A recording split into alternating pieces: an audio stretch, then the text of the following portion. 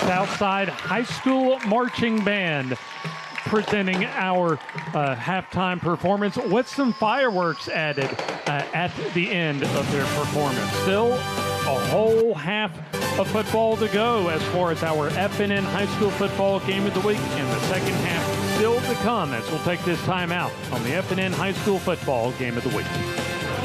At iCare Alabama, our goal is to meet the needs of every patient.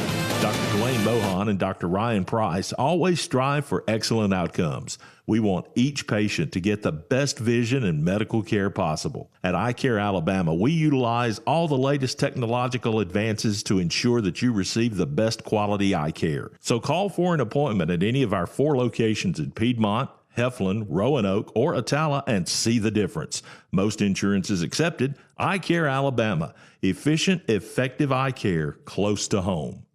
At Farmers and Merchants Bank, we're showing off our school spirit with our newly designed vertical Spirit debit cards. Now, these are customized with your favorite school's logo, and half of every Spirit card purchased goes toward your school. So, show off your colors and support your local school with the FNM Spirit Debit Card. You can learn more at fnm.bank. Member FDIC.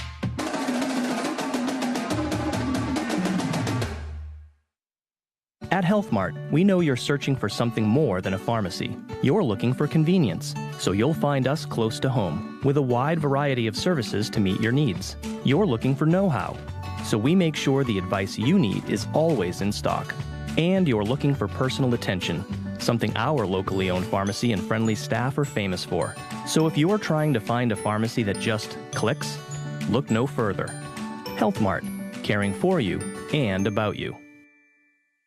At iCare Alabama, our goal is to meet the needs of every patient. Dr. Dwayne Mohan and Dr. Ryan Price always strive for excellent outcomes. We want each patient to get the best vision and medical care possible. At iCare Alabama, we utilize all the latest technological advances to ensure that you receive the best quality eye care. So call for an appointment at any of our 4 locations in Piedmont, Heflin, Roanoke, or Atala and see the difference. Most insurance is accepted. Eye Care Alabama. Efficient, effective eye care close to home.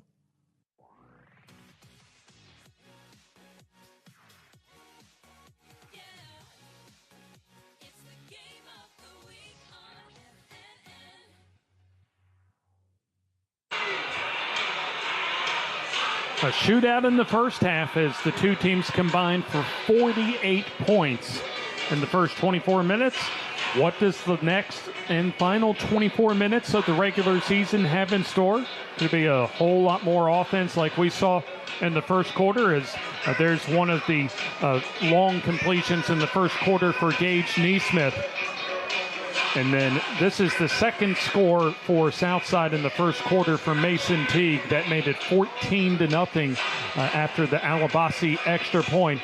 But after that point, Eddie, Trace Thompson took over for Etowah. Absolutely. And Southside uncharacteristically is getting a lot of penalties. You know, they typically don't get that many penalties, but it's actually helping Etowah to sustain drives and, you know, ultimately let them take the lead. They had 21 unanswered points. And then that was a Brady McCutcheon sack of Trace Thompson. But, I mean, we saw a lot of the athleticism and also the touch on the deep balls and timing patterns from Trace Thompson, as he had 4 touchdown passes, rather. 2 from 14 yards out, another from 16, and then the first touchdown we saw from Thompson of 35 yards to Jamison Sissom, who had 2 touchdown receptions in the first half. Gage Neesmith with a 1-yard touchdown run to open the scoring, actually on the very first drive for Southside in the first quarter. Mason Teague with a 3-yard run and a 59-yard touchdown pass from Neesmith to Jordan Bryan in the second quarter. And then the 4 touchdown passes we mentioned for Thompson, 2 to Jamison Sissom, another one to Amarian Finch, his first score of the night, actually, in the first quarter. And then a 14-yard pass also to Brady Carver in the second quarter. what does Southside need to do as far as making adjustments, especially to what Trace Thompson's been able to do on offense as far as Southside's defense here in the second half? Well, I think they need to get more pressure on the quarterback. You know, they need to try to blitz a little bit more and get safeties over the top. You know, Etowah has too much speed for them to try to cover one-on-one, and I think they need to get some help over the top of the receivers, you know, to keep them from getting the deep balls. O'Marion Finch, the deep man, set to return, as it'll be Etowah who won the coin toss, defer their option to the second half. They will take the football to begin the third quarter. Eye Care Alabama presents our third quarter, a practice designed to meet the needs of each of their patients. Dr. Mohan and Dr. Price strive for excellent outcomes at Eye Care Alabama. I'll tell you a lot more about them throughout the third quarter as Eye Care Alabama presents our third quarter. Abdullah Alabasi gets the second half underway. End over and kick to Finch as he'll field from his own 16-yard line. Angles in the middle of the field, spins around one defender and gets toppled over around the 39-yard line. So another rock-solid kickoff return for O'Marion Finch as Etowah takes over 1st and 10 to begin the third quarter from the 40 their own.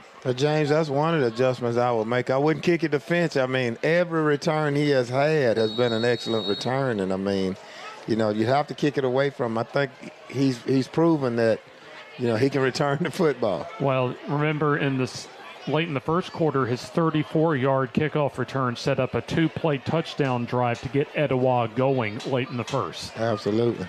So here's Thompson keeping it off the left side as he'll run over one defender and stay on his feet and still keeps going as he avoids 3 tackles and gets about a 5-yard gain.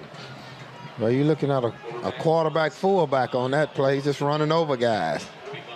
It had been around the time I was born in the early to mid-'80s, Coach, but looked like Bo Jackson out there just shedding tacklers like a rag doll. Absolutely. He just lowered his head, just taking them with him. I mean, it's as far as the physical specimen out there, Trace Thompson, you have to have about 2 or 3 guys just kind of gang tackle him because it's awfully hard for one guy to bring somebody like Thompson down. Well, he's built like a linebacker. And he certainly has the throwing arm of one of the best quarterbacks in Class 4A.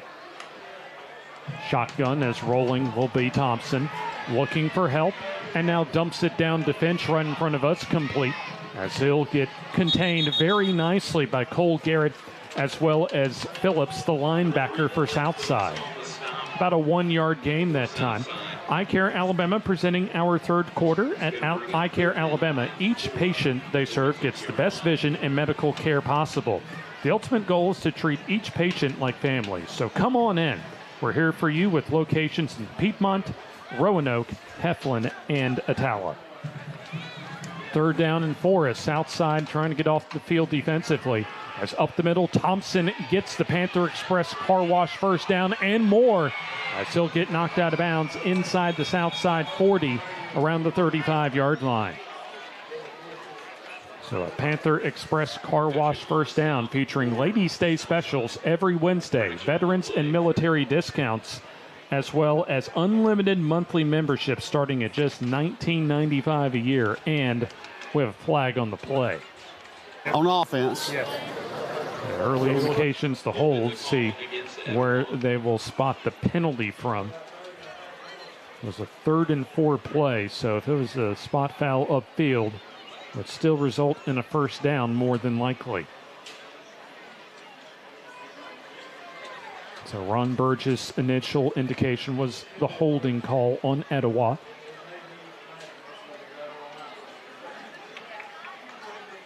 As Ron Burgess will give his official indication here in just a few moments as we're underway here in the third quarter. We got holding on the offense during the run.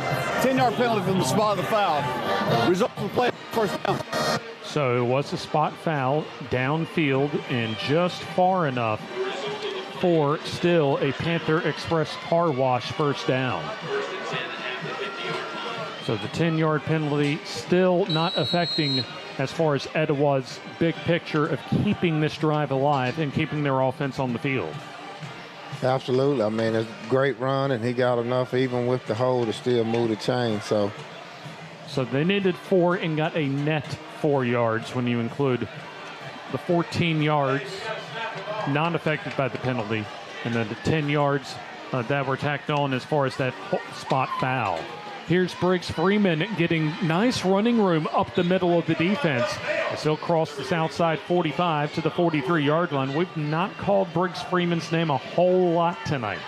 When it was close to getting a delay of game, he snapped that ball with 1 second left on the play clock. So, I think Etowah want to kind of get a little better rhythm than that.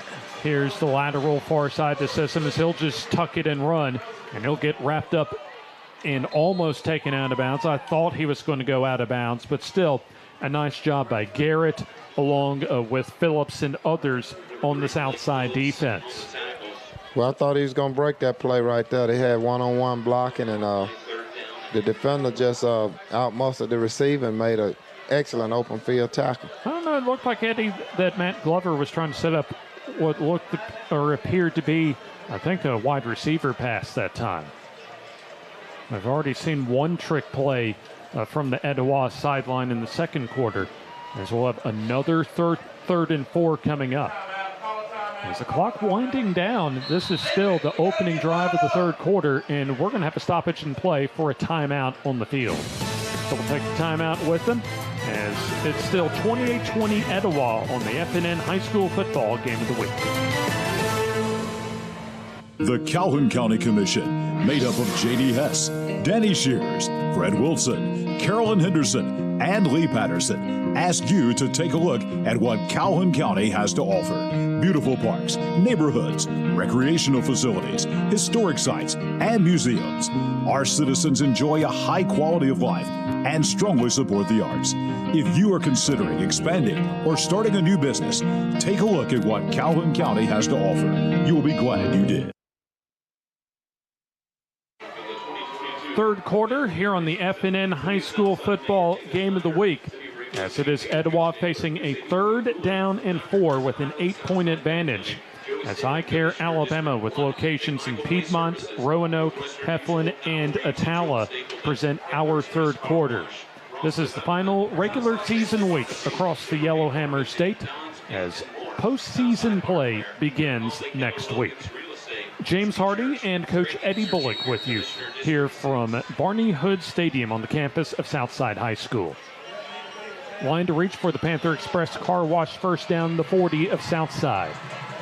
Early snap, but Thompson handles it under pressure as he throws it down the field behind the defense, and that is caught inside the 5 at the 4-yard line by Jamison Sissom. That has made play after play after play tonight receiving-wise. Well, it went from a sack to almost a touchdown. If you look, he once he snapped the football, the center snapped the football too soon, and if you look right there, they should have had him right there locked up, and he was actually to break that tackle, and his arm so strong, he was actually just to throw it off his back foot for a catch.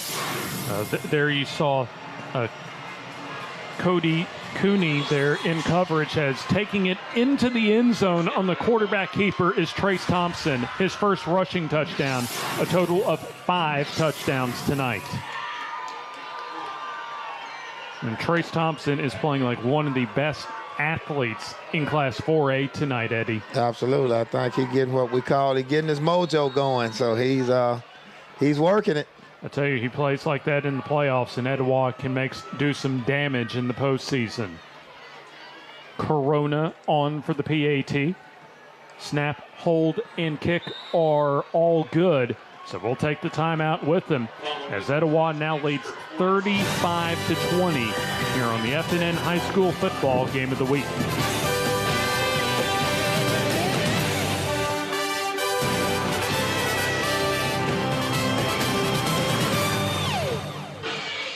Northeast Orthopedics and Sports Medicine Clinic with Drs. Dalphin, Ryan, Kelly, Shaw, Wilson, and Blackstock is pleased to offer 5 locations to serve the Northeast Alabama area. NEO features on-site physical therapy at their South 4th Street Gadsden, Highway 77 Rainbow City, Highway 431 Boaz, and Fort Payne locations. NEO's Football Injury Clinic runs every Saturday morning at 7:30 a.m. through high school football season at Northeast Orthopedics 4th Street location in Gadsden, keeping you in motion at Gadsden, Rainbow City, Boaz, Setter, and Fort Payne across from Walmart.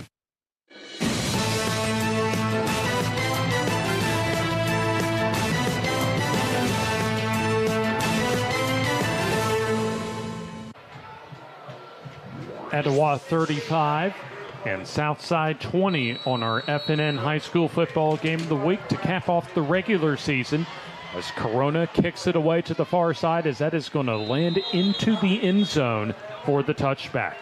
So this is a crucial drive coming up, Eddie, as far as Southside's offense. They've got to be able to put some points on the board, because right now that offense for Etowah is like a runaway train with a lot of momentum and nothing stopping it right now. Absolutely. They got to get something out of this drive right here if they want to stay in this ball game. So it'll be interesting to see how Miles Holcomb approaches this drive, as quarterback Gage Neesmith has had some moments as far as explosive plays in the passing game. Also had a costly interception that led to the last first half touchdown for Etowah. As shotgun, as per usual for Southside. Here's the play action rather, and the throw is complete to the near side. This is going to be a first down completion, as the football to the 35-yard line, as will be McMichael on the reception for the Panther Express Car Wash first down. Well, you got an RPO right here. He's going to fake the run right here, and Etowah's giving too much cushion. We can't see the defensive back, but he's giving about a 10-yard cushion right here. So when he catches that football, he already has a 5-yard.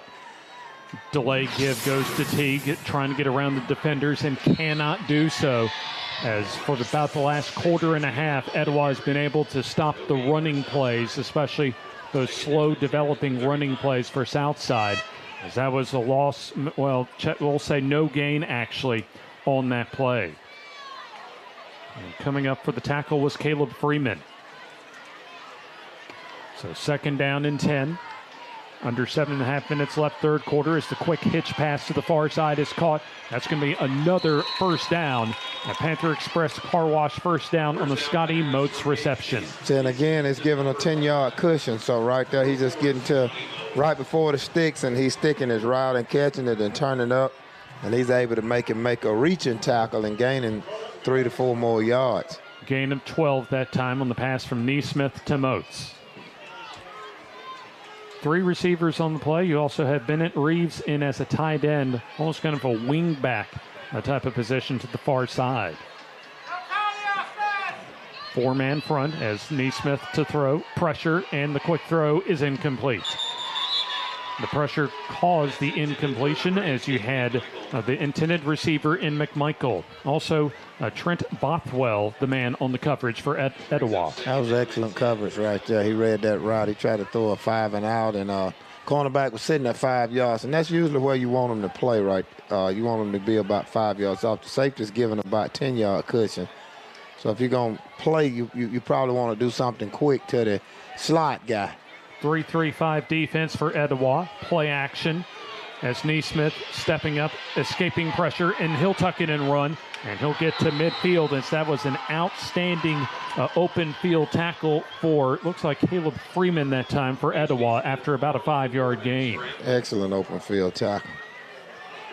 So they'll mark the football at the 50-yard line. So about a third and about 5.5, really. A little less than 6, but more than 5. Well, it's a big play for Southside right here to keep these chains moving. They want to get at least 5 yards, and they outnumbered up here at the bottom of the screen right here. You got trips and you got quads right now. So Teague gets a swing pass complete, sidesteps one defender, needs just inside the 45 as he's taken down right at the 45. So he's going to be shy of a Panther Express Car Wash first down by about a half yard. So the line to reach is just really on the other side of the 45-yard line for the first down. Outstanding pursuit as well by Etowah to prevent the first down. Absolutely, but they just got caught outnumbered right there. You had trips already. You had a deep safety, and then they motioned a fourth receiver to this side, so it just... Here's a big play as Teague goes off right guard, trying to fight for the first down. It's going to depend on the spot. He only needed about a half yard. And looks like where they're going to spot it, he's not going to get that first down, Eddie. Absolutely. The official ran in and spotted him shy of the 45-yard line, so I think he didn't get it. And nice gang tackling right there. As there you see Andrew Pierce around that play. And a whole host of others as well. Brent Stringer from his linebacking spot at the bottom of the pile. And officially, the officials say it's an Etowah first down. Outstanding defense. Really haven't seen the defense take over for either team really since late in the first quarter, but Etowah making the biggest defensive play of the night other than that late second quarter interception. Well, you got tremendous pursuit right there, and I've often wondered other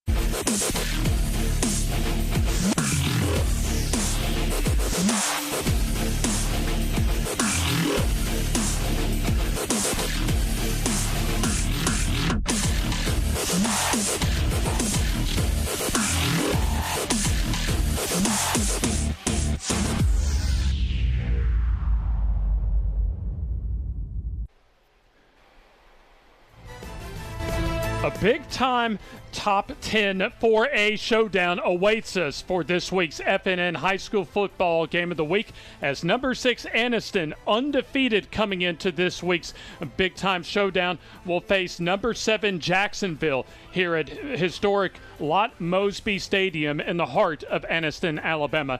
And we wish you a happy Friday from Anniston. James Hardy with you, along with a familiar face as far as the coaching ranks in our area. Paul Farlow joining us this week is our guest color analyst and a coach. Whether you're a broadcaster, a coach, a player, or a fan, the blood gets going a little more when you have one of these type of top 10 showdowns going on. Yeah, you're right. It's a big game for both teams. Like I said, Anderson's undefeated, Jacksonville one loss, and big region matchup tonight here.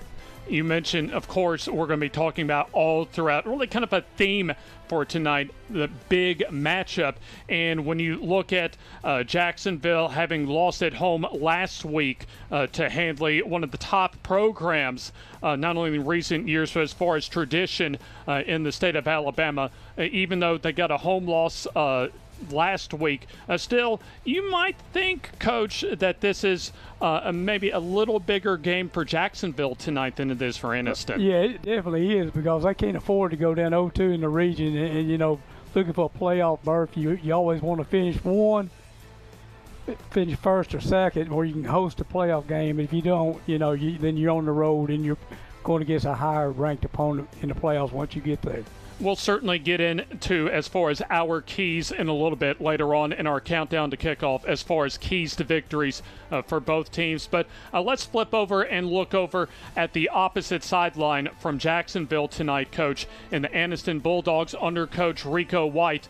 And they had a dominating 55-7 victory last week on the road at Munford. And this is just as big a game for them, Coach, as it is for Jacksonville as far as trying to keep pace in the region with Handley and hope, as far as their perspective, set up another showdown later in the season for a potential region title. Right, it keeps them in the race. They'll be tied with Handley if they win, and they keep on winning throughout until they get to the game with them against, for probably the region championship. If they can win tonight, stay on track to get there, And then, of course, from a coach, from any perspective, the first thing you look for are the quarterbacks as far as a big-time matchup. And for both teams, they've had some outstanding quarterbacks. First, I think you had a chance last week to see Jacksonville's Jim Ogle. Describe what you saw from him. Yeah, I watched him last week, against Handley in a game that, he throws the ball real well. If he sets up in the pocket, he had a couple long passes, one for a touchdown, and one should have been a touchdown the young man dropped, and he throws the football very, very well for them. Now, as far as from Jim Ogle's perspective, for him at quarterback, because there is rain in the forecast, even though it is dry right now from Lot Mosby Memorial Stadium. What does in for the game, you got to – how many balls are we going to use to warm up? How many balls we're going to keep dry for the game? We're going to keep 3 out, play with 3 the first half, 3 the second half. I don't know how many footballs they have on. That's the main thing, is keeping the dry ball out there for him. And then but sometimes, people talk about rain hurts a passing team, but they know where the routes are. They know the concepts are going, the passes are going, so they know where to cut, where the DBs don't, and they may slip, and then all of a sudden now you got a big play possibility. But by a DB slipping down, because of the field being wet and so on and so forth like that. So they do have an advantage in that aspect of it, because they do know where the balls are going to be thrown most of the time. Again, it all starts up front with protection. And for Anniston, you look at a little different type of quarterback than Jim Ogle, who's more of a traditional pocket passer. Cam Sandlin for Anniston, South Carolina commit, so he'll be playing in the SEC after his Anniston Bulldogs career is over. And Coach, just kind of describe what type of impact someone like Cam Sandlin, that's a dual threat that can both throw and pass, what he means to a team. Right. I haven't seen Anniston play yet this year, but, a dual threat guy, he puts pressure on you. Not only if things do break down, he has the ability more so, but I think than the young man from Jackson will probably escape danger when the pocket breaks down. He can get out and make something happen that that the other kid may not have that ability as he does. And of course, you may have a lot of quarterback runs, you know, for him, for it be zone read type deals or counters off of it, you know, off the zone and stuff like that, that they can use to exploit their defense with him, you know, as a runner as well as a passer. You mentioned, Coach, as far as protection for these quarterbacks, and last week as far as our FNN game of the week, one offensive and defensive line totally dominated the line of scrimmage in a surprisingly dominant effort as Southside took care of Lincoln 42-7 last week. As we'll take a look into our first break of the night, our highlights from our FNN game of the week last week.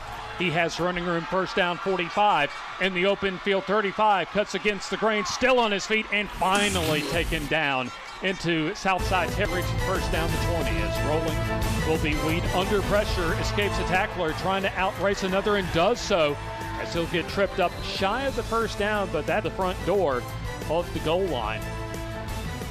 As here's the straight ahead give. So second and short as the play action for Neesmith. Plenty of time, steps up and throws over the middle, and that is, looks like complete to Jordan Bryan into Southside still on their first drive of the ball game. Here's play action for Neesmith, rolling under pressure and now throwing and complete to the far side. 4th and 2. Here's the delay give, big hole for Teague, up the middle and in for the touchdown. Shotgun Neesmith, delay give again to Teague, big running room, he could go 10, 5, touchdown Southside. 18 and 28 yards out. Here's the snap and the jet sweep give to Roberts as he'll cut it up the middle and has room and the first down, and he could go 40, 35, stutter steps and wrapped from behind at the 20 goal from the 1 as Neesmith off the right side, and he'll waltz in for an as Weed out of the shotgun as he'll throw it down the field for all it's worth, and that is intercepted from Lincoln High School's Mason Hill. As here comes McMichael to the near side, and big opening across the 40 to the 45 to the 50. Taken down, check that, Cole Garrett on the Rich Chastain at fullback. Delay give, big running room in the kick, plenty of distance. The line drive is up, and it is through. Rushing totals tonight is play action and the throw. Receiver behind the defense and an easy touchdown for Cody Roberts. That time getting hit down low from behind. Here's the run for Roberts as he has open running room, and he could go 35 and taken down from behind at the 33-yard line. There it is. Here's the keeper and an easy walk-in for Gage. Yes, you normally would see a field goal right there, but Southside is sending a message. Well, you won't have to worry about that field goal. Advantage Tire and Alignment on Highway 202 in Anniston is so much more than just a new tire and rim shop. There's not enough time in this ad to tell you all the many things they can do to help keep your car in tip-top shape. Advantage Tire uses ASE certified technicians, so you know any work done is top-notch. Bottom line, if it needs repaired or replaced, they can probably do the job and save you money. And when it comes time for new or used tires and rims, Advantage Tire and Alignment prices just can't be beat. Stop in and see Bruce and the crew today. Advantage Tire and Alignment. Your neighborhood Grub Mart is your one-stop shop for everything you need when you're on the go. Grub Mart features the best prices on Coke and Pepsi products and is the home to the 99-cent bag of ice every day. And Grub Mart is your exclusive home for the popcorn bucket. Purchase yours for only $5.99, then bring it for free refills throughout the year. And save every day with your Grub Mart Super Saver Card. When you're on the go, it's good to know Grub Mart has everything you need. Gas, diesel, and delicious Oleo donuts. In business over 78 years, visit your local Grub Mart today. In Alabama, school spirit is in the air on Friday nights. At Farmers and Merchants Bank, we're giving our customers the opportunity to show their school spirit every day with our new Spirit debit card. We've designed a unique card for every Calhoun County school that includes the school's logo. So every time you use the card, you're showing your school spirit. Come in and get your school spirit debit card today. We've got spirit at FNN Bank. Service, solutions, and strength. Member FDIC and equal housing lender.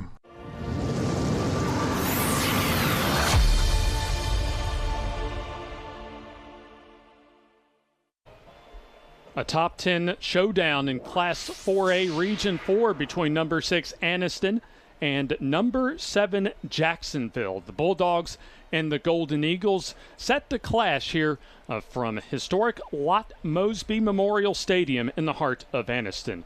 James Hardy along with Coach Paul Farlow this evening for our FNN High School Football Game of the Week. And we've already gotten a little bit of rain as far as a pregame. So you figure, Coach, that, and also as far as the forecast for the ball game tonight, probably as far as most of the game, probably somewhere in between about 7:40 to the end of the ball game, you'll have a chance for either light to moderate showers. So you got to figure that both of these coaches, Clint Smith for Jacksonville, Rico White for Anniston, one of their points of emphasis, making sure as far as solid ball security with a wet ball, but also making sure that their players put themselves in position to have solid footing. As we take a look at the radar picture on your screen, not really any raindrops to speak of right now. There is some light rain, as you see, around the area, but even with the earlier rain that we've had and expecting a little more light to moderate showers through the game tonight, Coach, those emphasis as far as holding onto the ball, and right. Also you're being able to get a good footing out there, probably some of the biggest keys from a coaching standpoint tonight. Oh yeah, I'm sure they check the weather forecast, so they may have done like wet ball drills during practice, stuff like that, just in case. And probably now, since it's not raining, they probably want to get out there and get something going early and try to set the tone and get ahead before the rain gets in, because if the rain is really heavy, that's going to affect everything you call offensively, and also the kicking game, snaps on punts, anything like that, or shotgun snaps. So again, dry balls are going to be very important, for both teams tonight during the game. So do you think, Coach, as far as the dry weather right now, that kind of helps Jacksonville out, especially trying to get something going early in the ball game? It may, because they really want to throw the football too. I think both teams are going to come out and try to make something happen big on offense while the weather is still good. That way they can get up, and then if it does come really torrential rain or whatever, then that's when the problems are really going to start, as far as ball security and stuff like that. I'll tell you what, looking forward to seeing a lot of talent out here, Coach. And I'll tell you right now, just even looking out at the bands for Jacksonville and Anniston that we'll see tonight, just from our press box vantage point, this is one of the better vantage points, in my opinion, that at least I've had around this area, even around the state of Alabama, as far as almost kind of having a college-level press box kind of vantage point for us tonight. So, in fact, we kind of have the 50-yard line view. And, certainly, like we talked about in the opening, as far as the big game, anytime you get two top 10 teams meeting on the same field, it means a little bit extra. But as far as, put your coaching hat on, Coach Farlow, as far as both of these quarterbacks, if you're trying to game plan against Cam Sandlin, a dual threat guy, what do you do as an opposing coach? Well, on defense, you got to play your gap. On defense, know which gap you got, stay in there, don't give him anything big. If they play sound defense up front, stay in your coverages, whether it be zone or man, maybe give him different looks as well. Try to confuse him, and do that right there, get him off schedule, what he wants to do, make him do things he's not comfortable in doing. And then you would think, as far as for Jim Ogle, more of a traditional drop-back passer, be a little easier to prep against. But when you have a quarterback that has a good arm and that can make plays with his arm, there's always a threat as far as that opposing defense, Coach. Right, yeah. like last week, like I said, he hit one long touchdown pass and had one drop. Again, the key is he going to be having time to throw the football? And that, that's the biggest thing. If they protect and give him time to throw, he can throw the football and it can cause them problems. And again, what kind of coverages are they going to give him? Are they going to try to confuse him, walk up on him, take stuff away, and give him different looks back there, pre-snap reads? And I'll tell you what, Coach, there's a lot of talent, especially on this Anniston roster, that we'll see tonight. Obviously, Cam Sandlin is the top as far as the storyline for this game is concerned. And in fact, not the only SEC commit, though. for Coach Rico White. Sandlin going to South Carolina, but also Coach White has another Alabama commit on his roster and at an important offensive line position, starting at right tackle tonight, Raquez McElderry.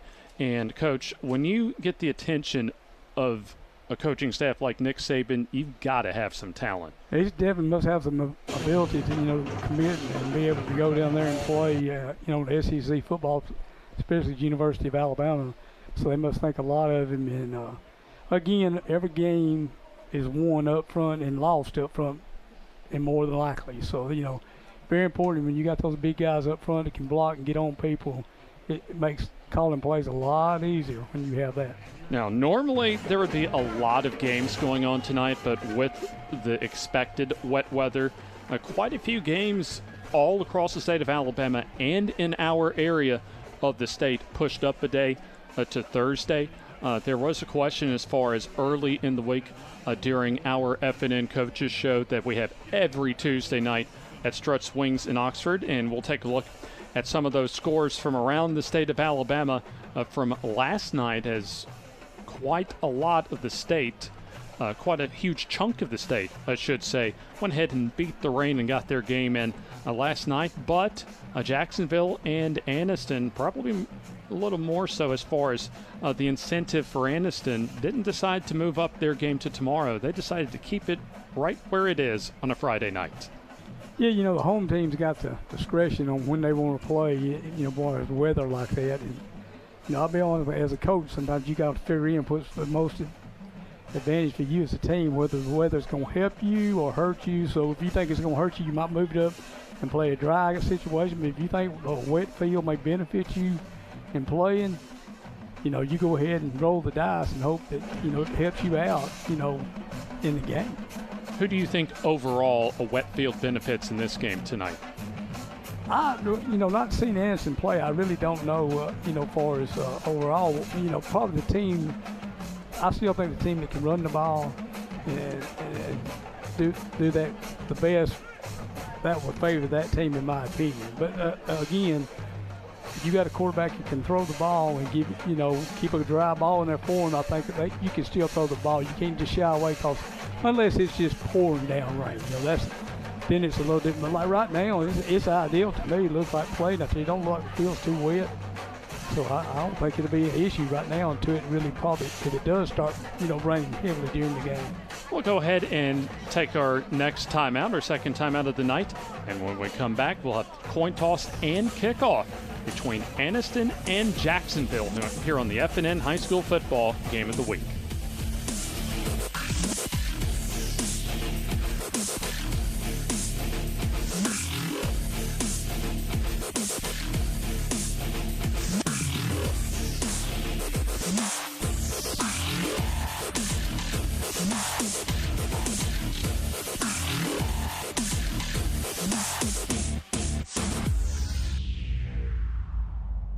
Welcome to Calhoun County, Alabama, your natural attraction. We have invigorating outdoor activities, amazing cultural sites, mouth-watering food, and southern hospitality, all wrapped into one amazing vacation destination. Whether you're looking for a relaxing overnight getaway or for a one-of-a-kind escapade, Calhoun County boasts an incredible selection of outdoor recreational opportunities. Calhoun County is the natural attraction, centrally located between Atlanta and Birmingham, with plenty of fun and memories waiting to be made. Come to Calhoun County, Alabama, a natural attraction. Step into the offices of J. Britt Middlebrook, CPA, where you'll find professional one-on-one service for business and individual clients.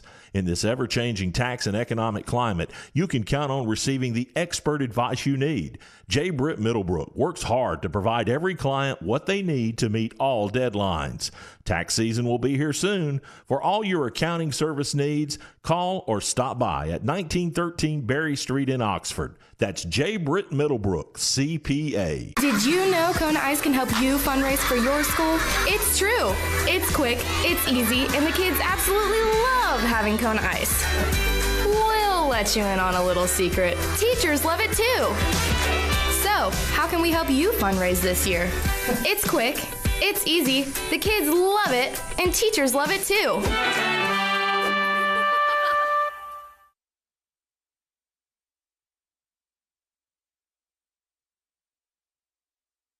Aniston Auto Trim and Body Shop is your best stop for full-service auto body repair, including all body work and professional painting. They also specialize in complete classic car restoration.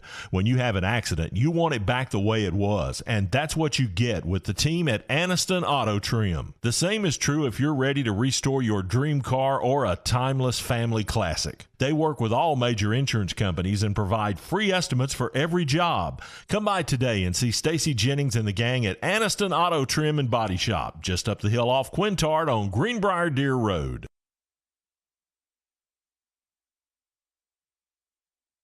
There's nothing like Friday Night Lights, watching the game on FNN.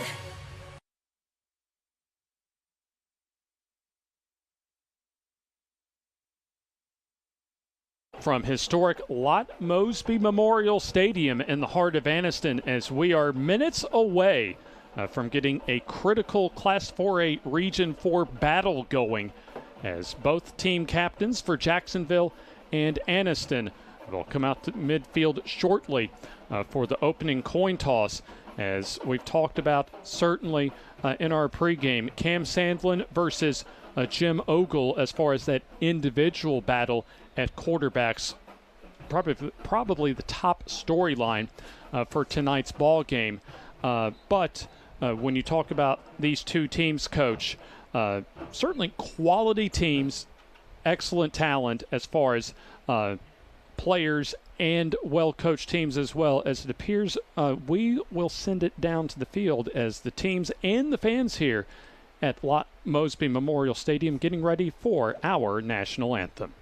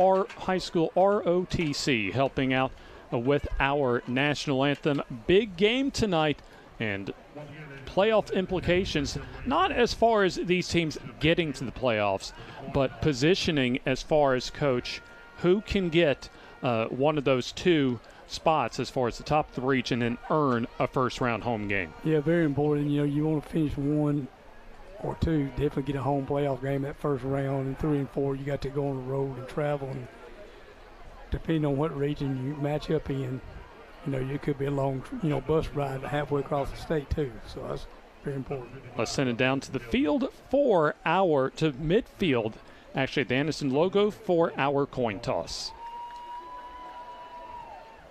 Number 5, Jaden Lewis. And number 7, Cameron Sandlin. You have Cam Sandlin, number 7, the quarterback, as one of the team captains for Anniston among the 4. Also Jaden Lewis, the free safety, as far as the team captains for Anniston. And also 4 team captains for Jacksonville High School, the Golden Eagles. As here you see the coin toss. And it's going to be, you figure it's going to be big, Coach. In fact, go ahead and give us some of your keys in your mind for this game tonight. Like I said earlier, I think each coach will get off to a fast start, to beat the weather. I think they're going to come out the gate firing up and ready to go. And, who can handle the weather? And once the weather gets in, if you prepare for it through the week in practice. And then also, as far as Jacksonville throwing successfully, you look at what he's throwing against, and it's probably going to be one of the better defensive backfields as far as both overall talent, athleticism, but also speed for Anniston. Yeah, I'm sure Anniston defense, typically, normally every year they're very fast on defense. So, secondary will be fast. Can they block them up front, protect him as well, and give him time to throw the football, picking up stunts, stuff like that. But also, when you talk about these two teams being only, really 10 to 15 minutes apart from each other, correct. It's become a pretty big rivalry as far as these two teams, especially in region play. So you got to figure there's a lot of emotions on both sidelines tonight. I'm sure there will be. Again, like you said, early in the year, but it's a very big game, region-wise. Well, especially now when you get into region play, as you know, the stakes for each individual game get higher as far as that 10-game schedule, at least up to 10-game schedule for teams all across the state of Alabama. Anniston will be in their all-black outfits as far as the black tops and the black bottoms, black helmets, and they'll have the red numbers as well. So going to try and give me a challenge as far as identifying numbers tonight. But we'll see what happens tonight as far as our vantage point atop Mosby Memorial Stadium in Jacksonville, as you see there in their white tops and bottoms as well. And our first quarter presented to you by Representative Barbara Bixby Boyd. This November, which is just around the corner, vote to re-elect a true champion for House District 32. Triple B, Barbara Bixby Boyd, proudly supporting our education system and the administrators, teachers, and students. She was my English teacher. Oh, very interesting. Yeah, back at Weaver, she was my English teacher back in the day. Okay. You never thought that she'd be a sponsor for us on a broadcast you'd be on? No, I sure did. Well, you never know, in Forrest Gump, life's like a box of chocolates. You never know what you're going to get. You're right. And sometimes with football as well, as you never know what you're going to get. That's why you play the game, that's true. Exactly. So Anniston will receive the opening kickoff, as they'll be fielding off to our left, going from our left to right to begin tonight's ball game. One of these two teams with a win certainly will position themselves very well down the stretch when it comes to trying and winning a first-round playoff spot. And one of those top 2 seeds in the region, as a short kick, a fair catch at the far side, will be fielded inside the 30-yard line, as Anniston will have the ball first to begin tonight's ball game. First down and 10. Expecting rain later on in the ball game, but right now, kind of cloudy skies and temperatures in the 70s for our game time weather conditions. So for the Anniston offense, it'll be the South Carolina commit Cam Sandlin that will call signals at quarterback. He'll have Malachi Taylor as the running back. The receivers, Javon Thomas, Jamarius Billingsley, and Dion Lunsford, and the tight end, Omarion Jones. So Anniston will set up shop from their own 28 officially, as the snap and the give will go to Taylor, as he will not have very much running room. In fact, may be lucky to get back to the line of scrimmage, as you had Ryan Mitchell, the linebacker, leading the way on the tackle for Jacksonville, as completing the Anniston starting lineup. On the offensive line, you have Stephon Traylor at left tackle, Malachi Harris at left guard. The center will be Deodric Searcy. Darius Feaster, the right guard, and Raquez McKeldry, the right tackle. It looked like Anderson in illegal formation there. They didn't have enough. Got too many people in the backfield. So a good spot there, Coach, as they'll mark the football back 5 yards, wipe away the tackle for loss. Must have been a dead ball penalty as well. Dead ball, be first and 15. So there you go, 1st and 15, as it'll be the running back Taylor not getting much luck either on this run. And so the official first run, like the other run, looks like it's going to be a loss on the play. And right now, Coach, looks like the Jacksonville front seven doing their job. Yeah, they're along the holding line their of own right scrimmage. now pretty well. I mean, they played both runs pretty good right there. So, they can do that. Now you're looking at, 2nd and 14? Yeah, that'll be, they'll say officially a 1 yard gain from the 22 to the 23 yard line. Still not really anything to speak of as far as that 1st and 15 run for Anniston. Shotgun formation, snap, and plenty of time. Good protection, and the throw down the field into coverage, and that is incomplete. Incomplete as the intended receiver was Jamarius Billingsley, and there you see the free safety Will Phillips helping out on coverage. There's four vertical routes, so they're trying to hit something big. Yeah, trying to test that speed in the defensive backfield for Jacksonville, but reading that well as there you see Phillips, and also it looks like T.J. Wilson, the cornerback, helping out on coverage. Kind of a double coverage scenario for the Jacksonville defensive backfield. That's going to set up a 3rd down and 14, and so the line to reach for the 1st down will be the 37. Taylor in motion. Here's Sandlin under pressure and still on his feet, and now he just throws it away. And see if our head official throws a flag for intentional grounding. Do not see one, but outstanding pass rush that time, Coach, for Jacksonville to get a 3 and out. It looks like in that 3-3 stack they normally run it and ran a good stunt inside, causes some confusion. The linebacker came free and put a lot of pressure on. I think they blew him down as a sack, didn't they? Looks like. Yeah, you may be right on that. Was the line of scrimmage was at 23, so I think you're right, Coach. That will go down as a sack officially back to the 14, so a loss of 9. And the punting situation for Jacksonville, as that's going to take a roll across midfield, an Anniston roll to around the 41-yard line as Will Phillips lets it go.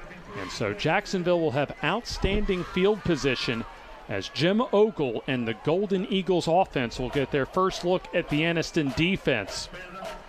As Jacksonville comes into tonight 2-1 on the season, 0-1 in Class 4A Region 4 play off of a 54-41 loss at home to Handley last week.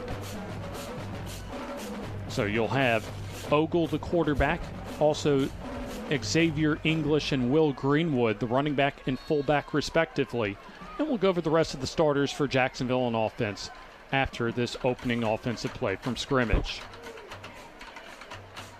So here's Ogle checking at the line and calling an audible as it'll be the give up the middle and big hole for English.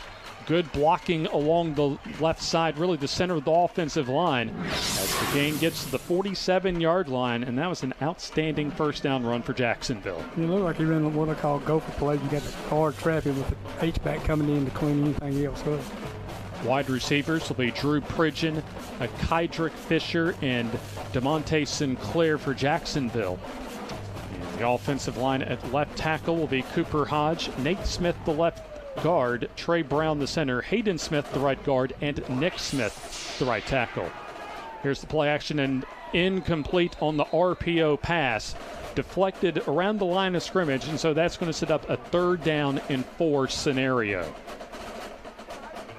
So just a little over, in fact, 1 second more than 2 minutes played in tonight's ball game as Anniston went 3 and out on their opening possession.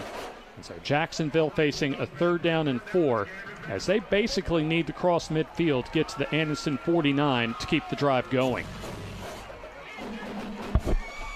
So the Anniston defense will have Hezekiah Harris and Grayshawn Swain as the defensive ends, KJ Cole and Lindsey Smedley the tackles as the throw over the middle in coverage, and that is complete to Pridgeon for the 1st down. In fact, a little wrestling match for the football.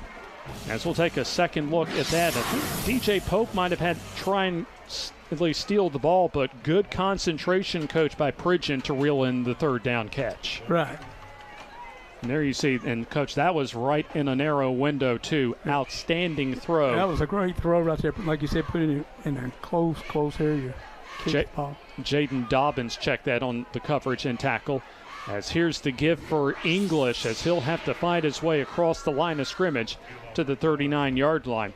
As taking a look at the Anniston defense further, you have Roscoe Malloy and Cavante Johnson, the outside linebackers. Love Kirby as far as the middle linebacker. The corners, DJ Pope and Jaden Dobbins, and then Jalen Cunningham and Jayden Lewis, your safeties. So 2nd down and 9 from just inside the Anniston 40. There you see Greenwood in motion, and English will get the call. Good blocking on the right side, as that will be close to, and depending on the spot, that will be a first down, the second of this drive for Jacksonville. I'll tell you what, coach, we're seeing right now the line of scrimmage is being more than one, actually kind of being dominated right now by Jacksonville. Yes, they seem to be blocking very well. It looked like a zone play right there to the right side. Anderson lost contain out there, didn't set the edge, and he picked up yards for first down. So second first down of this drive that started from their own 43-yard line for Jacksonville. Pistol formation. And there you see Greenwood, the fullback, in motion. Here's the play action. Under pressure is Ogle, and he'll get wrapped up from behind and slung down for the sack. Hezekiah Harris, the defensive end, coming in from behind to make the first sack of the ball game for Anniston. And coach, a second look at this sack for Hezekiah Harris. It looked like Jackson slid their protection to the right, but they had nobody to block the end guy because the back went out. Tell you what, that's some outstanding athleticism for Harris. Maybe a little bit faked on the play fake, but was able to recover, and the closing speed utilized to get the sack. So here's a 2nd down and 15 off a loss of 5. Shotgun snap. Plenty of time for Ogle stepping up. Now breaks down as he'll dump it down, and it's dropped. Incomplete. Probably not that much of a difference as Greenwood, the safety valve receiver, drops the ball. But it was going to be 3rd and long anyway, whether the ball was caught or not. He had better protection that time to throw the ball. Nobody was simply open. Anderson did a great job of covering the receivers downfield. Yeah, as much as anything, nearly a coverage sack for the Anniston defense. So line to reach for the first down on 3rd and 15 will be the 16. Representative Barbara Bixby Boyd presents our first quarter tonight. As here's the swing pass complete to English as he gets some blocking and a pretty good gain. Well, they kind of set up a 4th and more manageable as that gain gets inside the 25 to around the 24-yard line. It looked like a screen pass to the right out there. And again, that'll help slow that rush down. Yeah, and you go from 3rd and 15, a 9-yard gain, set up a 4th down and 6, and Jacksonville will go for it. In Anniston territory, deep into Anniston territory. There's plenty of time on the play clock for Ogle and the Jacksonville Golden Eagles. 1 receiver far side, 3 to the near side, snap. Under pressure, Ogle lofts it, has an open receiver, and that is caught around the goal line and just shy of the goal line. That is going to be a first down reception for DeMonte Sinclair, the junior wide receiver that got all alone behind the D. Yeah, Anderson, had trips to the left. Jacksonville did. Anderson only had 2 guys out here on him. And this guy ran the corner route. Great throw and catch. So Sinclair making a 23-yard reception on 4th down and 6. As here comes the heavy set as the give up the middle and fighting toward and just shy of the goal line. It was like a backup running back, or at least kind of a jumbo package type of running back in deep pro throw that comes in for short yardage and goal line situations. Also in as far as a defensive starter along the line of scrimmage. It looked like an extra lineman in there too. And here's pro throw cutting back, and does he get in? Yes, he does. Touchdown, Jacksonville. Good recognition, coach, at the cutback lane, and good enough blocking for the Jacksonville touchdown. He made a good cut right there. Point of attack, found the open area, made it into the end zone. So a 2-yard run. There you see very good football IQ as far as recognizing where the plane in the end zone was and sticking that ball to break it. He broke the plane right before he went down. Mason Terrell, the kicker, boots the PAT. That is good. And we'll take our first in-game timeout with 6:24 left in the opening quarter. It is Jacksonville 7 and Anniston nothing.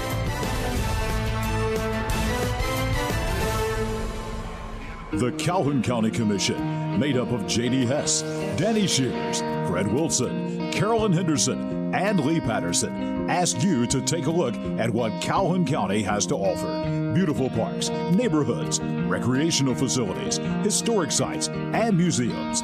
Our citizens enjoy a high quality of life and strongly support the arts. If you are considering expanding or starting a new business, take a look at what Calhoun County has to offer. You will be glad you did.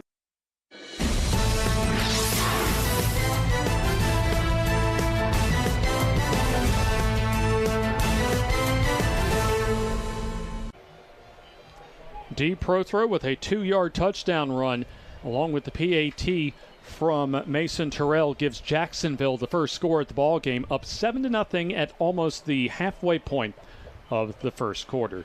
James Hardy with you, special guest color analyst Coach Paul Farlow with us for tonight's big ball game as our FNN Game of the Week presented to you each week by Alabama's conservative Republican leader, Congressman Mike Rogers. A high pooch kick to the far side. They'll be fielded at the 20-yard line, and Jacksonville gets good coverage to contain that return to around the 25-yard line, where Cam Sandlin will enter the ball game along with his offense for the second time tonight. Now, Coach, for Anniston, it was a 3-and-out, and right now for the Bulldogs, about the worst way you can start off this ball game. Right. I mean, he started off when they had the ball. You know, had a penalty. First play got him behind the chains to begin with, and never really got anything going. And then Jacksonville did a great job answering it. You know, taking the drive right down the field to score and get on the board early. We'll take a look at the defensive starters for Jacksonville, and it'll be Lewis Biddix and D. Prothro, the defensive ends. Also Trey Brown, the nose tackle. And then quite a few linebackers. In fact, starting 5 linebackers tonight.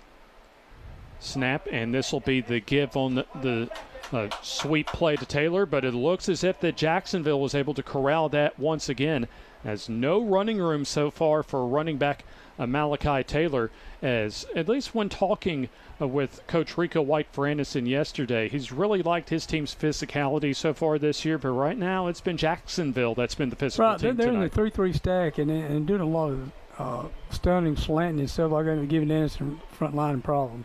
Here's the snap, and Taylor gets the call, and he'll get met in the backfield, trying to reverse course, and does so, and turns the corner and will sidestep one defender, and still on his feet as he'll try and reverse field and almost breaks it free. That was a highlight reel run there, Taylor, for Malachi Taylor, as he was almost able to take that one to the house, Coach. Yeah, and it was all him. I mean, he really had nowhere to go when he first started out, and then reversed the field and about, like you said, taking it to the house. And we got a penalty here late. I don't know what the penalty was. That's a good find there, Coach, as far as the flag. You would think as far as that type of play, there might have been a block in the back or a holding at some point. Or, yeah. He might have got him but throwing the ball down at the end. He's frustrated that he slipped and fell. I think that may be what the penalty is. So let's find out what the penalty is. This way, it's 15 yards, still second down.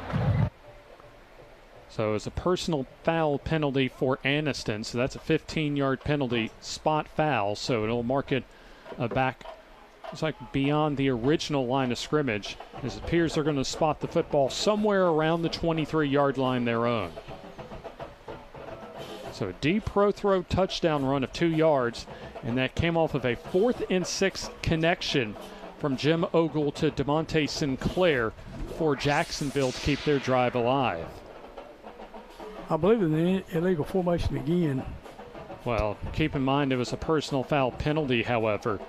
Might have been some helmet-to-helmet contact as there's the simple dive give to Taylor to around the 29-yard line. So a solid 7-yard gain, but it's still going to be third down and long. And right now, not a good situation for Anniston, as we do have a timeout on the field with 5:05 to go in the first quarter. We'll take the timeout with them here on the FNN High School Football Game of the Week.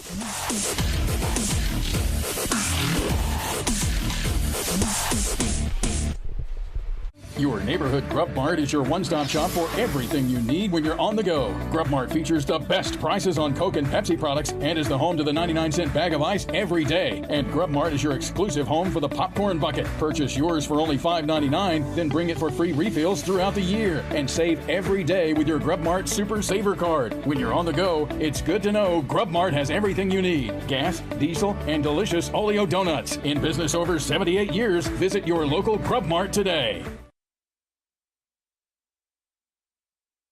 As Jacksonville leads Anniston here at Lot Mosby Memorial Stadium in Anniston, 7-0, and a third down and about 8 awaits Anniston.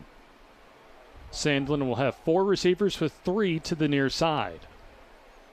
Sandlin will pump fake, looking for a receiver over the middle, and throws and gets the catch complete for the first down, as that'll be the first Anniston Bulldogs first down reception of the night. And so that reception made by Jamarius Billingsley.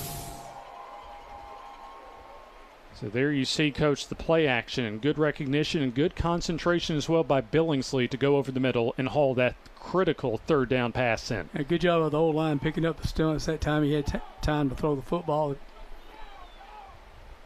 So the line of scrimmage now at the 39-yard line, so we'll call that a 10-yard gain on third down and 8, and more than enough to move the chains.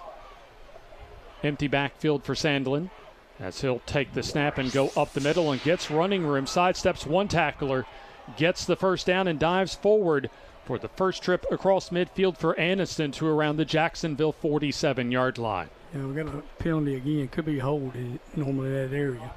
Or I should say, correctly pointed out, Coach, as far as what would have been a first down run if this is indeed a penalty on Anniston. They have holding on the offense. It's a 10-yard penalty from the spot, remains first down. So it will be a first down and long, and that's already what, Coach, 3 penalties on Anniston early on in this game? I think so. Now, I think they had a problem with that last week with penalty yards, what I heard, so I'm not sure. So yeah, that just negated a big run, first down for them. So they had a false start right before their very first play of the ball game, and then already 2 penalties on this drive as Sandlin fakes the run, rolls near side under pressure, and throws it up for grabs, and that is going to be intercepted for Jacksonville. So the interception will go to number 12, DeMonte Sinclair, playing center field that time for an easy pick. It looked like the receiver kind of quit on his route, and the quarterback thought he was going to keep running straight down the field and just let the ball go, and the receiver stopped his route. Well, you look, good pursuit from Landon Wise, the linebacker, on the backside, and then pretty much trying to throw the ball away, and Sinclair was there to make the catch around the 32-yard line. They'll spot the ball at the 30. So Jacksonville will have their second offensive drive and start at 3:51 left in the opening quarter.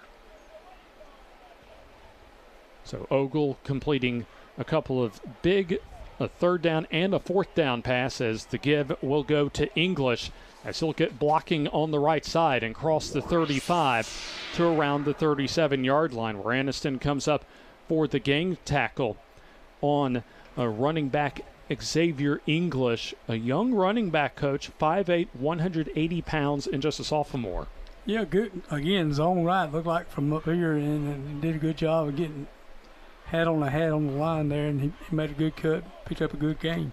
Representative Barbara Bixby Boyd presents our first quarter coverage of the FNN High School Football Game of the Week. Greenwood in at the fullback spot, as here's the play fake. Under pressure is Ogle, trying to escape it and gets run out of bounds. Looks like for a loss on the play.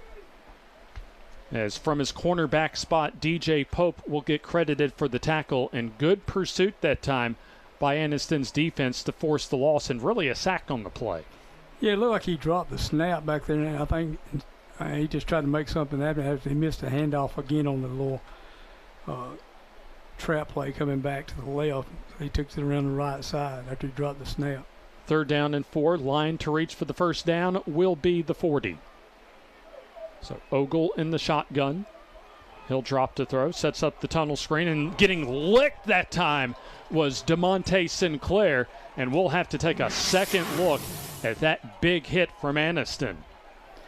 You're trying to run that middle screen that they had success with last week. Anniston did a good job. Guy covering him, man coverage is going to make a big play. Ready to play good. They had something set up if they had got him blocked, but they didn't get the job done there. Roscoe Malloy, coach, the linebacker, coming up to make that big lick. So punting situation. And this will be a short line drive that'll get a Jacksonville roll, and let's see where they spot it out of bounds, right around the 37 of Anniston. So around the 3-minute mark left in the opening quarter. Right now, Jacksonville has really the pace of the game going for them, but Anniston still in this ball game at 7-0 as far as the deficit is concerned. This will be the 3rd offensive drive of the game for Anniston. Their first resulted in the 3 and out, and then the second they were able to get first down, get the football across midfield, but that was wiped out due to a holding penalty. Right, penalties so far killing Anniston as far as they're making something positive, then you got something negative with penalties. They've got to cut down on their penalties. Sandlin, the quarterback, will be playing his college ball at South Carolina. As the give up the middle and nothing doing for Taylor. As there you see a couple of the defenders for Jacksonville being led by Daniel McGorick, helping out on the tackle, and I believe even a tackle for loss. A 1-yard loss on the play, maybe a half-yard loss, but either way, outstanding defense being shown by the Jacksonville defensive line. Right, they're slanting, in this 3-3 stack, you're not going to play anything, but you're going to be slanting, and linebackers are going to be rushing 4 or 5, even though they got a 3-man front up there. Here's a early snap and goes over Sandlin's head, and looks as if Jacksonville will pounce on the football. Sandlin was not expecting the snap and kind of lollygagged coach to get to the ball, and Jacksonville was hustling to it, and the hustling team usually gets rewarded. Right, as you can see right here on the replay, they were looking to the sideline to get a play call, and the center for some reason snapped the ball in his head, and they weren't ready for the snap, and costly turnover. Jacksonville sitting good. What they got on the 15? Yeah. First and 10. Yeah, he's not. Everybody's looking over to the sideline trying to get the call in the ball to snap.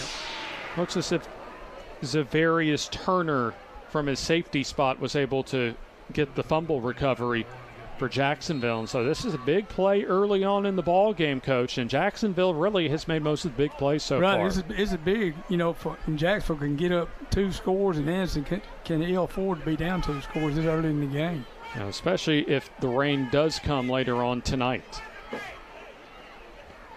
So there you see Ogle along with English as running back. And looks as if we are going to have the whistle from the official at the far side stop the play. I don't see a flag on the play. I think they'll get a chain set over there. A little chain management on the far side. So right at the 2-minute mark on the stadium clock here in the first quarter, as Ogle has time, now starts to break down, as we'll have to flush to the far side. And he'll throw to the end zone into coverage, and that is incomplete, as the intended receiver was Kydrick Fisher. Has good coverage there in the back right portion of the end zone.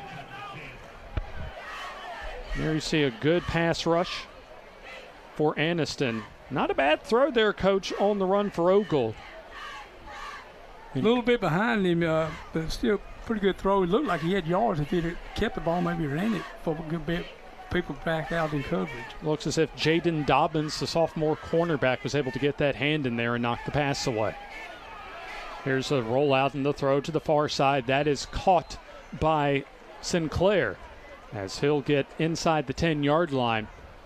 And that should be close to the first down, maybe short by a few yards. So it'll be a third down and very manageable coming up for Jacksonville.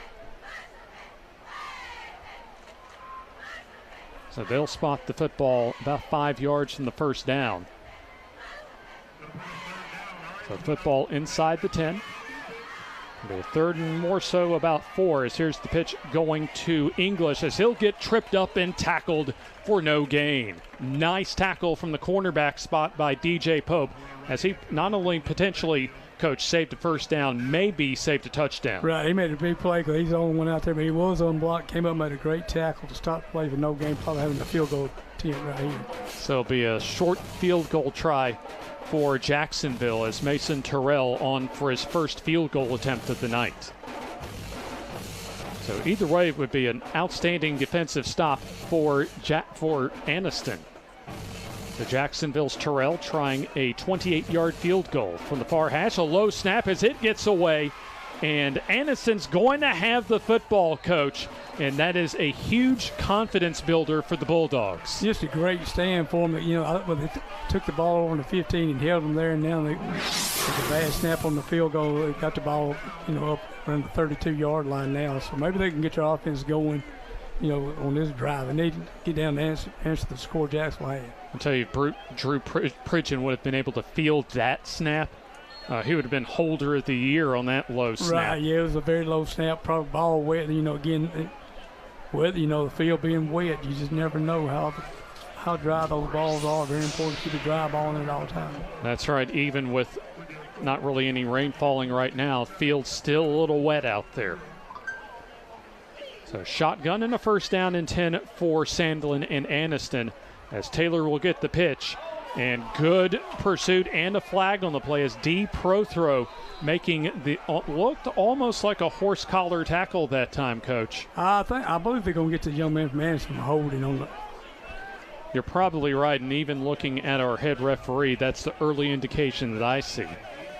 Again, starting off with a negative play, you know, offensively get behind the chains, be first and 20. If it is a holding. Holding on the offense. That penalty is declined. It's second down. So outstanding individual play from D Prothro, the junior defensive end, really to make a one-handed tackle from behind on Taylor. So that's going to be a fairly significant loss as well inside the 30, back around the 27 for a loss of, well, they'll officially say a loss of 3. So a second and long. Second and 13, we'll call it, as under pressure immediately is Sandlin, and he's going down.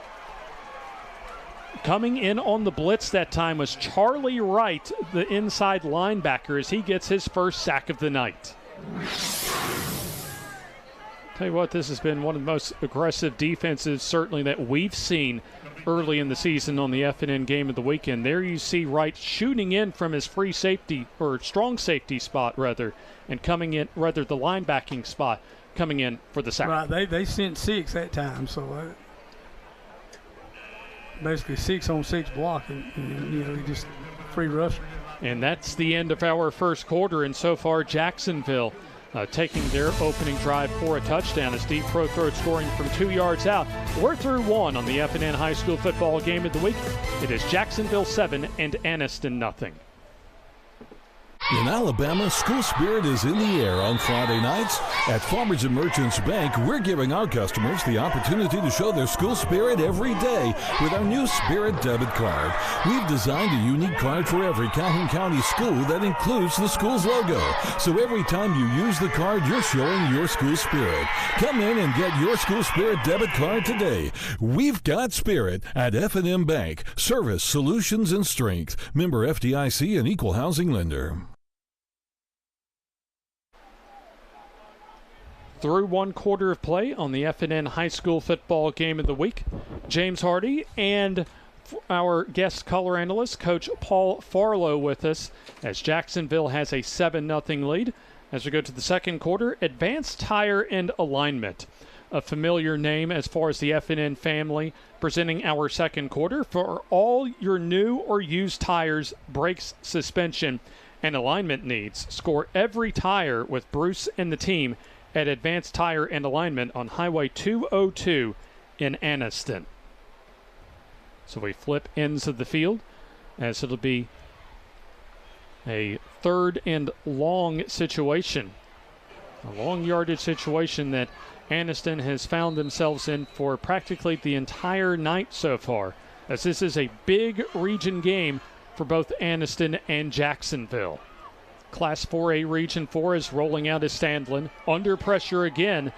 He'll look for a receiver and now throws it away, and that goes incomplete.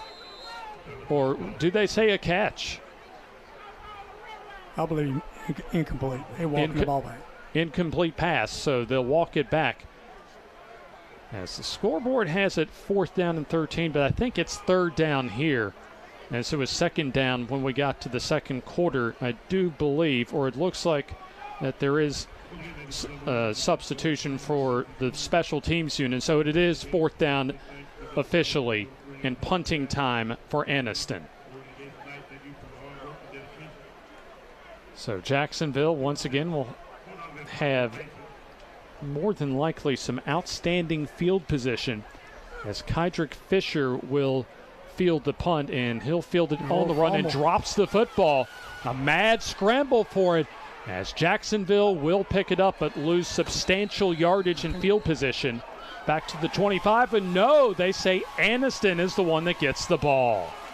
Yeah, the young man came up to try to field the punt, muffed the punt, and it hit somebody's foot. Maybe we'll see it on the replay here. Yeah, let's get a second look at that Anniston punt.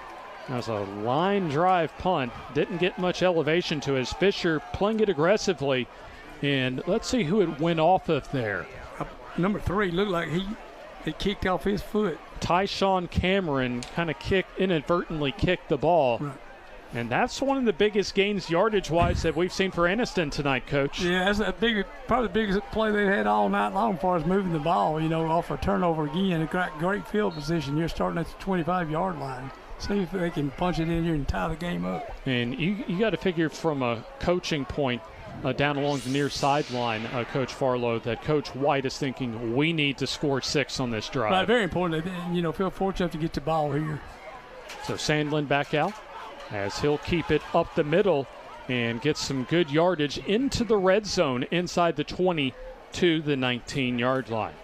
The 2022 season of the FNN Game of the Week sponsored by FNN Bank, home of the high school spirit card. Service, solutions, strength isn't just a tagline. At FNN Bank, we're here for you.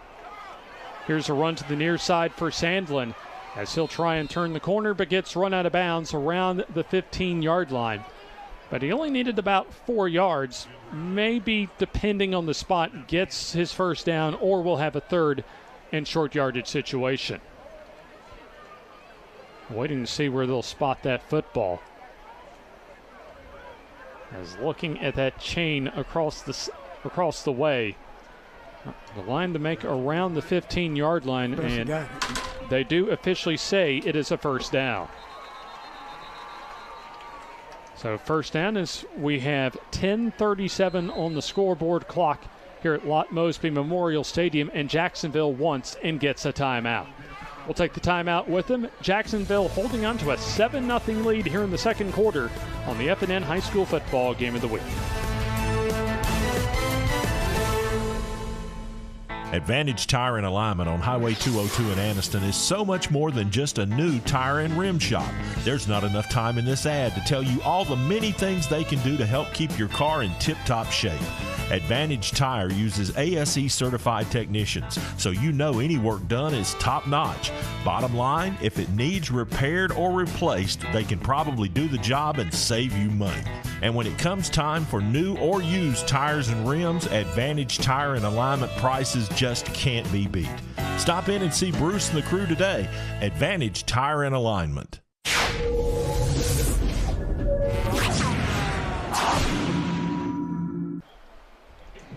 Jacksonville 7, Anniston nothing. A Class 4A Region 4 showdown from the heart of Anniston, as the Golden Eagles looking to get their first region win of the season after losing at home to Handley last week. Anniston trying to maintain their undefeated record as Cam Sandlin gets the snap and will give to Taylor what's big blocking, and is it a touchdown? Yes, touchdown Anniston. Excellent blocking on the left side, Coach, resulting in a Malachi Taylor touchdown. It looked like two tight ends play here, lead. As there you see some outstanding blocking, and really Taylor doesn't get touched until he gets to about the 2-yard line. Looks as if Aniston wants to go for 2. Here's Sandlin, as he'll go to the near side and gets in for the 2-point conversion. Or check that Taylor for the 2-point conversion as Aniston takes the lead 8-7 as we'll take this time out on the FNN High School Football Game of the Week.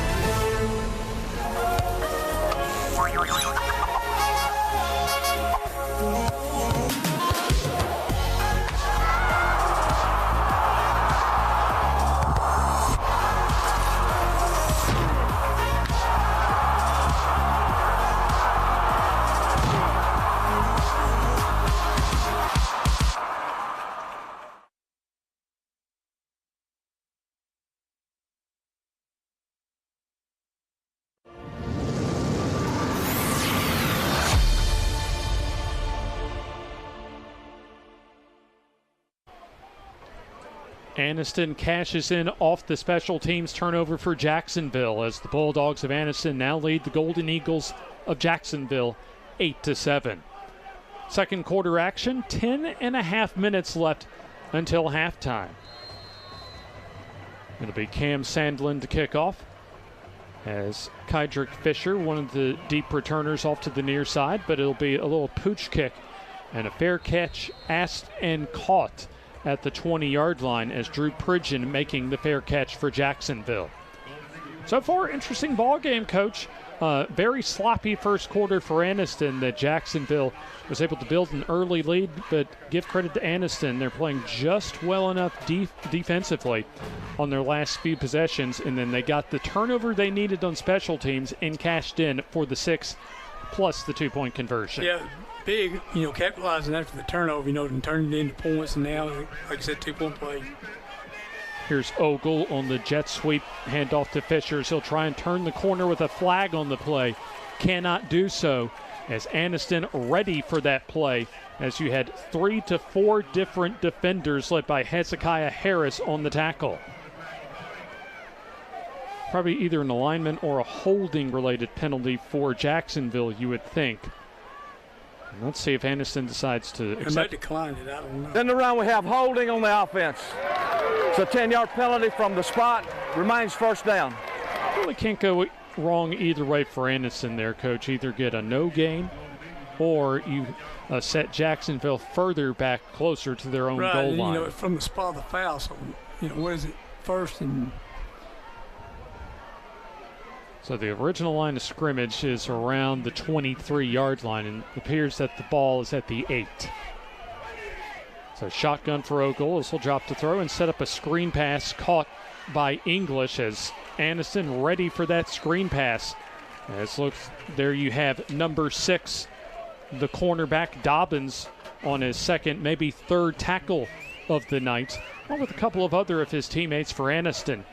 As it'll be a second down and long with maybe a half-yard gain that time. So Ogle will have 3 receivers to the near side, 1 to the far side. He'll drop to throw. Under some pressure and sets up another screen. This will be complete to English as he'll have minimal yardage as excellent open field tackle that time for Love Kirby, the middle linebacker. Yeah, just a great play with a linebacker. He got lineman got out there in good shape. Didn't really block anybody. He made a great play running underneath him from a minimal gain.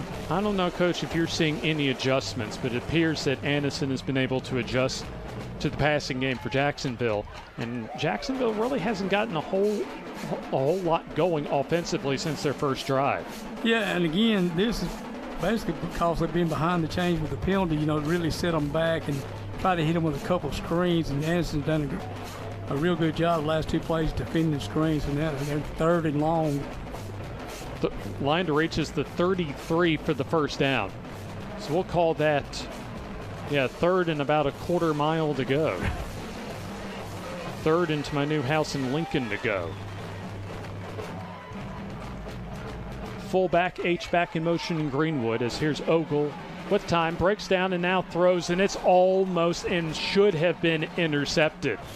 Very lucky there that ball wasn't picked off. Good defensive stand from Aniston. Yeah, good pressure again by just a three-man rush for Aniston, as Ogle throwing off of his back foot and right in the breadbasket there, Coach. Yeah, very lucky that ball wasn't picked off, and he might have very well scored if he picked it off. Yeah, it looked like maybe Johnson or Malloy that time in coverage that deflected the pass and should have had a pick. Here's a good kick for Terrell for Jacksonville, as that'll help on field position for the Golden Eagles, as that'll land the football out of bounds around the 32, maybe the 33-yard line. 2022 season of the FNN Game of the Week is sponsored by the Calhoun County Commission. If you're looking for the perfect place to live or start a new business, take a look at what Calhoun County and those four gentlemen and fine lady on our screen have for you as far as the Calhoun County Commission. So first down and 10 as Aniston will have the football with a lead after getting a touchdown run from Taylor, as well as the two-point conversion. So enter Sandlin once again for the Aniston Bulldogs. Gets the snap, and he'll give off to Taylor off the right side and gets a good hole as he'll get near the 40 and wrapped up and slung down as his forward progress stopped around the 39-yard line. As there you had on defense Will Phillips along with Emory Young, the free safety and outside linebacker respectively for Jacksonville. Good way to start to drive out with positive yards. You'll see yards on that gain. In fact, 6 yards to be exact on that gain for Taylor. Now once again, line up shotgun. Unbalanced line. It's a loose ball. In fact, a dropped snap, maybe a little errant snap for Aniston, and the fumble recovery for Jacksonville as they get their second fumble recovery of the night. We'll take a second look at that and see who's able to pounce on that football. I believe you're correct. It looked like it snapped to his left. And Maury Young with the fumble recovery for Jacksonville. So some sloppiness as far as execution on the snap for Aniston gives Jacksonville prime real estate at the Aniston 34-yard line. So Ogle and company now have a chance to retake the lead as we have a little more than 8 minutes on the stadium clock remaining until halftime. Four receivers rather on the play, as here's the delay give and a big running room for English as he'll get inside the 25, and he's going to have a first down around the Aniston 23-yard line. So there you see at the bottom right-hand portion of your screen, Advantage Tire and Alignment, presenting our second quarter coverage. Quickly back to the line is Jacksonville, as this will be the play fake and the throw to the far side, and that is caught for the first down and a little bit more for Kydrick Fisher. Coach, that was thrown up for grabs, a risky pass. Very risky, you know. They got RPO off of it. They gave the first down play, and then they pulled it and tried to hit the bubble route, and it was covered. He just threw it up, and the wideout went up and got the ball. Anderson got probably misplayed just a little bit, jumped a little too early. I mean, let's be honest about that play on an 11-yard gain. That was a mistake from Ogle that he got away with. He sure did. You're right. So heavy set, unbalanced line to the near side as English will try and follow his blockers and gets wrapped up and taken down. The big linebacker that time, Roscoe Malloy, coming in from behind on the tackle. In fact, that's going to be a tackle for loss of 2 for Malloy. It sets up a second down and 12. So Jacksonville can still get a first down without scoring a touchdown. So 3 receivers on the play as you have Greenwood as an H-back in the game. Here comes the snap and the give. Cutting back up the middle now is English. as he'll get inside the original line of scrimmage to around the 11-yard line. Interesting play call coming up here, so it'll be about a third, and we'll call it 10 yards to go, as we're under 7 minutes until halftime. Line to reach the 2-yard line for the first down. Ogle awaiting the snap as he has plenty of time on the play clock. Play clock at 15. Here comes the snap to Ogle. He'll throw the fade pattern to the far side. Jump ball, and looks like caught by Fisher for the touchdown. Just a good throw and catch, throw to the fade route out to the left. We'll take a second look at that jump ball as Kydrick Fisher, who's had a solid ball game at receiver so far, goes up and just makes the grab against the cornerback that time in Jaden Dobbins. So score now at 13-8 as Terrell on for his second PAT. Snap, hold, and kick are all good. So we'll take the timeout as we're about halfway through the second quarter, and it is now 14-8 Jacksonville with the lead on the FNN High School Football Game of the Week.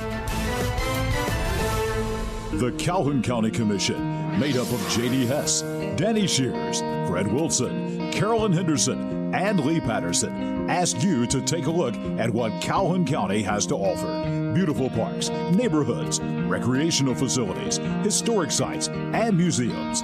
Our citizens enjoy a high quality of life and strongly support the arts. If you are considering expanding or starting a new business, take a look at what Calhoun County has to offer. You'll be glad you did. 6 minutes, 22 seconds left until halftime here on the FNN High School Football Game of the Week. That's the 2022 season of our FNN Game of the Week, sponsored by Young Oil Grub Mart, home of the 99-cent bag of ice and everybody's favorite, the popcorn bucket. Be sure to buy yours and get free popcorn refills for an entire year. Advantage Tire also presents our second quarter. And back and forth in this second quarter as both teams have been able to put touchdowns on the board. As you just saw, that jump ball from about 11 yards out from Ogle to Fisher, Ogle's first touchdown pass of the night. Yeah, both touchdowns come off turnovers, is that correct? I believe that's, well, the first touchdown, remember, was on the opening drive off a punt. Yeah. But otherwise, you would be correct. There's a deep kick that'll be mishandled around the goal line. And so that's going to get, luckily for Anniston, get in the end zone and result in a touchback. Looked like Dobbins, I think, mishandled that kickoff return, but was lucky to have that ball squirt into the end zone and bring the ball out to the 20-yard line. But yeah, but as you were mentioning, Coach, both touchdowns here in the second quarter have come off directly off a turnover. You're right. He's very fortunate that kickoff got into the end zone. Once it's in the end zone, it comes out to the 20 in high school ball. So it'll be a first down and 10 for Sandlin and the Anniston Bulldogs offense. Anniston in the black tops and bottoms, and Jacksonville in the white tops and bottoms. Two receivers, one to each side. As here's the play action, and immediately under pressure is Sandlin as he'll throw on the run for all it's worth, and it's a jump ball and a flag on the play. So likely going to be a first down on a penalty for Anniston, as TJ Wilson fighting with an Anniston receiver for the ball, and likely going to be a first down on penalty. Previous spot, 15. So there you heard a previous spot penalty, so they'll bring the ball out to the 35-yard line. Looks like Pass interference on the defense. Penalty give the Golden Eagles. That's a 15-yard penalty. That results in a first down. 15 yards. Billingsley, the man on the attempted reception for Anniston. That's to be first down and 10 from the 35. Receivers each side. Three-man front for Jacksonville. Here's the keeper, and good job of recognizing the zone read by Jacksonville, as there you see 3 different defenders for the Golden Eagles. Turner helping out, also having a solid ball game, McGorick on the tackle. And Coach looked as if that Jacksonville diagnosed and read that zone read like a book. Right, it looked like they run what I call a quarterback power play, where he does read instead of the backside in, he reads the play side in, and he tried to pull it when he did. We have a heat timeout on the field, and we'll take the timeout with them here on the FNN High School Football Game of the Week.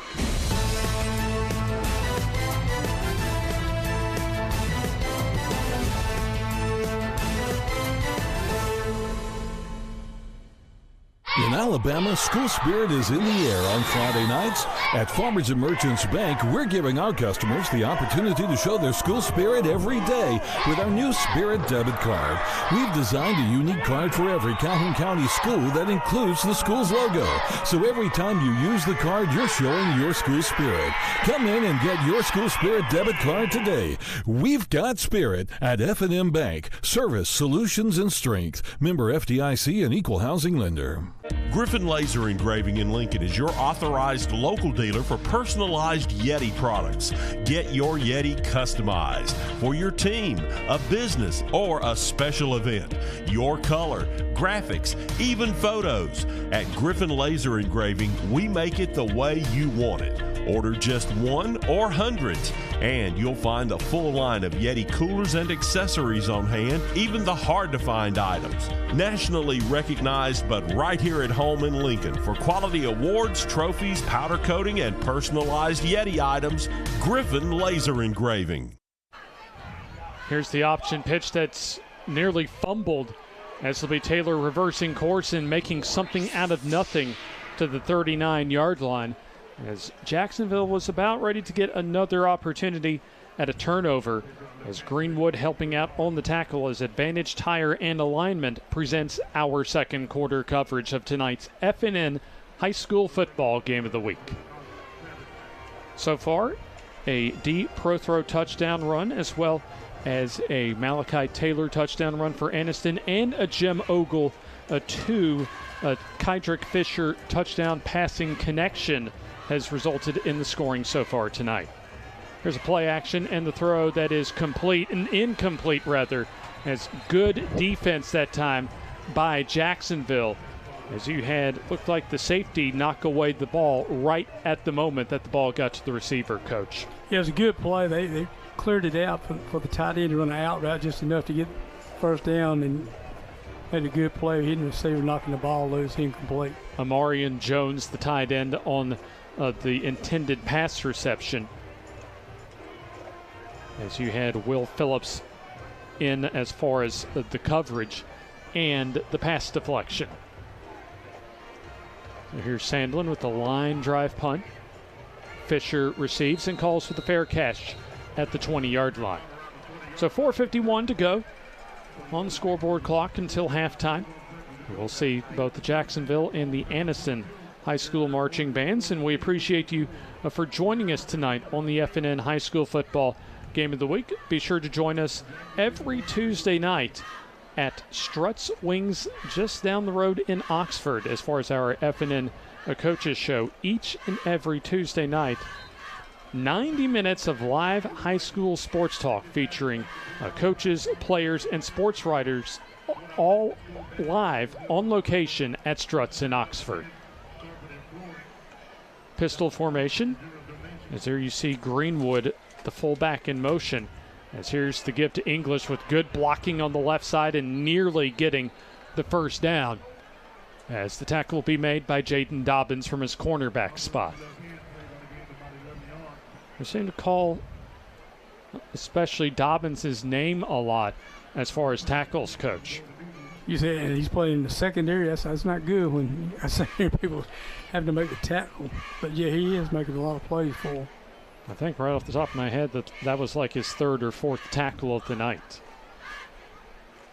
So your gain good enough for the first down is English once again bouncing to the left side, and not as much this time, as coming up and helping out on the tackle was the linebacker, Kevontae Johnson, the sophomore.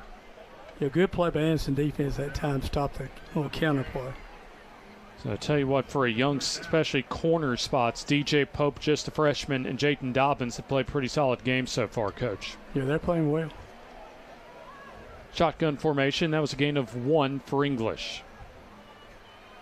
Xavier English remains in the check that a new running back, it's like Lewis Biddix in the ball game, giving English a spell as here's Ogle throwing incomplete, in fact short hopping on that little hitch route to Fisher at the far sideline. May have been a wet ball affecting that throw as Fisher had gotten open, but the pass was well short, incomplete to set up a 3rd down and long. Both teams have been able to punch the ball in the end zone here in the second quarter as Jacksonville took a 7-0 lead after 1. Anniston had an 8-7 lead early in the second quarter, but Jacksonville was able to take advantage of a turnover and score 7. Here's Ogle on 3rd and long, double pumps and incomplete, misfires on the pass. As the man in coverage was DJ Pope, the freshman cornerback. Drew Pridgeon, the intended receiver, and it'll be a punting situation. 4 plays and out for Jacksonville. The Anderson did a good job of covering in the secondary. He had ample amount of time to throw the football there. He just couldn't hit him. They did a great job of covering. So it'll be punting time. Mason Terrell coming back into the ball game.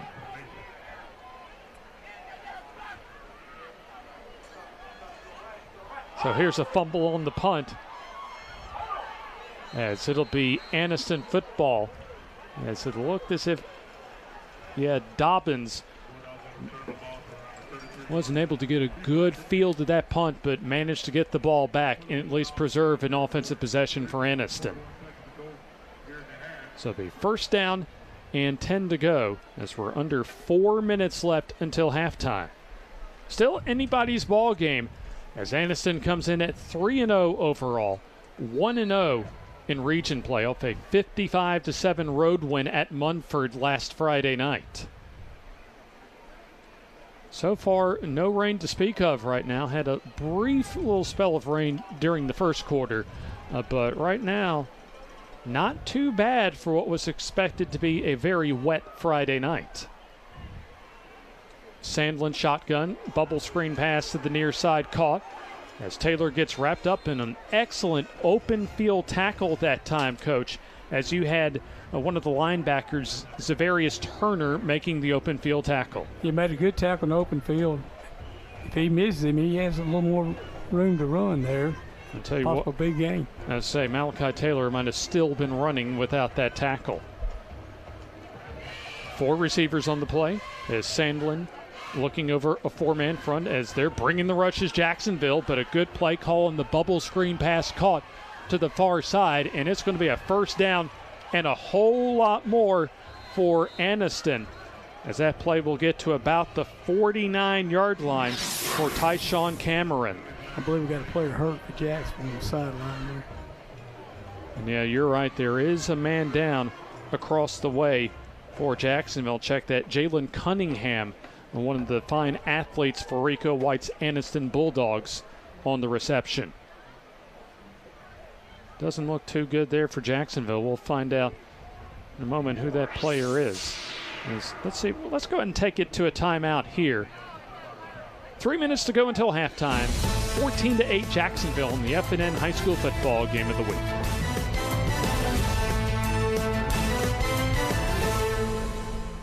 Your neighborhood Grub Mart is your one-stop shop for everything you need when you're on the go. Grub Mart features the best prices on Coke and Pepsi products and is the home to the 99-cent bag of ice every day. And Grub Mart is your exclusive home for the popcorn bucket. Purchase yours for only $5.99, then bring it for free refills throughout the year. And save every day with your Grub Mart Super Saver Card. When you're on the go, it's good to know Grub Mart has everything you need. Gas, diesel, and delicious Oleo donuts. In business over 78 years, visit your local Grub Mart today.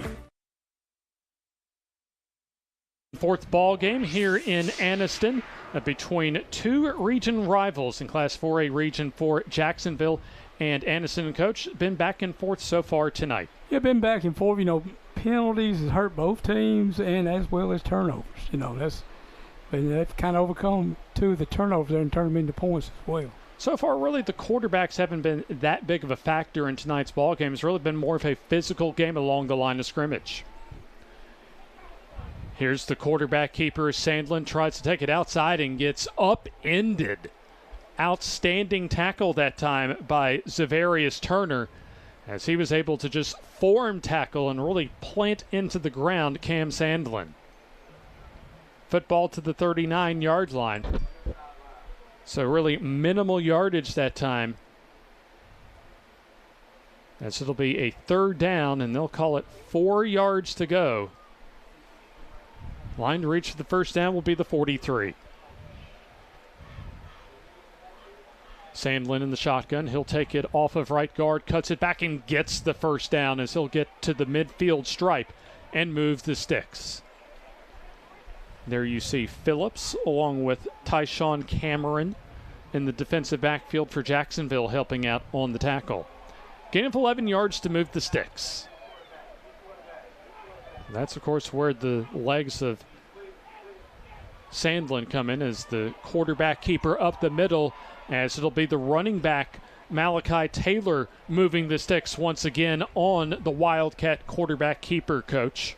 Yeah, basically the same play they ran before. There's like a quarterback lead up there, but I think they put a running back in there instead of the quarterback. Well, it looks as if they'll try it one more time as you have an unbalanced line to the far side. But before that, we will have an official's timeout on the field.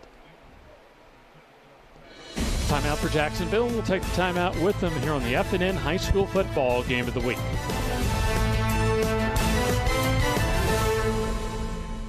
Advantage Tire and Alignment on Highway 202 in Anniston is so much more than just a new tire and rim shop. There's not enough time in this ad to tell you all the many things they can do to help keep your car in tip-top shape.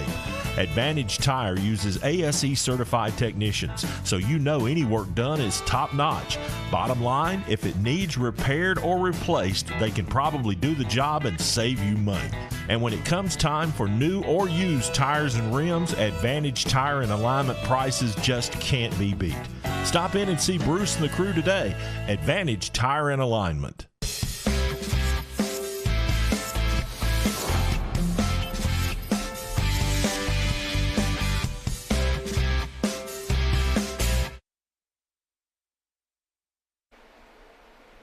On a wet track tonight here at Lott Mosby Memorial Stadium in Anniston. It's the FNN High School Football Game of the Week, and Jacksonville clinging to a 6-point lead late in the second quarter. And so we'll have another stoppage in play and a timeout on the field, and this will be the first timeout called for by Anniston. So interesting there, Coach, that Jacksonville called the timeout, and then right out of the timeout, I'm not sure if it was a look that Anniston wasn't expecting offensively in calling for that timeout. Yeah, they came out in the empty formation right there. They got in a bunch set, but they got the empty wide receivers too on each side. And evidently they saw something that they didn't like with the play they had called and, called a timeout. I think Jacksonville called one to adjust to what Anniston was doing to them, the play before to try to slow their momentum down. I'll tell you what, Coach, we were talking about Tuesday night on the FNN Coaches Show, whether this game would be moved up to Thursday, but it looks as if Coach Rico White keeping this game on a Friday, looks like so far it's paid off as far as the weather's concerned. Yeah, it's held off for, both teams for the most part. So, yeah, it's paid off for me. We've got a good crowd here, too, as well. Everybody else playing last night. They just want to come watch a good game. Yeah, outstanding game, and most of the visiting stands across the way, about 3/4 to 4/5 full. Of course, these two teams separated by only about 11 to 15 miles. Fresh set of downs, as here's the bubble screen pass to the near side. That is going to be caught and quickly wrapped up. Will be Cunningham, the wide receiver. Maybe a yard gain that time. So it'll be a 2nd down and 9. And really, Coach, a 2-minute drill type of situation. Still 2 timeouts for Anniston, but this could be a momentum-changing drive, especially late in the first half for them. Right. If they score, then you got a chance to go up. Jacksonville gets the ball first. Sandlin dropping and throwing the slant, and that is almost intercepted. That's Greenwood in a linebacking spot. Greenwood, the starting fullback, in at linebacker, having that pass sail through his hands. Dangerous pass there, and lucky to get away with it. Like we've seen both quarterbacks get away with bad decisions as far as near and even should have been interceptions. Here's third, and it'll be longer due to the late flag. So false start, the indication on Aniston.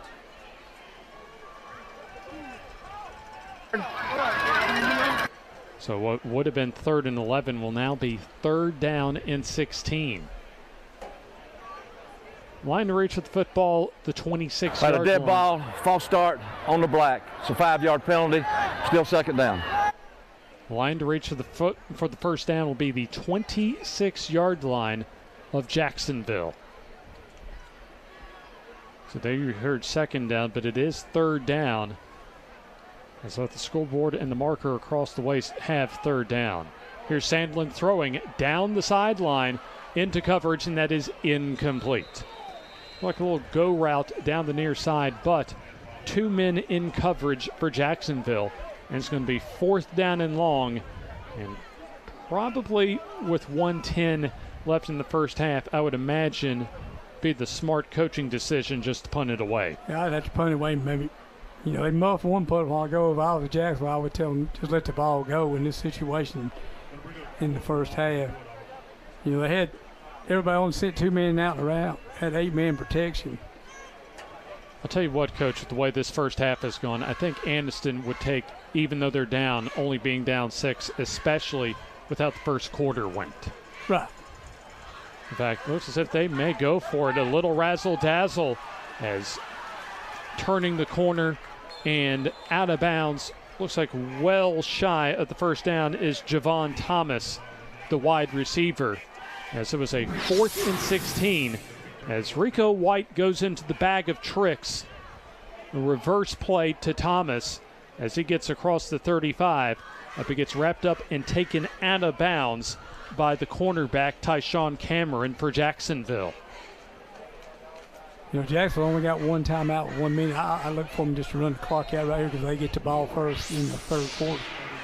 That's a good point as far as getting the ball in the 3rd quarter, but on the flip side, with the arm of Ogle, you can get the ball down the field and score and get the ball back for the 3rd quarter. Yeah, it would be great if you could do that. So let's see what Coach Smith decides here. They're throwing. Buying time is Ogle, now throwing and incomplete. Fisher, the intended receiver, as he had gotten away from his man around the Aniston 47-yard line, but that pass a bit too far out in front of Fisher. Yeah, he was breaking open. It would have been a big play if it had hit him, but like you said, just led him a little too far. So it's really one of the first times we've seen Ogle really try and stretch the field tonight. Both quarterbacks have had issues trying to escape the rush from the opposing defensive lines. Right, they've been having some protection problems on both teams, you know. Had a good time there to throw the ball. Well, that's something you mentioned in the pregame as far as the protection holding up. So far, the defensive lines have been the winners up front. Here's English for back to the line of scrimmage. As it looks like Clint Smith, coach, maybe just wants to try and protect the ball and take a 6-point halftime lead into the halftime locker room. Well, Anderson's called timeout, and they got one more, so they could force a punt here. So both teams with 1 timeout remaining. And we're approaching halftime, so still an opportunity, at least you're thinking of in the mind of Rico White.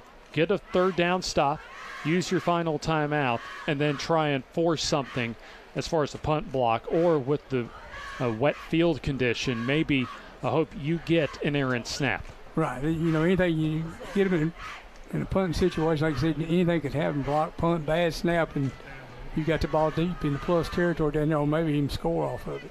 Actually, interesting thing, Coach, is that both offenses, Jacksonville and Aniston, scoring season highs in points last week. But right now, it's really been the defense that's been able to have the upper hand in the first half. It's been pretty much a defensive struggle all night, along with turnovers and penalties on both teams.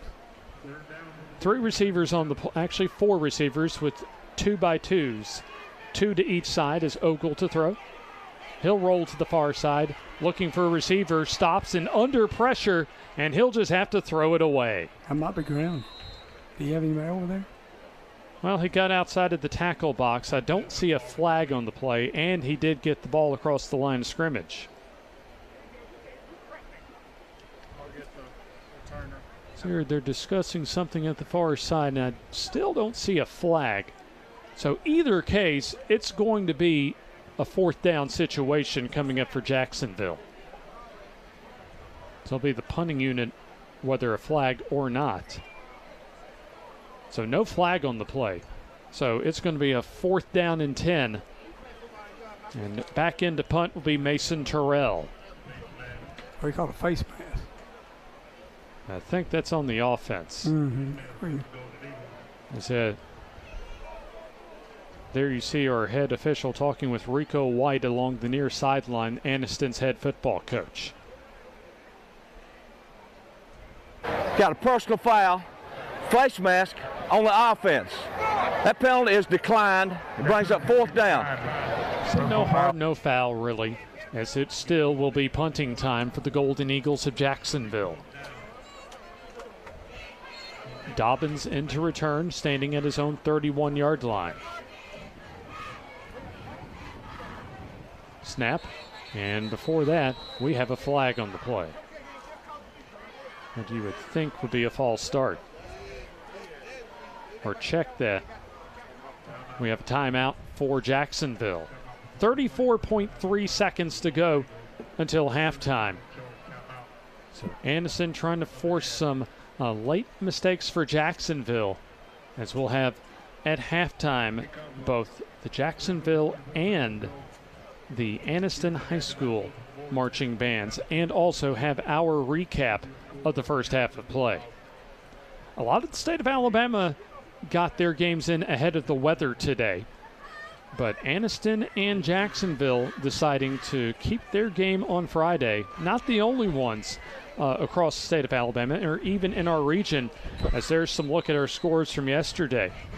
No, Lincoln and Alexandria decided to keep their game today, just a little bit west on I-20 over in Lincoln as well. A big, really kind of a must-win game for both teams as far as Class 5A is concerned, for both Lincoln and Alexandria as far as their playoff hopes.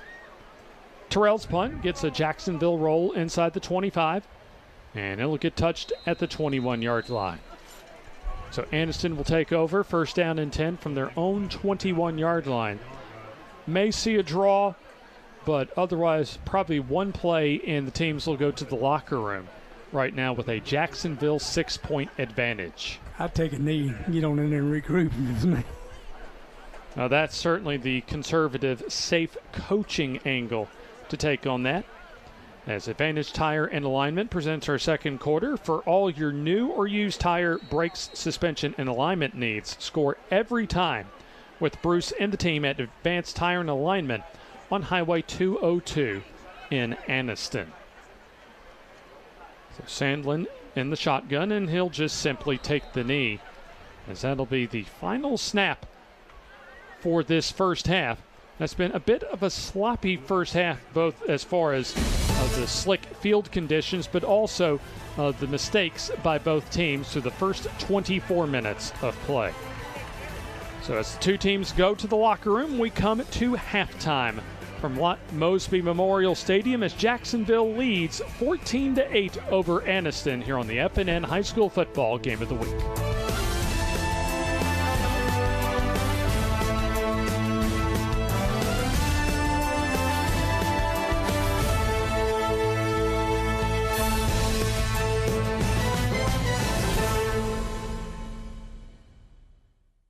Did you know Kona Ice can help you fundraise for your school? It's true.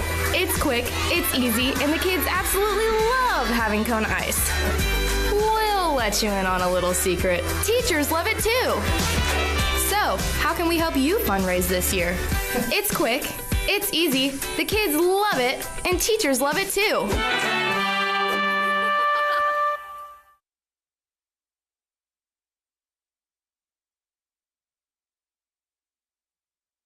Advantage Tire and Alignment on Highway 202 in Anniston is so much more than just a new tire and rim shop. There's not enough time in this ad to tell you all the many things they can do to help keep your car in tip-top shape. Advantage Tire uses ASE certified technicians, so you know any work done is top-notch.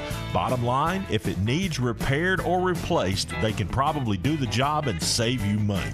And when it comes time for new or used tires and rims, Advantage Tire and Alignment prices just can't be beat. Stop in and see Bruce and the crew today. Advantage Tire and Alignment. Your neighborhood Grub Mart is your one-stop shop for everything you need when you're on the go. Grub Mart features the best prices on Coke and Pepsi products and is the home to the 99-cent bag of ice every day. And Grub Mart is your exclusive home for the popcorn bucket. Purchase yours for only $5.99, then bring it for free refills throughout the year. And save every day with your Grub Mart Super Saver card. When you're on the go, it's good to know Grub Mart has everything you need. Gas, diesel, and delicious Oleo donuts. In business over 78 years, visit your local Grub Mart today. The Calhoun County Commission, made up of J.D. Hess, Danny Shears, Fred Wilson, Carolyn Henderson, and Lee Patterson, ask you to take a look at what Calhoun County has to offer. Beautiful parks, neighborhoods, recreational facilities, historic sites, and museums. Our citizens enjoy a high quality of life and strongly support the arts. If you are considering expanding or starting a new business, take a look at what Calhoun County has to offer. You will be glad you did.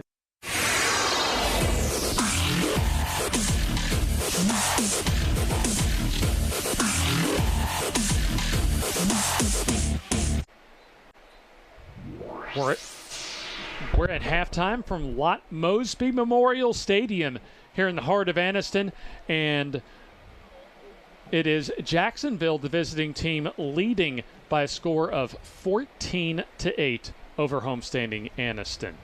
James Hardy with you, and the coach with us here this week, and just kind of your overall thoughts on the first half. Well, been a little sloppy play with turnovers and penalties. You know, if they can eliminate those things, both defenses are playing pretty well. So at halftime, we generally present our marching bands as Jacksonville and Anniston will provide our halftime entertainment for tonight's FNN High School football game of the week.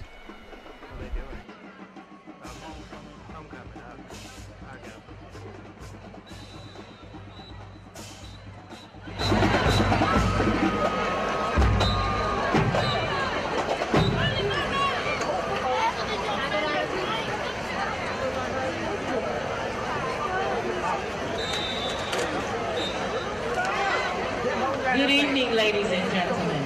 Welcome to Anniston High School's 2022 homecoming as we purge the Eagles. At this time, we will have our homecoming presentation as we continue the proud Bulldog legacy of showcasing our students in their finals. Let's cast our attention to the center of the field where we will be presenting the 2022 AHS homecoming tour. Let's listen to the sounds of the band as they perform Butterfly.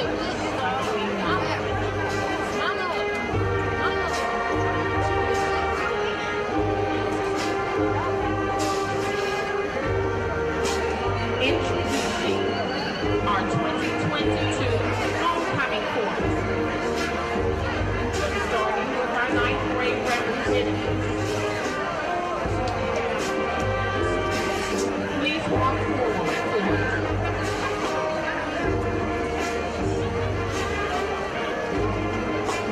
Our 9th grade representatives and so many other representatives are on our football team.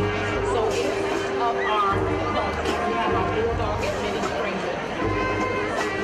So we will recognize every football player. Mr. Damon Cole is the proud son of his Loretta Foster. Our freshman representative is Ms. Lyra Williams, and she is experiencing She is proud of Miss Christmas Ray and Latoya Smith, and her father is Mr. Jason Williams. Got the next one.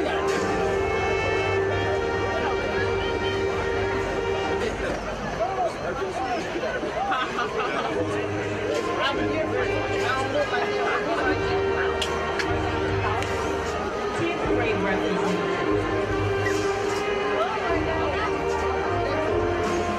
Miss Andrea Parker is the proud mother of Mr. Rayshawn Swain, who is a football player as well, and moving on to time.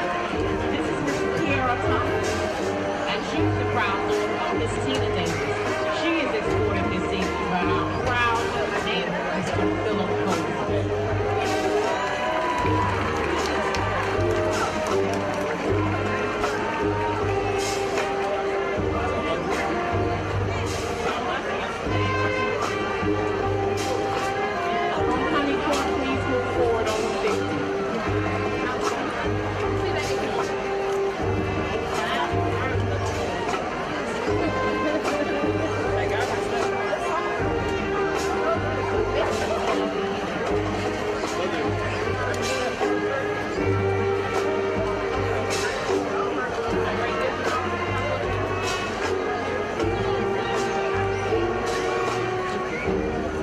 11th grade representative. Malachi Taylor is the proud son of Erica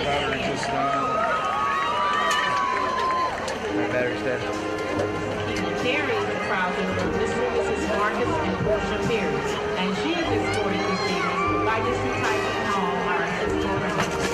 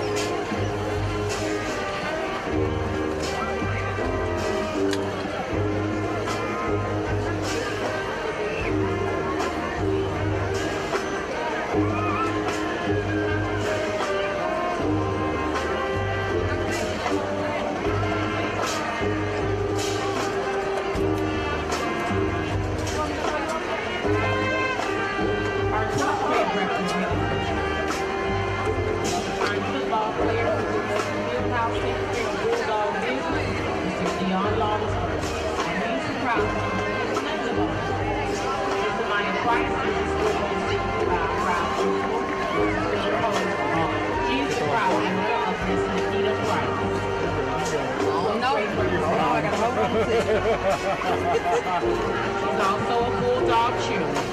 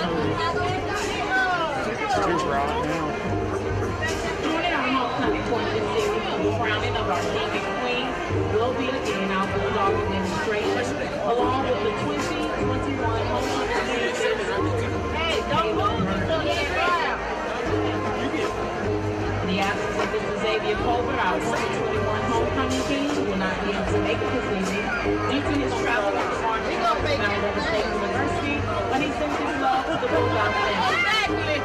We will now begin announcing our second alternate to King and Queen. Second alternate to the Bulldog family, Mr. J. Lewis and Ms. Marquita Taylor.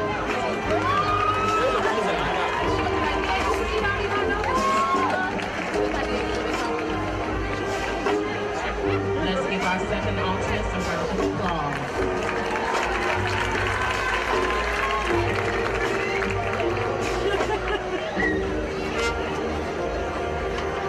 First alternate to the King and Queen, Mr. Cameron Sandlin and Ms. Ayan Woodford. Let's give a round of applause to our first runner-up.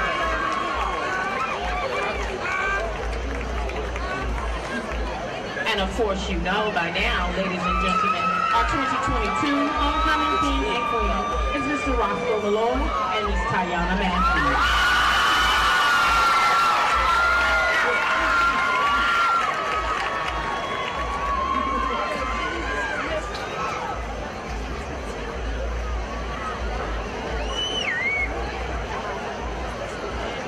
And she will be crowned by our assistant principal and our principal, Mr. Philip Posey, and our CTE director, Mr. Christopher Howard, along with Mr. Tyson Hall, the assistant principal.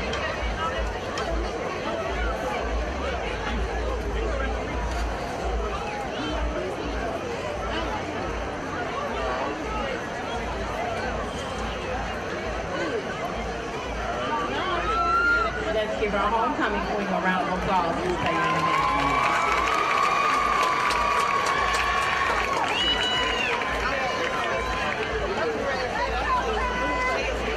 At this time, on behalf of the Bulldog family, we would like to take this moment to show some love for the Green family. In loving memory of Mr. Jeremy Green, better known as Buddy, the class of 2022, along with the faculty and staff of Anderson High School, would like to release these balloons in honor of your Bulldog dedication and your beautiful spirit. If you have any members of the class of 2022 and you have balloons to this band, please stand and join Miss Regina Wynn and release the balloons in honor of Mr. Jeremy Green, who will serve you next.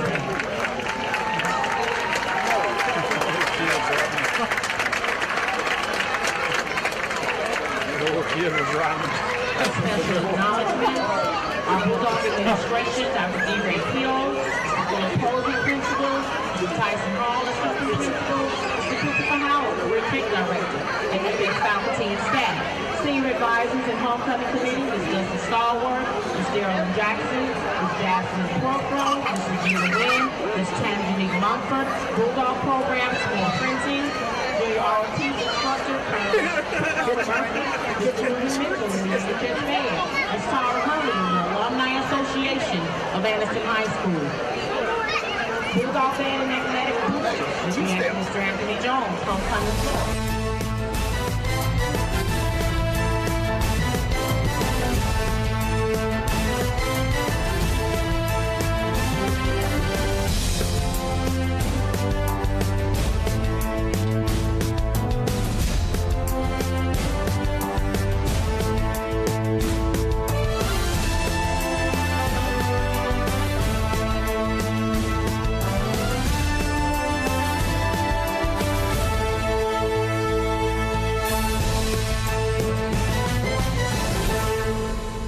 Alabama, school spirit is in the air on Friday nights. At Farmers and Merchants Bank, we're giving our customers the opportunity to show their school spirit every day with our new Spirit debit card. We've designed a unique card for every Calhoun County school that includes the school's logo. So every time you use the card, you're showing your school spirit. Come in and get your school spirit debit card today. We've got spirit at FNN Bank. Service, solutions, and strength. Member FDIC and equal housing lender. Anastasia Aniston Auto Trim and Body Shop is your best stop for full-service auto body repair, including all body work and professional painting. They also specialize in complete classic car restoration. When you have an accident, you want it back the way it was, and that's what you get with the team at Aniston Auto Trim. The same is true if you're ready to restore your dream car or a timeless family classic. They work with all major insurance companies and provide free estimates for every job. Come by today and see Stacy Jennings and the gang at Aniston Auto Trim and Body Shop, just up the hill off Quintard on Greenbrier Deer Road. Step into the offices of J. Britt Middlebrook, CPA, where you'll find professional one-on-one service for business and individual clients. In this ever-changing tax and economic climate, you can count on receiving the expert advice you need. J. Britt Middlebrook works hard to provide every client what they need to meet all deadlines. Tax season will be here soon. For all your accounting service needs, call or stop by at 1913 Berry Street in Oxford. That's J. Britt Middlebrook, CPA.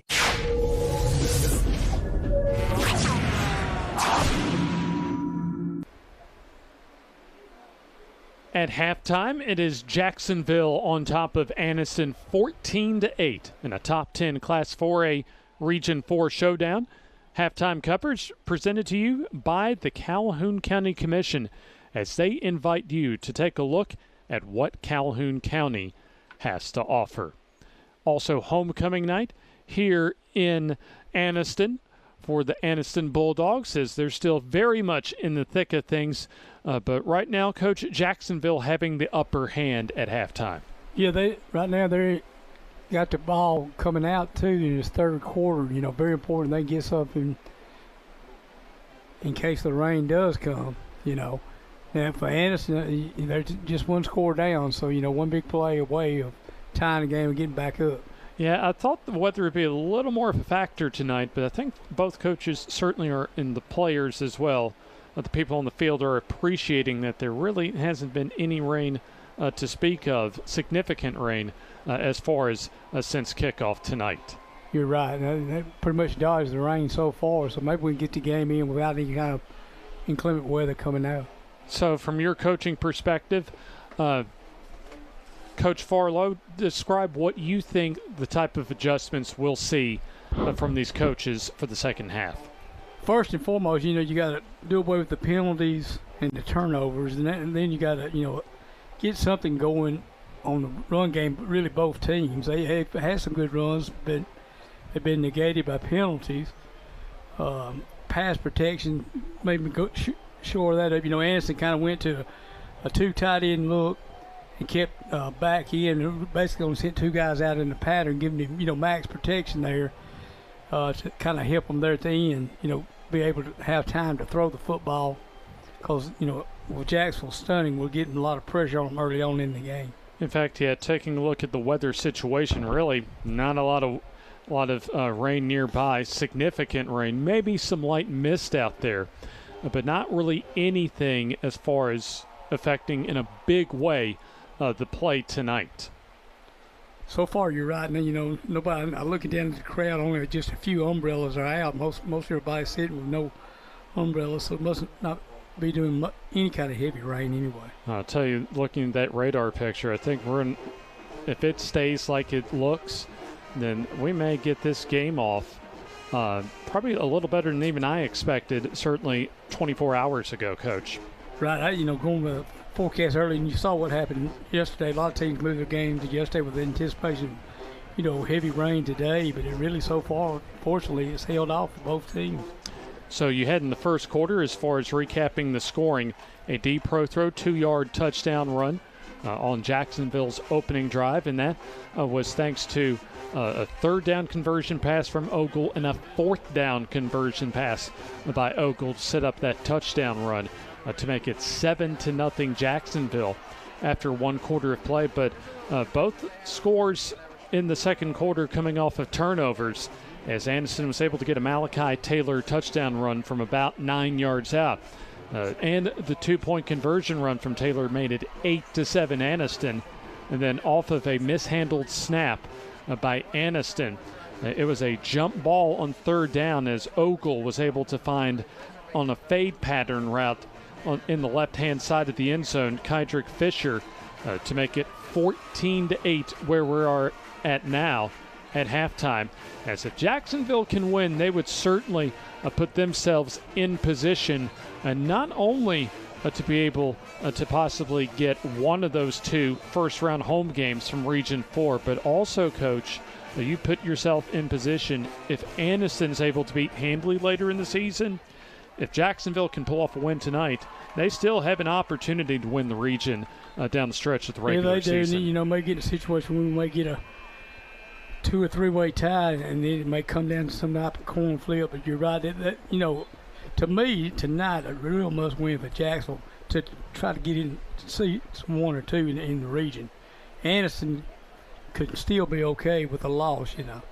And don't forget that Anniston did beat Handley last year to help them officially get into the playoffs for the 2021 season, as Anniston will be hosting Handley later on in the regular season. So both teams are out of the halftime locker room, as Jacksonville will receive the opening kickoff, as we have a few more minutes left as far as the beginning of the third quarter. But don't forget, we'll once again be at Struts in Oxford. Jim, myself, Joe Medley, and a whole host of others, as we'll award another FNN Player of the Week. And speaking of Handley, we were able to have Coach Larry Strain as well as his star running back. In fact, there you see the fine young man who had one of this state's best all-time single-game performances last week against Jacksonville. Jay Haynes, get this, Coach. A lot of players would wish at any level of ball to have this for a career. For one game, Coach, Jay Haynes, 476 yards with 5 touchdowns. Yes, and I saw most of them at that game. You know, I think I left at the beginning of the fourth quarter, and they may have taken him out of the ball game, you know, and then I think Jacksonville got a couple of late scores, you know, at the end of the game, because if they kept him in there, I believe he would have rushed for over 500 yards rushing himself. I mean, you know, you've had a historic night, Coach, when all of your touchdown runs, the 5 for Haynes, go over 300 yards rushing just on touchdown runs alone. Right, he was magnificent. You know, once he got to the corner and outside, he just simply had an extra gear that Jacksonville, you know, had no answer for.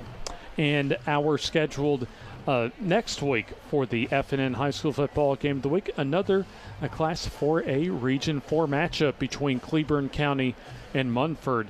Munford playing last night, getting a win over Talladega, so they certainly helped their cause as far as positioning themselves for a playoff run down the stretch of the regular season. So that'll be another important game for Munford as far as trying to position themselves to get one of those 4 spots in the postseason next week. So it was Anniston receiving the ball to begin the ball game in the first half, as Jacksonville will go on offense, and this is going to be a big who do you think this is a bigger possession for as far as opening up the third quarter? The offense for Jacksonville or defensively for Anniston? Well, I think for both teams, really. You know, Jacksonville, you're fortunate to go like they did the first drive and take it down the field. Now you get a little 2-score lead on them, and then at Anniston, if you hold them, again, you're just 1 score away to 2 point from being in the lead again. So, you know, it's big for either team. Interesting to see, you know, how it plays out in these first few minutes of the second half. Taking a look at more scores from across the state of Alabama, as the Calhoun County Commission, as always, presents our halftime coverage. As the Calhoun County Commission invites you to take a look at what Calhoun County has to offer. And some scores from around the state today and around our area. Central Clay County getting a solid win this week against Elmore County. And there you see Isabella out of Central Alabama easily taking care of the Central Coosa. All games this week, region games around the state of Alabama. Chelsea, a team we saw in the first round of the playoffs against Oxford last year, getting a victory this week. Then Cherokee County with an impressive performance so far on the road, up 14-3 at Aniana, the runner-up last year in Class 4A. As we are underway in the second half as Fisher takes it across the 20, gains speed across the sideline, and will give Jacksonville some outstanding field position around their own 45-yard line as we are underway in this third quarter. We remind you that the FNN Game of the Week each and every week presented by Alabama's conservative Republican leader, Congressman Mike Rogers. So Jim Ogle, who struggled, although did have a touchdown pass and made some key throws early in the ball game, but a bit inconsistent in the first half, in large part due to an aggressive pass rush for Anniston. So here's the give, and a loss on the play as Anniston read that little counter replay. As there you see three different tacklers led by Hezekiah Harris, who has had an outstanding game tonight at defensive end for Anniston. So just underway in the third quarter as that play loses 3 yards back to the 40. A shotgun for Ogle. This will have two receivers to this near side. And there you see Greenwood flanked out as a slot receiver and Fisher to the far side. And this will be English up the middle, getting a bit more running room. Good patience for him as he'll get the football out to midfield to set up a third and manageable situation coming up. Looks like KJ Cole coming in on the tackle for Anniston. So what was 2nd and 14 will now be a 3rd down and 5, so we'll call a 9-yard gain. Line to reach the 45 of Anniston for the first down. Plenty of time on the play clock as the play clock approaching 10 seconds. Two receivers to each side. Ogle will drop to throw.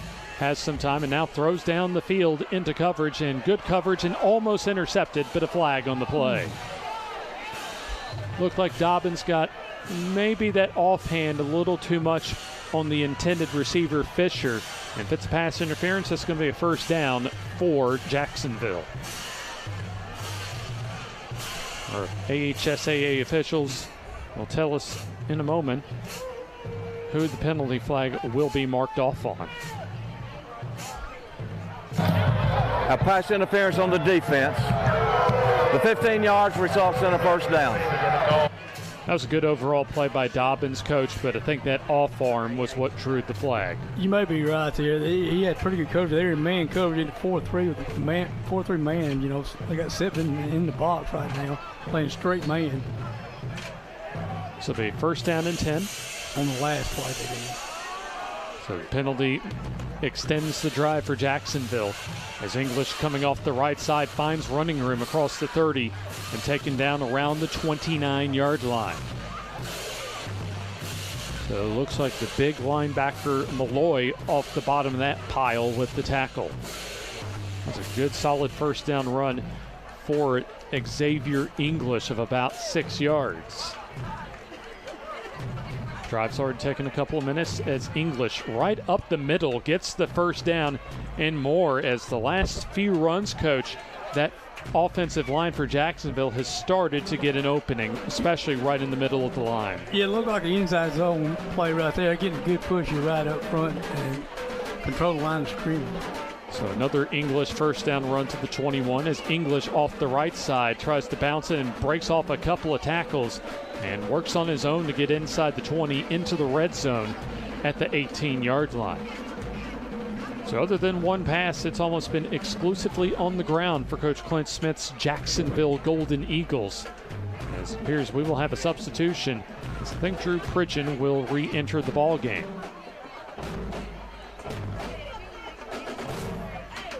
Check that English back into the ball game. As we had Turner in at running back on the last carry. And here's English getting wrapped up and looks as if he'll get back to the line of scrimmage.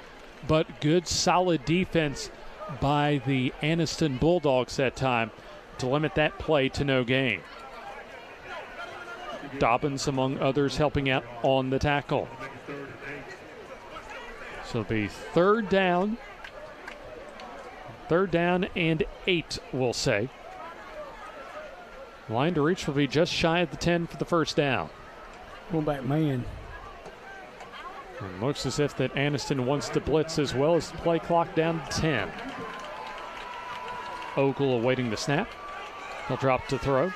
Steps up and fires over the middle into coverage, and that's incomplete. Dangerous pass that time as Fisher, the intended receiver, as there was 2 players for Aniston that had an opportunity to pick that ball off. It looked like Jacksonville had 2 posts going, and they kind of ran their guys into the route there. Yeah, and actually that on that second look, Coach, that was actually a really good throw to get it into a very tight window. That may have just gone off the Fisher's hands. I believe you're right. So here's Terrell, Mason Terrell, for a 38-yard field goal attempt. High snap, good hold though by Pridgeon, and the kick has plenty of distance, and that is good. 38-yard field goal makes it a 17-8 lead for Jacksonville. We'll take the timeout here on the FNN High School Football Game of the Week.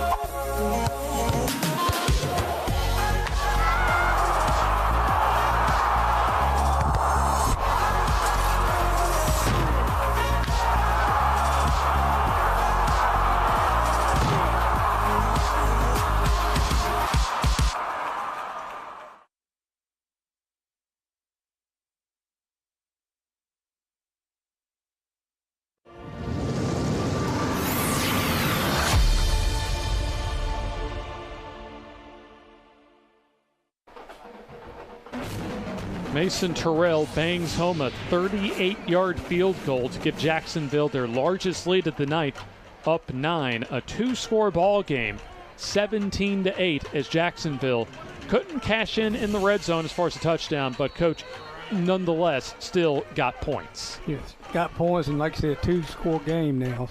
So put a little more pressure on Anderson's offense. Short kickoff for Terrell as Thomas takes it back and runs into one defender. And still on his feet and now taken down around the 21-yard line where they're going to mark forward progress. Drive took a little under 4 minutes to open the 3rd quarter for Jacksonville, but still a good, solid start to the 3rd quarter for the Golden Eagles. Right, anytime you can get points coming out of the half like that is very big for offense.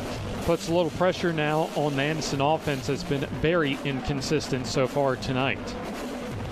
Really not too many big plays. The only touchdown and 2-point conversion they got was off a short field thanks to a special teams turnover. Here's Taylor off of left guard. Gets some good blocking and advances the ball to the 29-yard line, close to the 30. So it'll be a 2nd down. And we're about 4 yards to go. Anderson going to go a little tempo here. Yeah, going to go no huddle as Taylor getting the call and gets wrapped up. But his momentum carries him for about a couple of yards as there you see Amori Young, who was shaken up earlier in the 2nd quarter, back out in there for Jacksonville at outside linebacker. Also, Zavarius Turner on the tackle, but a 1st down run for Malachi Taylor. Heavy set to the far side for Aniston as Taylor will plunge forward off the first tackling attempt that time by Zavarius Turner. Will get about maybe 3 yards, certainly a couple of yards.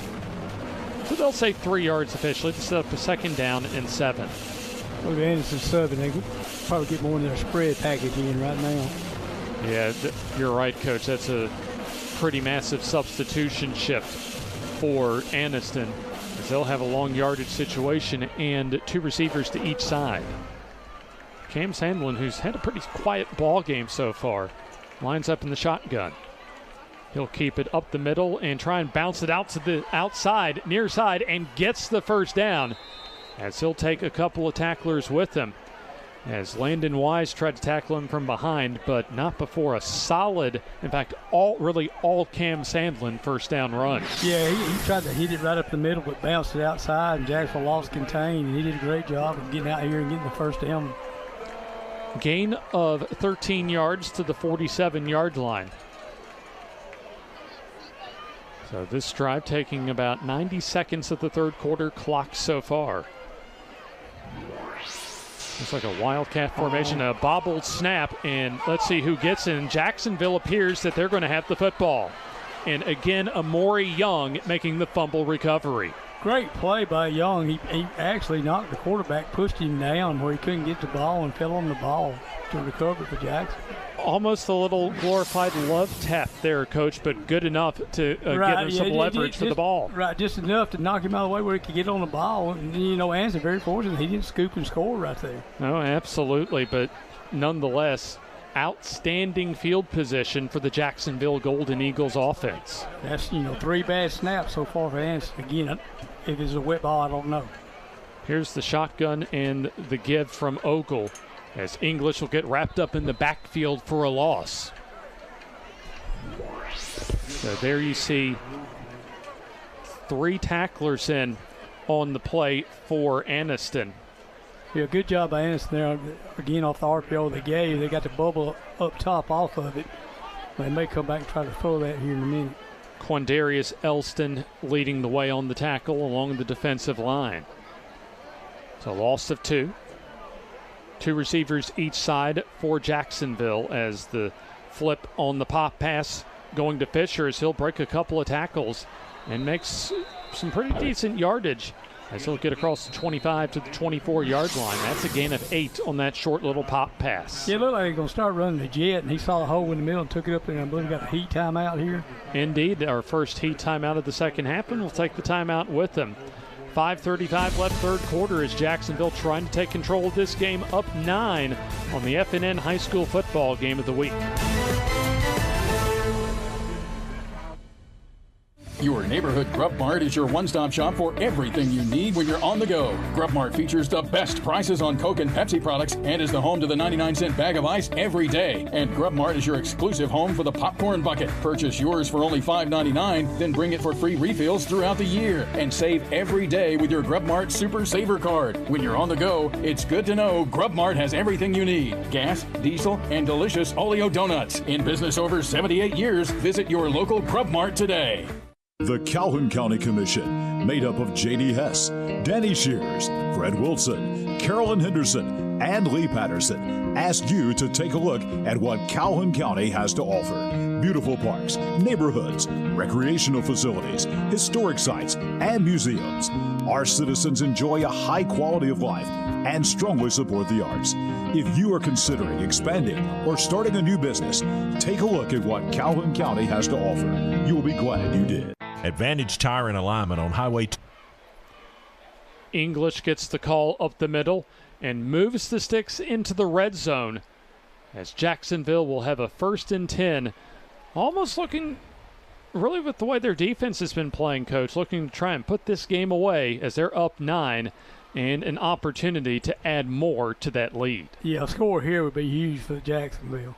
Here's the snap as Ogle rolls, looking for help, and now throws and jump ball and incomplete. Hope he's already went over the fence. Yeah, back corner the end zone for Fisher as good tight coverage in the defensive backfield. I believe it was Pope that time, DJ Pope on the coverage. And that's a short little area as far as that corner there, Coach. Not a lot of room for error, for especially for the receiver and for the defensive backs. Yeah, down in that corner, that end zone, it is very close to the fence there and basically got knocked over the fence. Yeah, as we were observing, at least Coach Paul Farlow was observing during the break, the ball being protected with a towel during the break to keep it as dry as possible, as some of the heaviest rain we've seen tonight coming down. There's a 2nd down carry on 2nd down and 10 for Xavier English, as he'll get a couple of yards to set up a 3rd down and about 8 around the 16-yard line. So approaching 5 minutes left in the third quarter. And Jacksonville would be just simply happy to take care of the football and get any points they can to extend what is a 2-score lead at 9. Line to reach just shy of the 5, and before the snap and a break that time for Jacksonville, as that was a low snap and a flag on the play. So 5-yard penalty, still third down. Go to the Eagles. It looked like Anderson going straight man, and they were sending everybody. They were going to come with 7 that time. You know, all linebackers were coming too. So. Well, officially a false start. Marches it back 5 yards across the 20 to around the 21-yard line. We didn't talk about the last field goal, but Drew Pridgeon did an outstanding job of fielding a high snap, getting the ball down, allowing his place kicker Mason Terrell to boot a 38-yard field goal. So certainly in Terrell's range as the snap, and here comes the throw over the middle, and that was a lot of mustard on that fastball over the middle for Ogle. That goes incomplete, intended for Pridgeon. So it'll be a 4th down situation coming up. And with 4th and 14, there's going to be another field goal opportunity for Mason Terrell. He's already made 1 field goal here in the 3rd quarter from 38 yards out. And it's going to be about the same distance, but a bit further toward the hash mark far side. And a little more rain this time. Yeah, let's see what they do with the snap, as this is some of the heaviest rain we have seen tonight. 38-yard field goal, snap and hold, and the line drive kick doesn't get there as it's too low, no good. That's probably where the wet field affected the footing, as we'll go ahead and take the timeout. A little over 4 minutes left, 3rd quarter. Jacksonville still leading 17-8 on the FNN High School Football Game of the Week. Advantage Tire and Alignment on Highway 202 in Anniston is so much more than just a new tire and rim shop. There's not enough time in this ad to tell you all the many things they can do to help keep your car in tip-top shape. Advantage Tire uses ASE certified technicians, so you know any work done is top-notch. Bottom line, if it needs repaired or replaced, they can probably do the job and save you money. And when it comes time for new or used tires and rims, Advantage Tire and Alignment prices just can't be beat. Stop in and see Bruce and the crew today. Advantage Tire and Alignment. In Alabama, school spirit is in the air on Friday nights. At Farmers and Merchants Bank, we're giving our customers the opportunity to show their school spirit every day with our new Spirit debit card. We've designed a unique card for every Calhoun County school that includes the school's logo. So every time you use the card, you're showing your school spirit. Come in and get your school spirit debit card today. We've got spirit at FNN Bank. Service, solutions, and strength. Member FDIC and equal housing lender.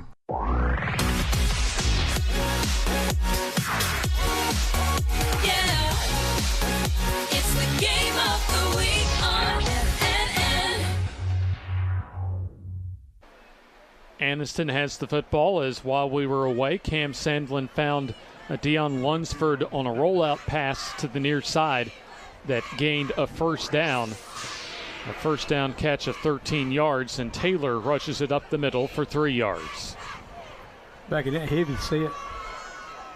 You would think a running play and will be a keeper, as nice defense by really the entire Jacksonville defense, as there you see Young as well as TJ Wilson in the defensive backfield, as it appears that Amori Young is down once again. So Young hits the deck right in front of us around the 33-yard line. I hope it may be cramps. I think that's what he had right before halftime. Well, I hope that's all it is for Young, as he's had an outstanding ball game, recovering a couple of fumbles and really kind of setting the tone defensively for Jacksonville tonight. Now, no, as far as the average fan that likes offense, coach, is not the type of ball, and certainly wet weather doesn't necessarily lend to high-scoring football, especially through the passing game.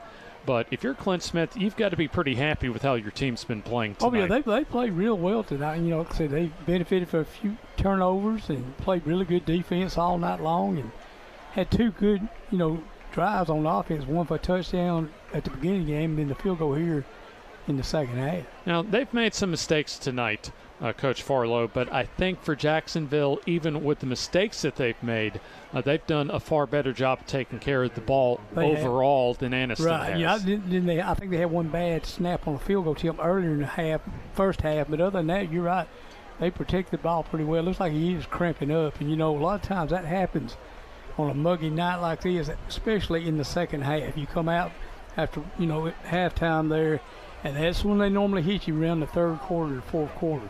Be interested to see if anybody else cramps up. And really, minus a short field for a touchdown, Anniston has not been able to move the ball in this Jacksonville defense all night. Now they're going empty right here. Let's see if Jackson puts stunts pressure. They've been having success.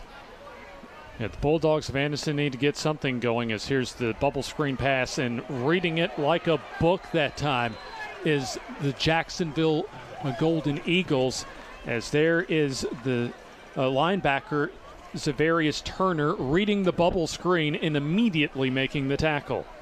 A good play by that young man. Diagnosed it, made the tackle. Minimal gain. Got a punt again. It's like 3 and out. Well, 1 first down, check that, for Anniston, but a short possession nonetheless for the Anniston Bulldogs offense, as it'll be Fisher once again coming out to return the punt from Anniston's Cam Sandlin. There's snap, rush coming, and Sandlin gets a fairly decent punt off. Short punt, however, but gets an Anniston roll, as it'll be fielded around the 40-yard line. Winding our way toward the end of the third quarter, we'd like to remind you that the 2022 season of the FNN Game of the Week, presented by FNN Bank, home of the high school spirit card. Service, solutions, strength isn't just a tagline. At FNN Bank, we're here for you. And the line of scrimmage play has definitely been there for Jacksonville tonight, having the upper hand on both, primarily defensive line especially, but moments along the offensive line as well.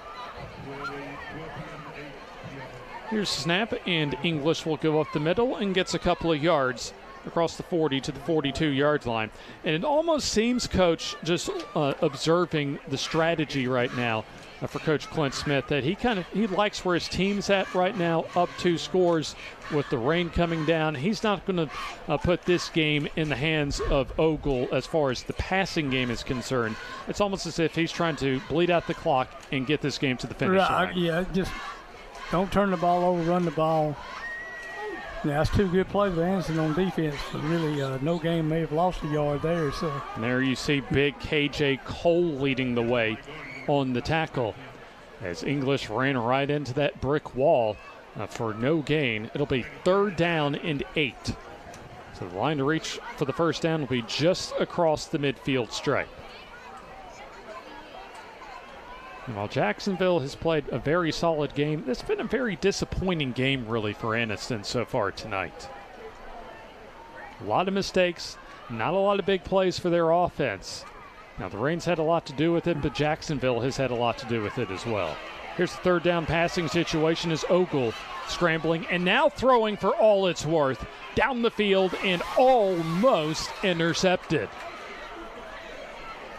Great effort that time by Jalen Cunningham, the strong safety, as that potential INT just goes off his hands. Really good thing he didn't intercept. He had been probably better than the punt, but he had great coverage. Actually, the way that we've seen some high-low snaps, that, yeah, you may be right on that. So we'll see what happens as far as this 4th down scenario is concerned. Cunningham in to return, as he'll field, at least line up rather, from his own 28-yard line. Looks like Jackson missed somebody on the punt protection there, personal protector back there. Here's the snap, a short snap, and then the quick kick. Kind of a wobbly knuckleball kick that Cunningham fields at the 25 and will run out of bounds. In fact, it's dragged out of bounds by the free safety in Will Phillips around the 28-yard line. He does a good job getting that punt off real quick, one step and this out of there, which is good. I think especially with the issues that they've had with their special team snaps, with special teams in general, that's probably was a adjustment as far as a little coaching point for Clint Smith to just get a short snap, manageable snap, and get that ball away.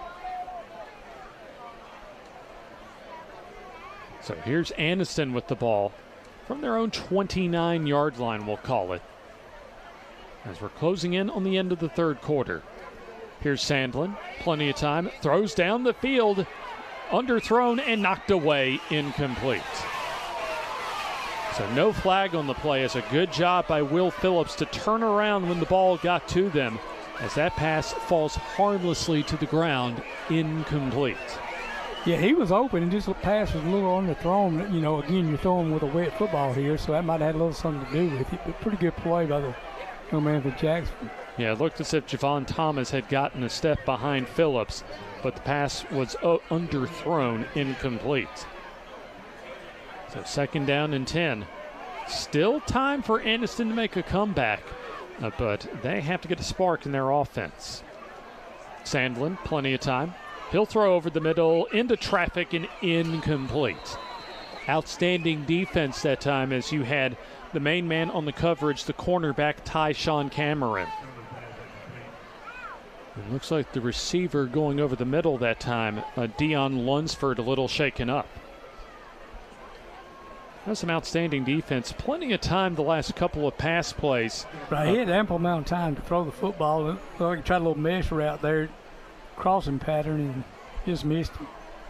Yeah, and that was into a tight window as well. Line to reach at the first down will be the 39.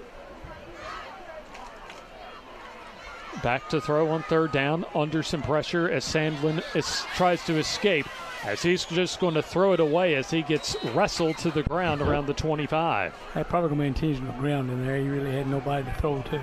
Well, it's going to be 4th down in any case, as that's what our duo of officials around the 23-yard line are discussing. You know, I don't know, is that a loss of down? You know, take the penalty right there. It could be a loss of down, so you take the penalty in that situation. Well, it would be a loss of down on an intentional grounding, but I don't think they're going to call that. But no harm, no foul, really, for Jacksonville's defense. Ball, personal foul on the defense. So 15-yard penalty results in a first down. I wonder if Hal Sandlin was thrown almost tomahawk to the ground is what blew an unnecessary roughness, personal foul type of penalty. Very well be. Because usually now in the college and the pro game, as long as the quarterback's outside the tackle box and gets the ball across the line of scrimmage, there's no intentional grounding. Right, in high school it's not. So it'll be a gift first down for Aniston, as he'll keep their offense on the field. Maybe they can capitalize and put a score on the board here. Well, they desperately need a score here, down 2 scores. So Sandlin will line up in the shotgun, and a bad snap, as it'll be Taylor recovering and fighting his way back for any yardage that he can, as he'll get tackled deep in the backfield. Might be a penalty there. So it looks as if that was Drew Pridgeon in the ball game, making the tackle. So Aniston lucky to get the football back, as we are through 3 quarters of play here in Aniston. Jacksonville on the good end of a 17-8 lead, as we have 12 minutes left in our FNN High School Football Game of the Week.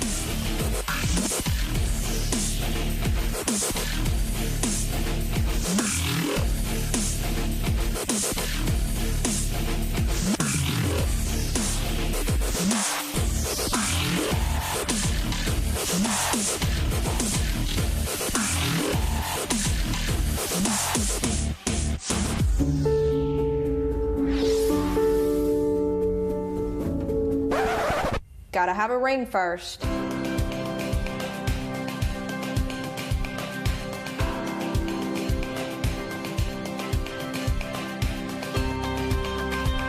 Remember, she has to say yes to the ring before she says yes to the dress.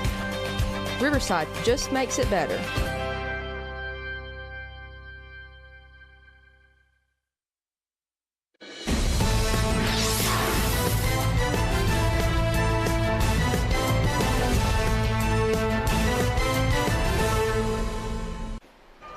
The final 12 minutes of our FNN High School Football Game of the Week, as it is Jacksonville leading 17-8 over Anniston. Jacksonville coming in 0-1 in Class 4A Region 4 play, but 2-1 overall. Anniston a perfect 3-0 overall coming into the game. Here's Malachi Taylor up the middle as he'll get some decent running room across the 40 to the 41-yard line for a gain of 5. And that was a third down rather, in 18 to go. So now it's going to be 4th down, and they'll spot the ball near the original line of scrimmage, and that'll be around the 42-yard line or so. So Anniston's going to need the Jacksonville 47 to keep this drive alive. Well, we got 3rd down on the scoreboard and 4th down on the chain over there. Yeah, a little confusion out there, so we're going to have a whistle and an official's timeout. Actually, check that, a timeout for Anniston. So that's their first timeout called for here in the second half with 11:16 to go in the football game. We'd like to remind you the 2022 FNN Game of the Week sponsored by the Calhoun County Commission. If you're looking for the perfect place to live or start a new business, take a look at what Calhoun County has to offer. Not a lot to offer for the home fans for Anniston tonight, as they have struggled, especially on offense tonight. They got a short field off of a fumbled punt from Jacksonville in the second quarter that they were able to get a Malachi Taylor touchdown run and a 2-point conversion to take a brief lead. But so far tonight, even with the wet conditions, factoring that in, Jacksonville has played like really the more physically superior team tonight. Yeah, they definitely played with more consistency on both sides of the ball through 3 quarters. Well, I mean, that's one thing in talking with Coach Rico White yesterday, that he had been pleased with his team's physicality through the first 3 games of the season and their discipline as far as the overall theme of discipline for this year's team, but they have not looked like a disciplined team tonight. Well, penalties and errors on snaps. Here's the pump fake. And the throw, open receiver down the field for Cunningham, and that is complete for a big, big first down for the Anniston offense. Just a huge play. It caught him on a wheel route right there and got behind everybody. So from the 42 inside the 25 to the 23 of Jacksonville as a second look at that last pass completion. And there you see Cunningham catching it around the 35 and advancing it 12 more yards as the pump fake. Plenty of time, and the throw is complete over the middle inside the 10 to around the 8-yard line, as making the catch was Jamarius Billingsley. Anniston going a little tempo, as we'll have a injury timeout for Jacksonville. But a little tempo, Coach, in the last 2, in fact, the best 2 plays we've seen tonight for Anniston in back-to-back plays. Right, the previous play, they faked a bubble, and he just continued on the wheel route and got behind everybody, and then they ran double slant bubble and he hit one of the slant guys, on the inside guy at the top of the screen there. So it looked like, again, we may have a cramp here. Yeah, that play, the first of those passes was a 35-yard pass completion to Cunningham, and then Billingsley reeling in a 15-yard first down grab. As we'll remind you during this injury timeout that Cleburne County at Munford, another Class 4A Region 4 matchup, will be our scheduled FNN High School Football Game of the Week next Friday night. And I think we should be getting our first taste, little appetizer, even as a small little dish of fall next week for our FNN High School Football Game of the Week weather-wise. Well, it would be nice, cooling it, to play a game that was a little bit cooler, not as muggy like it is tonight. Absolutely. One disadvantage as far as the high school football season down in this part of the country is that really your first half of the season played in almost summer-like weather. Right, that's why they incorporate the heat timeouts, I think through the first 3 or 4 games anyway. Exactly. Well, this is officially week 3 of the season, 4th week if you count week 0 of the season. So almost to that halfway point as far as our 2022 regular season. So a long way to go before you get to postseason, as this will be the direct snap, and Sandlin will take it up the middle and try and push toward the goal line. Is he in? Yes, he is. Touchdown, Anniston. Determination that time by the South Carolina commit and senior quarterback Cam Sandlin, as he runs, looks like right into Phillips, and then just determines his way, bulls his way in, Coach. Yeah, they got in a bunch set, empty backfield, and just ran at the bunch side where it kind of makes it an unbalanced look. And he just finds the hole and hit it and then took it into the end zone. May see it again. It looks like about the same formation. Yeah, so it'll be a big two-point conversion opportunity now, as Sandlin going up the middle, trying to fight his way to the goal line, and I think he's going to be a little short this time. So it looks like they're going to mark the ball at the 1-yard line, so it appears that the two-point conversion attempt is, and it is indeed, or let's see, no official indication. From the naked eye, it doesn't look as if the two-point conversion is good, and there you are. One official signal's no good, you're right. And then our referee says no good. So we'll take the timeout. 17-14, Jacksonville leading Anniston on the FNN High School Football Game of the Week. Did you know Kona Ice can help you fundraise for your school? It's true. It's quick, it's easy, and the kids absolutely love having Kona Ice. We'll let you in on a little secret. Teachers love it too. So, how can we help you fundraise this year?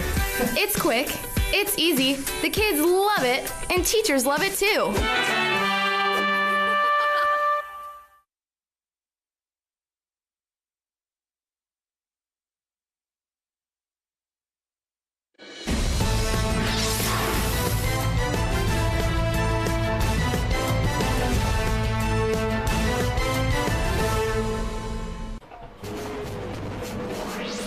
From historic Lot Mosby Memorial Stadium in the heart of Anniston, James Hardy and Paul Farlow with you for our FNN High School Football Game of the Week. Should expect Coach Eddie Bullock back with us next week for our trip down to Munford. But it'll be Sandlin kicking off, as they got a couple of big-time passes, including a 3rd and long pass down the sideline from Sandlin to Cunningham. Another 15-yard pass to Billingsley, and then Sandlin finishing off the drive with an 8-yard touchdown run. We have the side judge at the near side blowing the play dead before Sandlin can get the foot into the ball. No explanation that we could see down there as far as that quick whistle. But Jacksonville now trying to hold on to their lead of what was 9, now down to 3. And here's the kick, end over into the far side as Fisher washes it. Stay at the 1-yard line, and now he's going to have to do something with it, as he'll escape a couple of tacklers, create something out of nothing, and not a bad kickoff return that time to the 24-yard line. You're right. That ball stopped, went dead on about the 2-yard line, so that's a live ball, and he did a great job getting it up to, 24-yard line?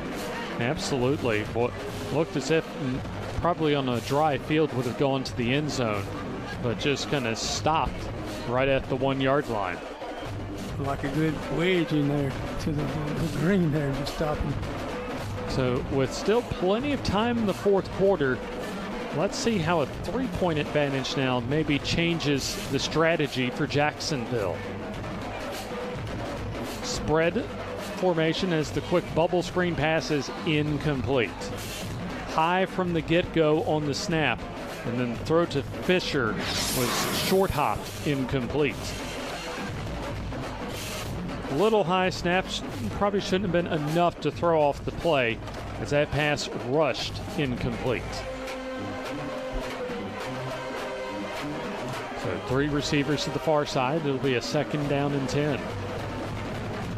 Ogle to throw, has to step up. Got a man wide open up top there, missed him. throws to the near side, incomplete. As trying to get open that time, the intended receiver for Jacksonville.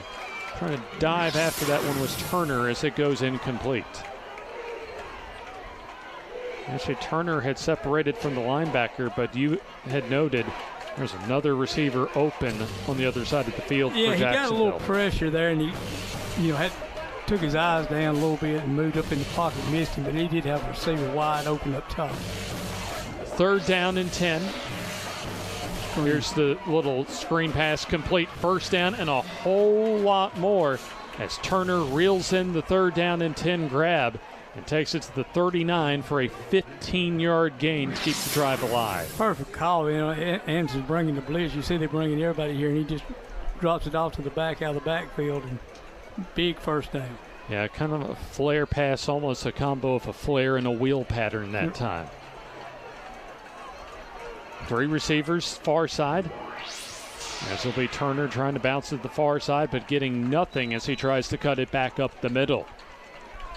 Solid defense from Aniston as KJ Cole, among others, helping out on the tackle. So it'll be no gain, 2nd down and 10. Anybody's ball game as we are under 10 minutes left in the game. Anderson looking for a stop right here. Jacksonville has led the majority of the game as Ogle drops to throw, steps up, and now throws down the field, and it is complete. Complete deep into Aniston territory as Devontae Sinclair appears. No, they'll wipe it off and say incomplete. Tough break right there. That was going to be a heck of a throw and catch right there. We should get a really good look on this replay, Coach. They must have said that the ball was trapped on the ground as Sinclair was rolling with the football. It's kind of hard to see right here, but when he rolls, he looks like he has it. Now, I thought he had it from first glance from a live play. I did too. But the officials were right there on it, so that's given them the benefit of the doubt. 3rd down. Ogle throwing into coverage. That's intercepted. Aniston with the football as they'll say they'll blow the play dead. What happened? Must have been an inadvertent whistle. I don't see a flag on the play. Let's take a second look at that last play. Looked as if Dobbins had gotten an interception.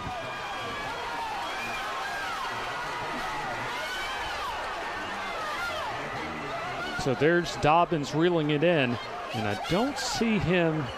Yeah, I think that was just an inadvertent whistle, Coach. It has to be an inadvertent whistle. So they'll spot the football from where Dobbins made the interception. A big turnover for Aniston, basically like a punt, but that'll be the first interception of the night for Jaden Dobbins.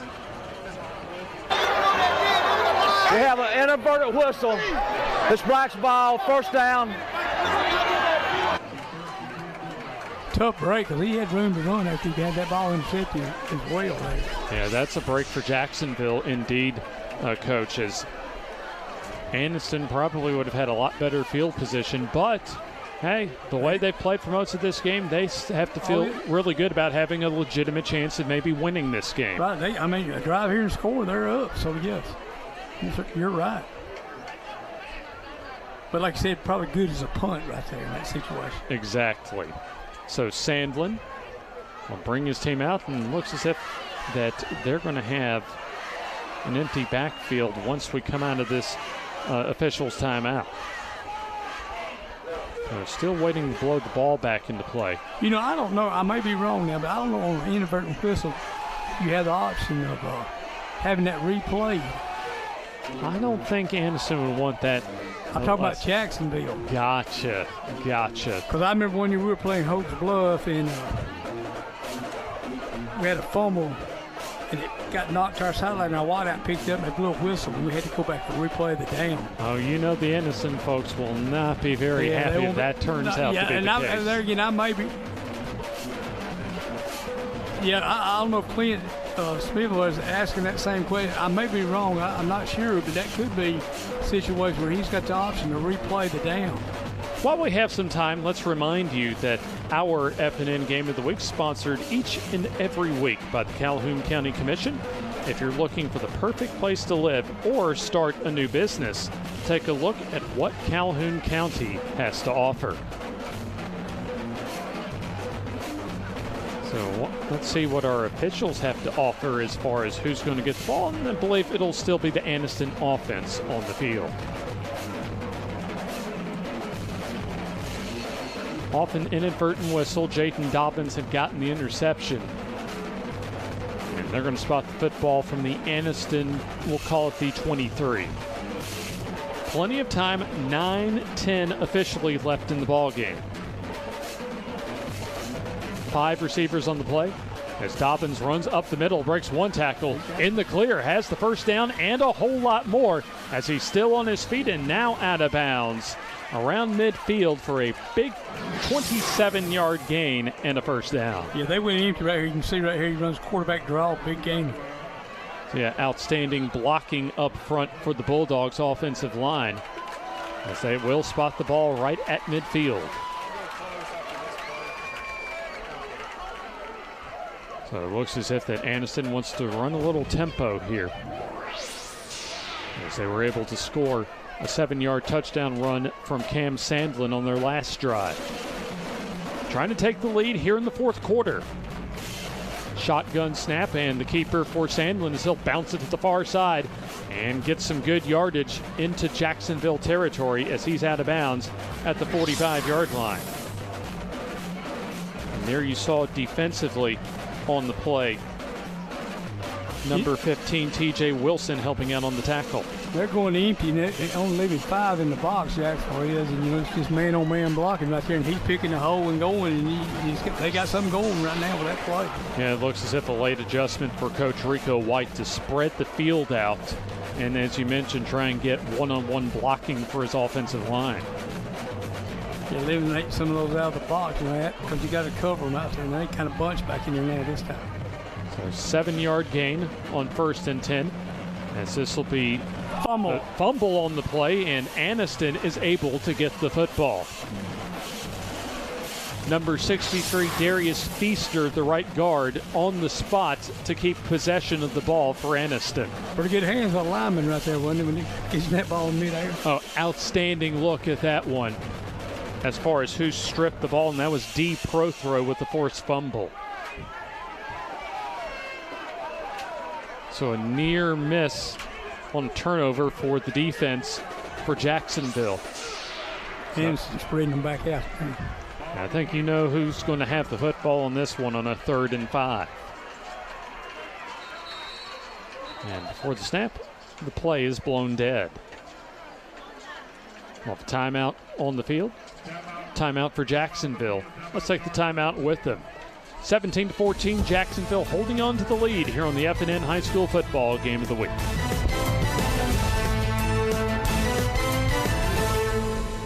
In Alabama, school spirit is in the air on Friday nights. At Farmers and Merchants Bank, we're giving our customers the opportunity to show their school spirit every day with our new Spirit debit card.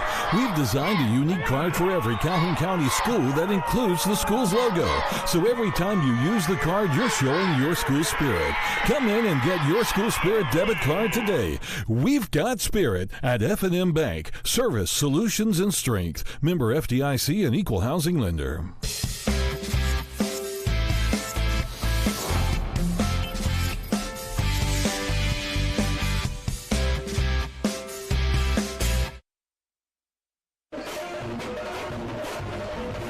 The FNN High School Football Game of the Week, a key Class 4A Region 4 matchup between number 6 Anniston and number 7 Jacksonville, as it's separated by just 3 points. Officially 8:06 remaining in the ball game. 3rd down and 5, line to reach from the 45 is the 40 for the first down. Here's the pump fake. Under pressure is Sandlin as he'll dump it down complete. Cunningham advances upfield and I think will have the first down. Needed the 40, got across the 40, off to the 38. An outstanding recognition that time by the quarterback, Sandlin. Yeah, Jacksonville brought pressure, and he just hit his chick down, man, out here in the flat. Nobody was on him, got a big first down. So that was a big third down conversion for the Anniston Bulldogs as they keep the drive alive. Football 38. Here's the keeper up the middle and big running room and could go to the house. Sandlin gives Anniston the lead. I believe Anniston found some of that empty set, just directs out the quarterback, and he just glides and finds a hole and goal, and that's what he did, took it to the house. And there you see the students mobbing each other and Cam Sandlin, as once he found the clearing, it was off to the races. 7:54 left in the ball game. Second touchdown run of the fourth quarter for Cam Sandlin, as Anniston has come back from a 9-point deficit to take a 3-point lead. You know, big conversion right here. You know, that to get them up more than a field goal. A field goal could tie if they don't make it here. So, you know, force them to have to make a touchdown to get back up. So this is the running back Malachi Taylor in at the Wildcat position. Gets the snap and tries to take it off the right side. An outstanding defense that time to force it back up the middle, as play is blown dead back upfield. We got touchdown over here, 2 Or points. check that. They do say a 2-point conversion. That's big right there. Forces Jacksonville now to have to score a touchdown where a field goal was tied up.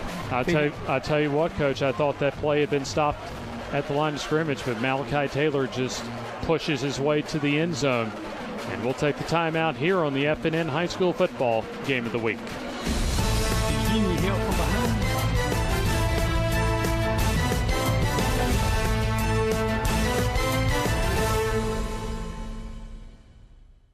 Advantage Tire and Alignment on Highway 202 in Anniston is so much more than just a new tire and rim shop. There's not enough time in this ad to tell you all the many things they can do to help keep your car in tip-top shape. Advantage Tire uses ASE certified technicians, so you know any work done is top-notch. Bottom line, if it needs repaired or replaced, they can probably do the job and save you money. And when it comes time for new or used tires and rims, Advantage Tire and Alignment prices just can't be beat. Stop in and see Bruce and the crew today. Advantage Tire and Alignment. Jacksonville advancing the football on the kickoff, as the Golden Eagles will take it to the 35-yard line, as the return man Zavarius Turner will take it about 19 yards.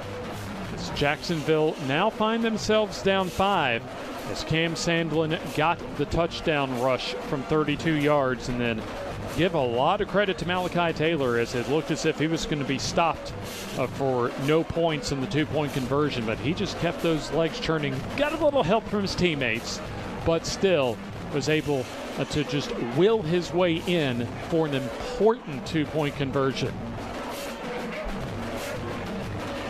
So now a little adversity for Jacksonville, as we'll have the pre-snap penalty coming up. Illegal procedure on the Golden Eagles of Jacksonville, so it'll be first down and 15 from their own 29. Tell you what, Coach, I think you had mentioned during the break, and maybe even before we went to break, that empty set may be something the rest of the season that Anniston kind of bases their offense around with Cam Sandlin. They had a lot of success with that drive with it. Yeah, a lot of success, and just kind of almost able to kind of open up their offense. Here's the give up the middle, as it'll be, looks like Turner with the football, as he'll get more than the penalty yards. In fact, pushes the ball across the 35 to about the 37-yard line. Good solid blocking right at the middle of the defense, as the rain picking up here in Anniston. Coming down to the wire, as we're approaching 7 minutes left in the ball game. 7:15 and counting. Here's the play action. Ogle stops and throws. Has a receiver complete for the first down, and a whole lot more to his favorite target that time in Kydrick Fisher, as the sticks will be moved on the first down pass. A little sprint action flood one side there, and got it for a big first down. So Fisher takes it to the 49-yard line, a gain of 11 on the pass. Now almost a driving monsoon out there, as Jacksonville trying to retake the lead. Here's the give to Turner. Not a whole lot off the right side that time, as that may get the ball to midfield. So you had about 3 black shirts there for Aniston on the tackle. It looked as if that Roscoe Malloy coming in from the bottom of the pile on the tackle. Little tempo for Jacksonville, as the snap and the give will go to English, as he'll get about 3 to across midfield to the 47 of Aniston. We're going to get a heat timeout here. We're going to let him go. Well, we'll see here. Usually would get the heat timeout, but I think play is going to continue. We're under 6 minutes left in the football game.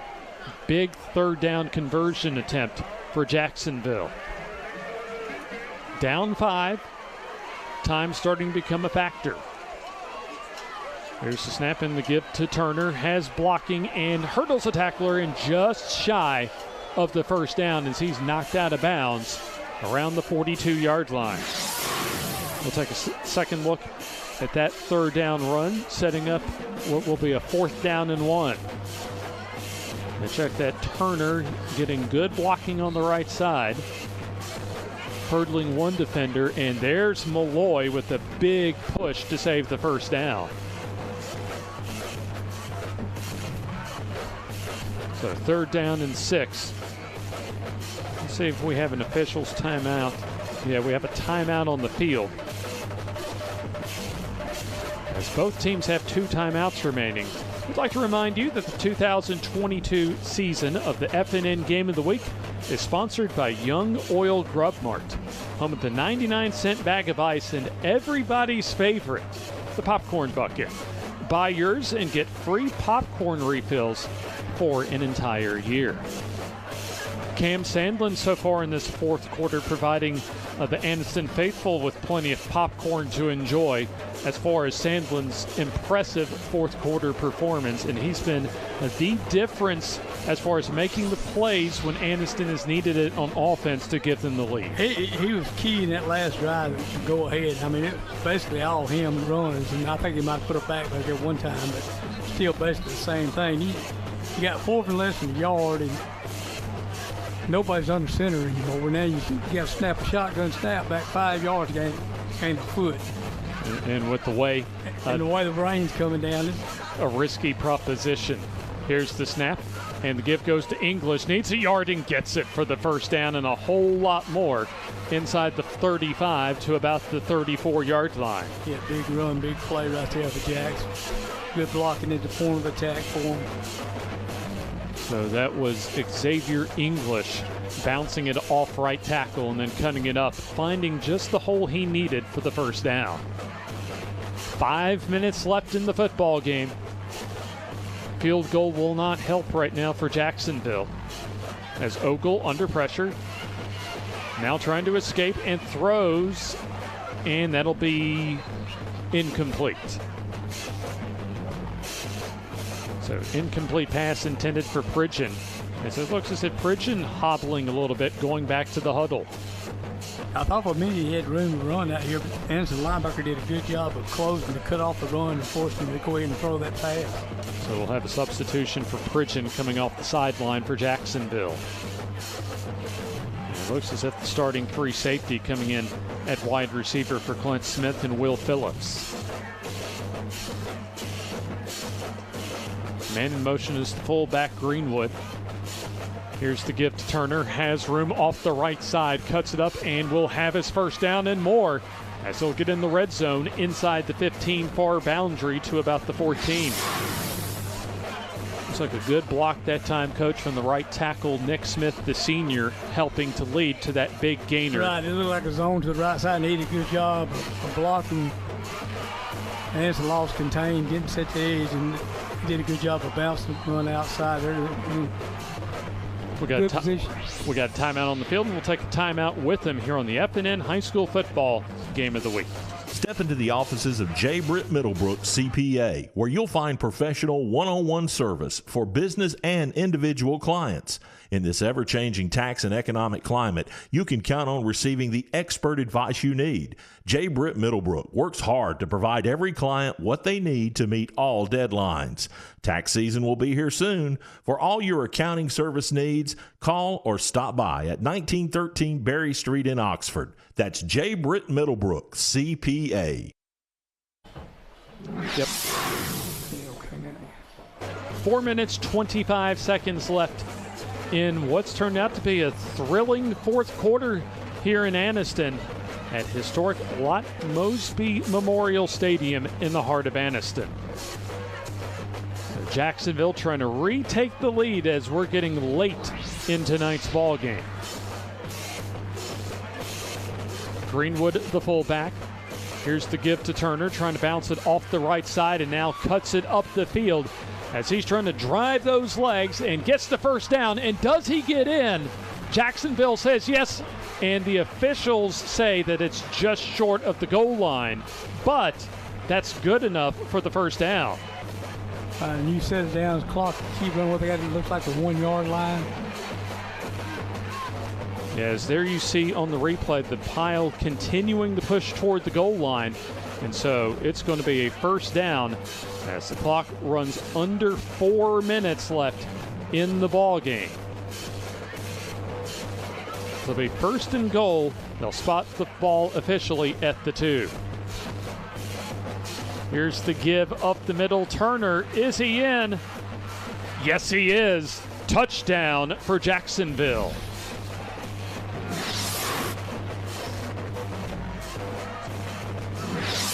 So the short yardage situation, as there you see Turner going right up the middle. It looked like a power play inside the off guard pull and laying up in the hole right there. So it'll be really getting the boatload of carries in this fourth quarter for Jacksonville. Zavarius Turner with his first touchdown run of the night. As Jacksonville now takes a 1-point lead and looks as if we will have a timeout for the 2-point conversion. And talk over what they're going to run. We'll step aside for a quick timeout here on the FNN High School Football Game of the Week.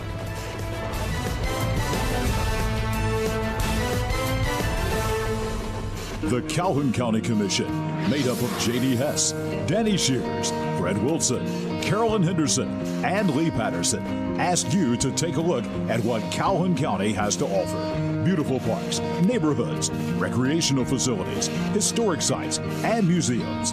Our citizens enjoy a high quality of life and strongly support the arts. If you are considering expanding or starting a new business, take a look at what Calhoun County has to offer. You will be glad you did.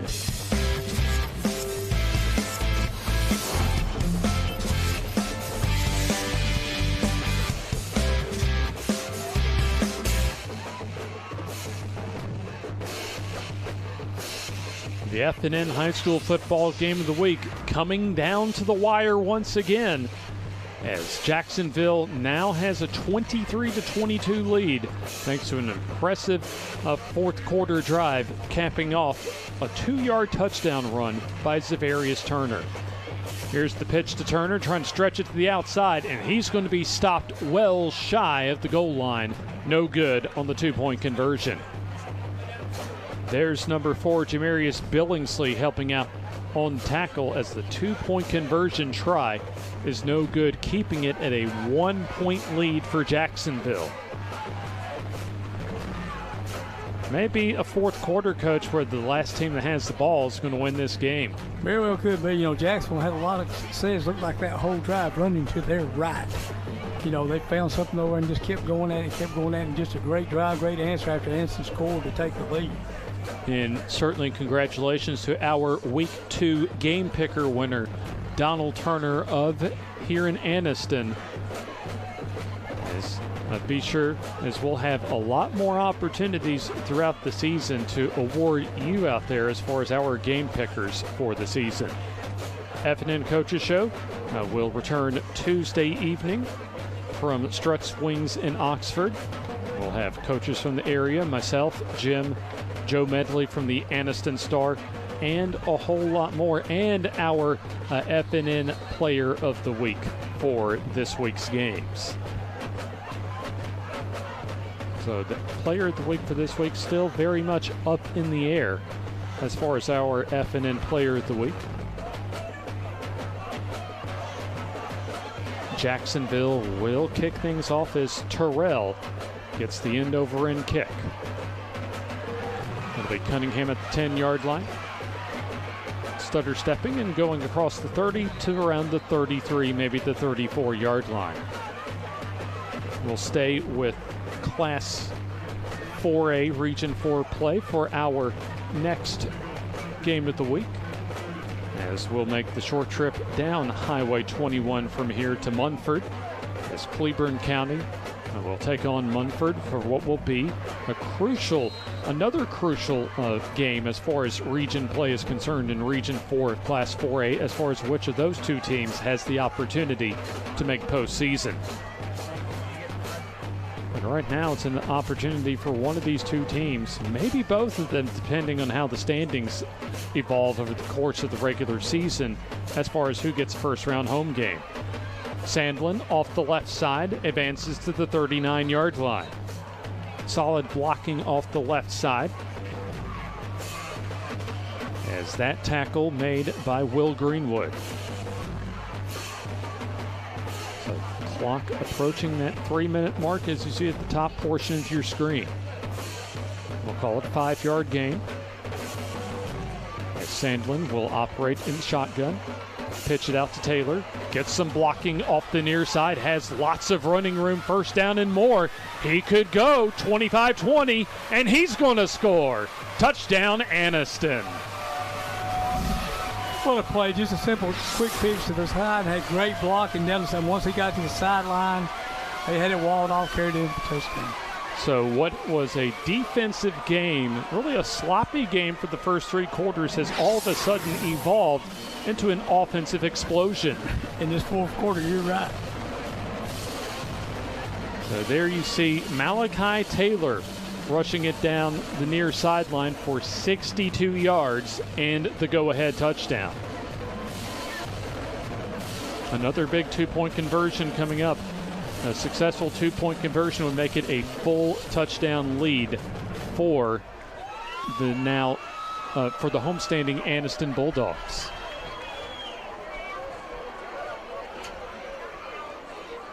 So we've seen some Wildcat quarterback in this scenario, but it appears that Cam Sandlin will take care of things as far as operating the signals. Back in that heavy set over here, bunch, close. Here's Sandlin going off the right side. Good blocking. Gets leveled as he was going to the goal line. As there you had Kydrick Fisher making that big hit right at the goal line. But I do think that 2-point conversion attempt is good, and it is indeed. So Sandlin pays for his 2-point conversion, but as we take this time out, Anniston now leads by 7, 30-23. You've been in an accident. Your car needs body work and you're not having a great day. But things just got better. Wesley Paint and Body Shop in Oxford will take it from here. As soon as you walk through the door, you know you're in a friendly, state-of-the-art collision center with over 100 years of combined professional experience. We offer a 24-hour towing service. It's your choice who repairs your vehicle, and we work with all insurance companies. Wesley's Paint and Body Shop is on 78 right across from Camping World. We're here to make your day a whole lot better. Never know what you're going to get out of a football game, especially on a Friday night, and Anniston and Jacksonville have shown that. It was 17-8 Jacksonville going into the fourth quarter, and now Anniston has scored 22 here in the fourth quarter to take a 30-23 lead. James Hardy, Paul Farlow with you from the heart of Anniston, Alabama at Lott Mosby Memorial Stadium. So Sandlin will kick things off for the Black clad Anniston Bulldogs. We have Fisher to return as the line drive end-over-end kick will be fielded rather by Turner at the 5. Looking for room and has some. 30. Still going and now down at the 36-yard line.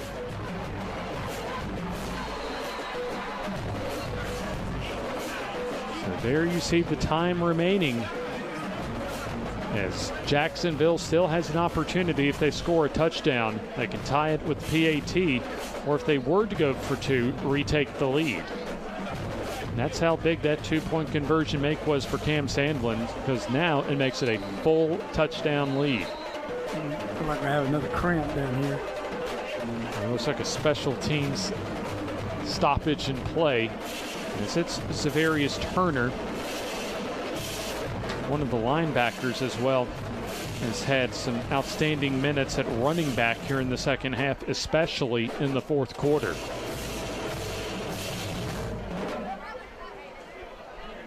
So we'll be with you at 6:30 next Friday night and keep things as far as Class 4A Region 4 for Munford in Cleburne County.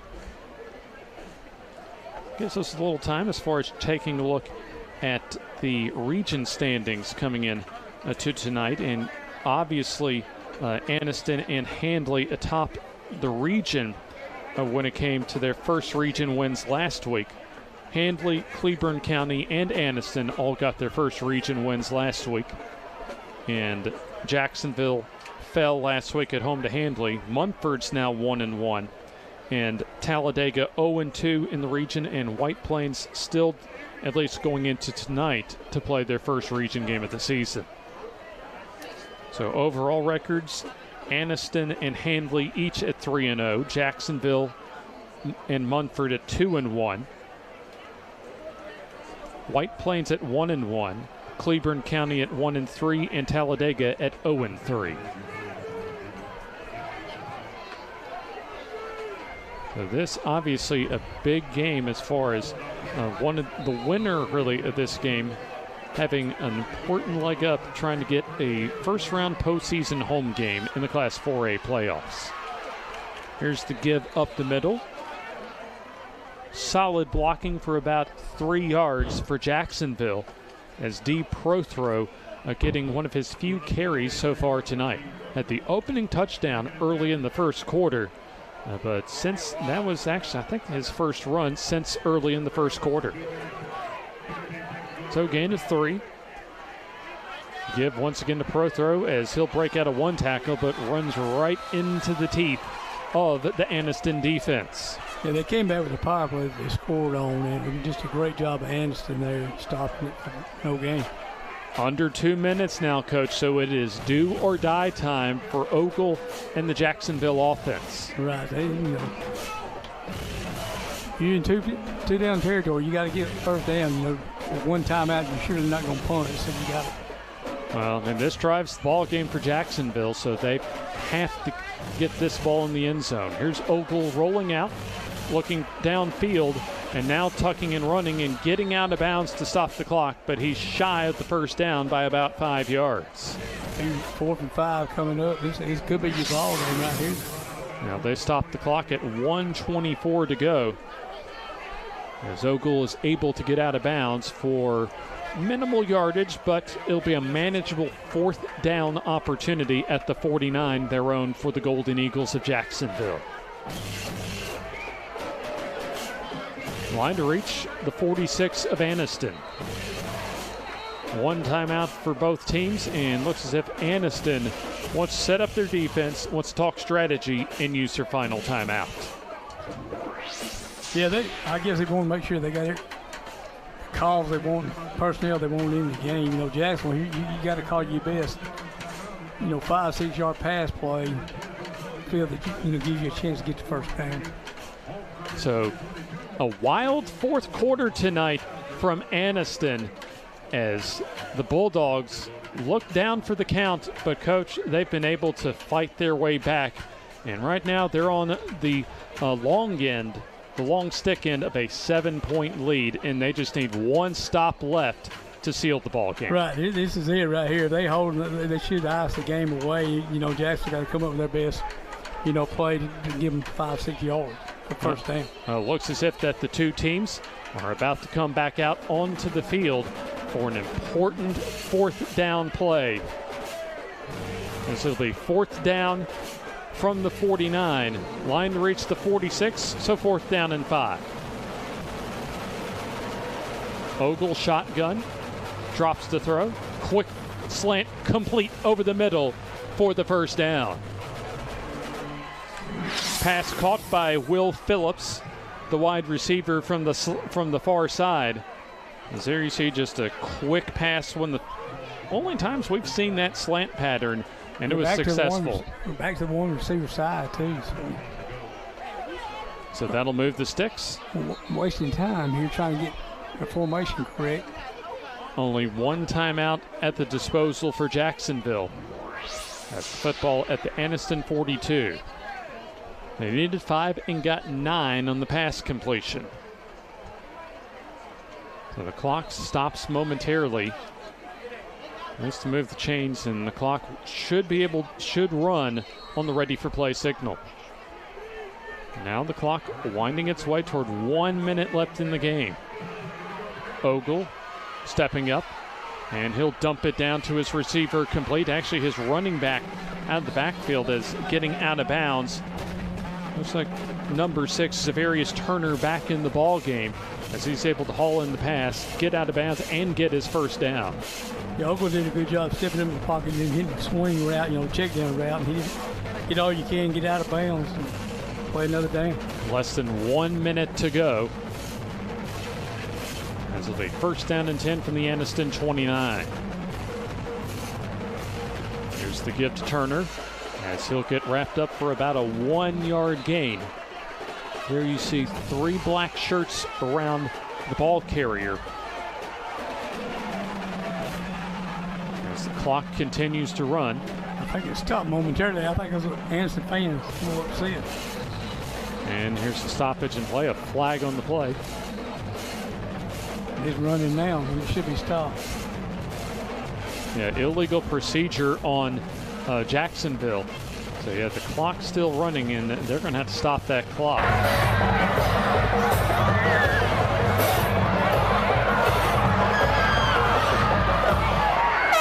going to have to put quite a bit more time back on that clock push. Down. Yeah, that's at least 20-something seconds back on that clock. We're hot. We're going to be hot. Then they, there you go, 20 seconds, so yeah. 51 seconds. Right, that's correct. That's about what. That's correct. So the clock will resume, or it should, on the ready for play signal. So now the snap. Pridgeon throwing complete. A little stop route that time. And it's making the catch. Sinclair inbounds, so the clock will continue to run. As the football inside the 30-yard line. It'll be a second down from the 27-yard line. A second and about, we'll say, 8 to go. Flag on the play as that'll stop the clock at 40. Motion yet. So another false start. That'll move it back 5 more yards. Certainly helping Anniston's cause on defense. As you got to figure right now, Coach, that they're looking to kind of maybe not a traditional prevent defense, but not allow the long pass play in this area of the field. Right, yeah. Play what you call right here. You don't play off. Here's Ogle stepping up, trying to run, and he'll go out of bounds just shy of the original line of scrimmage. Goes out of bounds at the far side around the 27, maybe the 28-yard line. So it'll be a third down and long situation. As we have a little clock malfunction now. Actually, we've been having a clock malfunction as far as the penalties, running too much time off the clock. And right now on the scoreboard clock, they have 46 seconds. That can't be right. I don't think it's nearly that much time. But we know it's going to be a third down and long. In fact, they've actually spotted the football back at the 30, around 32, maybe the 33. They got a field. They have linemen downfield. That's not going to help Jacksonville much either. Well, probably a holding penalty, actually.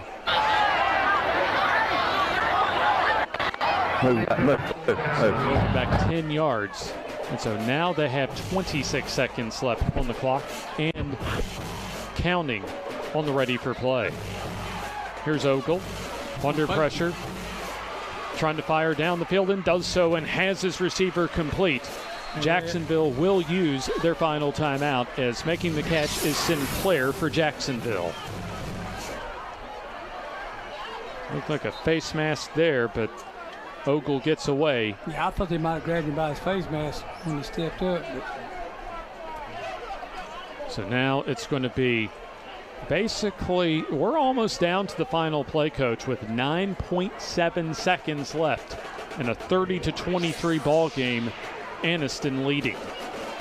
Well, the main thing, you have to get your first down here for sure. And if you can get something, right past the sticks, and if you don't get out of bounds, run up there and clock it right quick, and then you got probably one play that you got to throw in the end zone.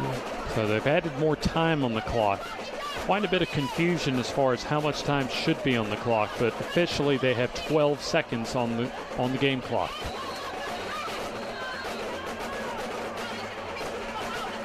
So it has fourth down on the scoreboard, but officially on the field across the way. They had, I think, third down.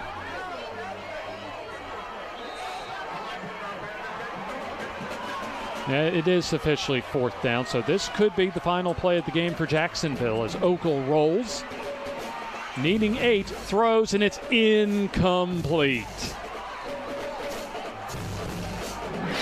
So incomplete as Aniston just realizes that was a fourth down pass. And we take a look at Ogle misfiring out of bounds, intended for Sinclair. Yeah, look like they had a little sprint action pass, a little flood route, trying to get it right past the sticks. Like I said, you threw it short. Incomplete. Aniston takes over on downs.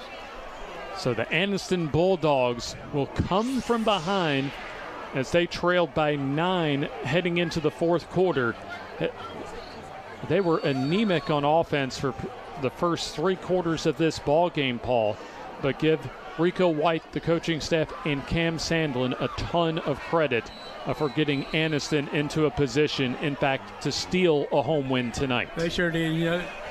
Hadn't done much of anything for 3 quarters. The fourth quarter, scored 3 touchdowns. I think we got something going good with the spread, empty look, quarterback draws and stuff, and then the quick pitch for the go-ahead touchdown there. Cam Sandlin with a couple of fourth quarter touchdown runs. And also Malachi Taylor with the game-deciding touchdown.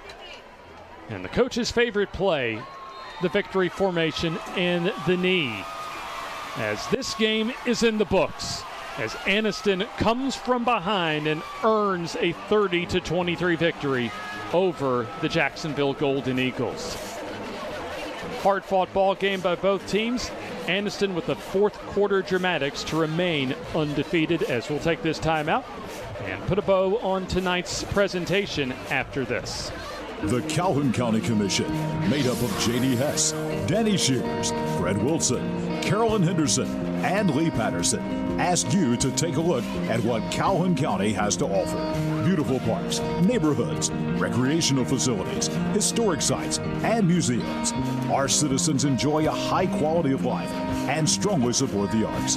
If you are considering expanding or starting a new business, take a look at what Calhoun County has to offer. You will be glad you did. Advantage Tire and Alignment on Highway 202 in Aniston is so much more than just a new tire and rim shop. There's not enough time in this ad to tell you all the many things they can do to help keep your car in tip-top shape. Advantage Tire uses ASE certified technicians, so you know any work done is top-notch. Bottom line, if it needs repaired or replaced, they can probably do the job and save you money.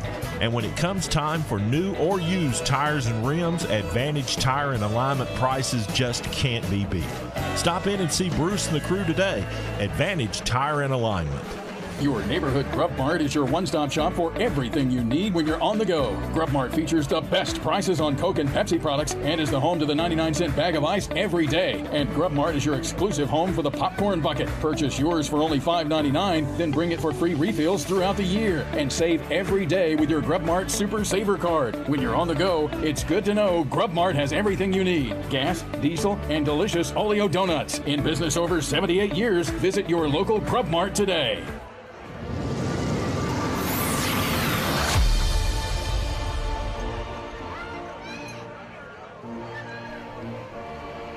What was a pedestrian first 3 quarters of this game here in Anniston, the homestanding Bulldogs were able to pull off the comeback tonight, score 22 of their 30 points here in the fourth quarter, as it's not how you start, but how you finish for Anniston, as Rico White's Bulldogs improved to 4-0 on the season with a 30-23 win over Jacksonville. We'll begin our postgame and begin our wrap-up for you. James Hardy with you, along with Coach Paul Farlow. And Paul, this is quite an interesting ball game, as mentioned. Very pedestrian field the first 3 quarters, and then all of a sudden, both teams lit up the scoreboard, and Anniston made the big plays when they needed it, when it had to count, and it certainly counted for a big, big W. You know, big, here it is right here. Go ahead, touchdown, a little quick pitch. And once he gets to the sideline, made a good move here and just takes it down the sideline out, runs everybody from Jackson and scores. And there's Malachi Taylor showing off those little dance moves down the sideline to get himself free. And there you see the Anniston faithful excited for their team coming back and pulling off the W. And on the other side, Paul, as far as Jacksonville, if you're Clint Smith, you had to feel like that your team was in position going into the fourth quarter to get what would have been a big road win for them, but you have to feel like this game, the opportunity for the win, slipped away. Yeah, they, going into the fourth quarter with a lead, and all of a sudden Anniston just comes alive and makes the plays they have to. Defensively, I'm sure Coach watching the film to see whether it had some breakdowns. So as we wrap this one up for you here in Anniston, the Anniston Bulldogs will go on the road for region play next week at White Plains. 4-0 overall, 2-0 in Class 4A Region 4, as Jacksonville will take on Talladega next week. They dropped their second game in the row and now fall 2-2 overall, 0-2 in region play. So this was an opportunity to get a win for Jacksonville on the road against one of the more talented teams, arguably the most talented team as far as pure athleticism in Region 4 of Class 4A. And this one has to hurt for Clint Smith and Jacksonville. Yeah, he'll probably feel like they had a chance, like you said a while ago, to, win the game and give Anniston credit. They fought back and did what they had to do to win the game. And again, starting off 0-2 in the region, you don't want to do that. But for Anniston, also an opportunity maybe to springboard their season even further. Right, yes. I mean, it was like them and Henley's on a collision course, for a region championship. That'll do it for our coverage tonight here in Anniston at Lott Mosby Memorial Stadium. As there you see all the folks behind the scenes helping us out to get our FNN Game of the Week off the ground for tonight. As always, a big thanks to Jim Jacobs and crew behind the scenes. A big thanks to Paul Farlow helping us out tonight. A job well done, as we will see Coach Eddie Bullock back with us next week as we make the trip down to Munford for Cleburne County and Munford for our Game of the Week next week. 6:30 airtime next week, as you saw all those folks, and Anniston victorious going in to the post-game locker room. We bid you a good Friday night and wish you a safe and happy weekend as you have been watching the FNN High School Football Game of the Week.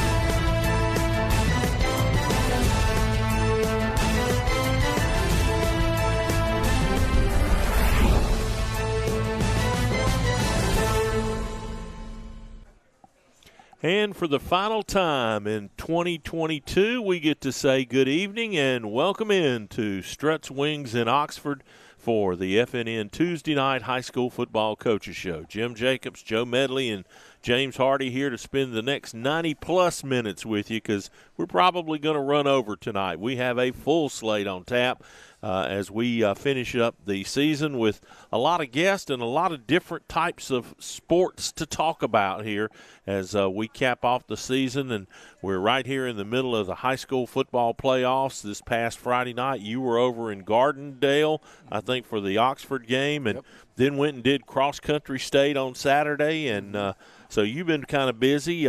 Your impressions from this past Friday's game over at Gardendale? Well, Gardendale was a better team, and that showed. Oxford had a pretty good start to that game. Yep. They got off to they were up 7-0 after a turnover. Got up 14-7, but Gardendale went into halftime up 17-14, kicked the field goal right at the end of the first half, and they pretty much dominated the second half. And they got some players over there. Their quarterback's a really good player, and Oxford, they've been through some adversity this year, to say the least, and persevered to get in the playoffs. And considering the region they play in, I think they did okay. But James, I think the high mark of round one has to be the exit of Clay Chalkville. Especially after they've been, number one practically the entire season. I mean, they were one of, 6 top seeds across the state that lost this past Friday night. Yeah, it was an interesting first round. It was, and as far as Calhoun County goes, it was a deadly night. It was a deadly night. A couple of years ago when we got 9 in, 8 of them made it to the second round. Yep. This wasn't that kind of year. No, we saw several teams from our area exit, and unfortunately, some of it we thought would happen, but there was a couple that we didn't think would happen, and it wound up being that way. But we still have several teams in from our coverage area, and we'll talk about some of those games coming up for round 2 here later on in the show tonight. A really interesting lineup this evening. Let's go ahead and put it up on the screen for you so we can tell you exactly who's here tonight as we get ready for our final show of the year. Of course, Coach Wes Brooks is here from the Oxford flag football team, the girls flag football team, and he's brought members of the program with him. And, Joe, they've advanced again back to the semifinals after winning last year's first state champion in Hewitt-Trustful, knocked them off last night, and now Oxford's back in the hunt. Yeah, back in the semifinals, and, having, a year later, they got a lot of experienced players, and I wouldn't be surprised to see them in Birmingham. Well, let's hope so. The Big O going back to, it'll be, I guess they'll play that in Auburn, won't they? Yeah, it'll be at Auburn as part of the Super 7. Exactly. Well, one coach that's here that won't have to play for her blue map, that's Coach Taylor from Dono. They've already got possession, right? Yep. They took it and took it firmly. One of the sharpest quarterbacks we've seen this season, and he's been in our lens a couple of times. Trace Thompson is here, James, as our player of the week from the Week 10 beatdown that they laid on Southside to finish off the regular season, and Etowah still lives on in the playoffs. Absolutely, and he was making plays in that regular season finale at Southside and kind of helped them get a little bit of momentum going into the postseason.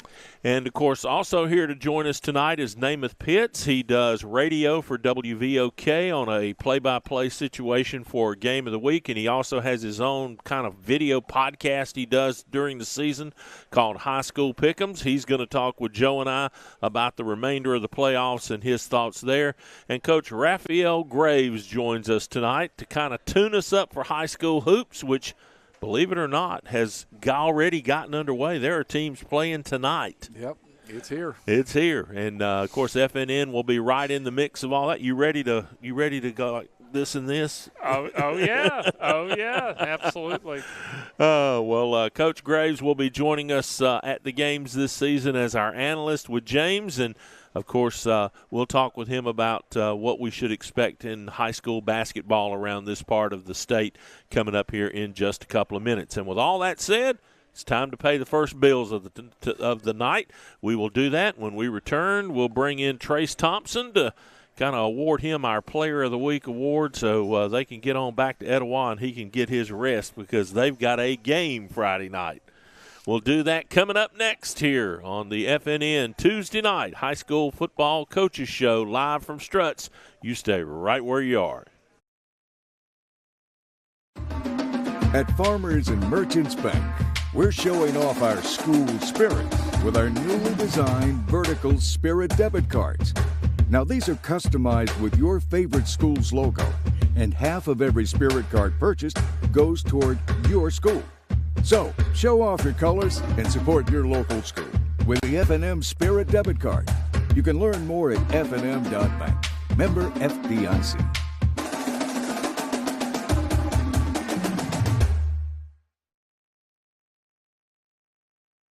Aniston Auto Trim and Body Shop is your best stop for full-service auto body repair, including all body work and professional painting. They also specialize in complete classic car restoration. When you have an accident, you want it back the way it was, and that's what you get with the team at Aniston Auto Trim. The same is true if you're ready to restore your dream car or a timeless family classic. They work with all major insurance companies and provide free estimates for every job. Come by today and see Stacy Jennings and the gang at Aniston Auto Trim and Body Shop, just up the hill off Quintard on Greenbrier Deer Road. Family owned and operated for over 50 years, Miller Funeral Home is committed to providing families with the finest services for their loved ones, including our newest service, Aquamation. Aquamation is a gentle, respectful, and eco-friendly alternative to flame cremation. Miller Funeral Home is the only facility in the state of Alabama that offers the Aquamation service. Call us or visit our website today to learn more about how we can serve you and your loved ones.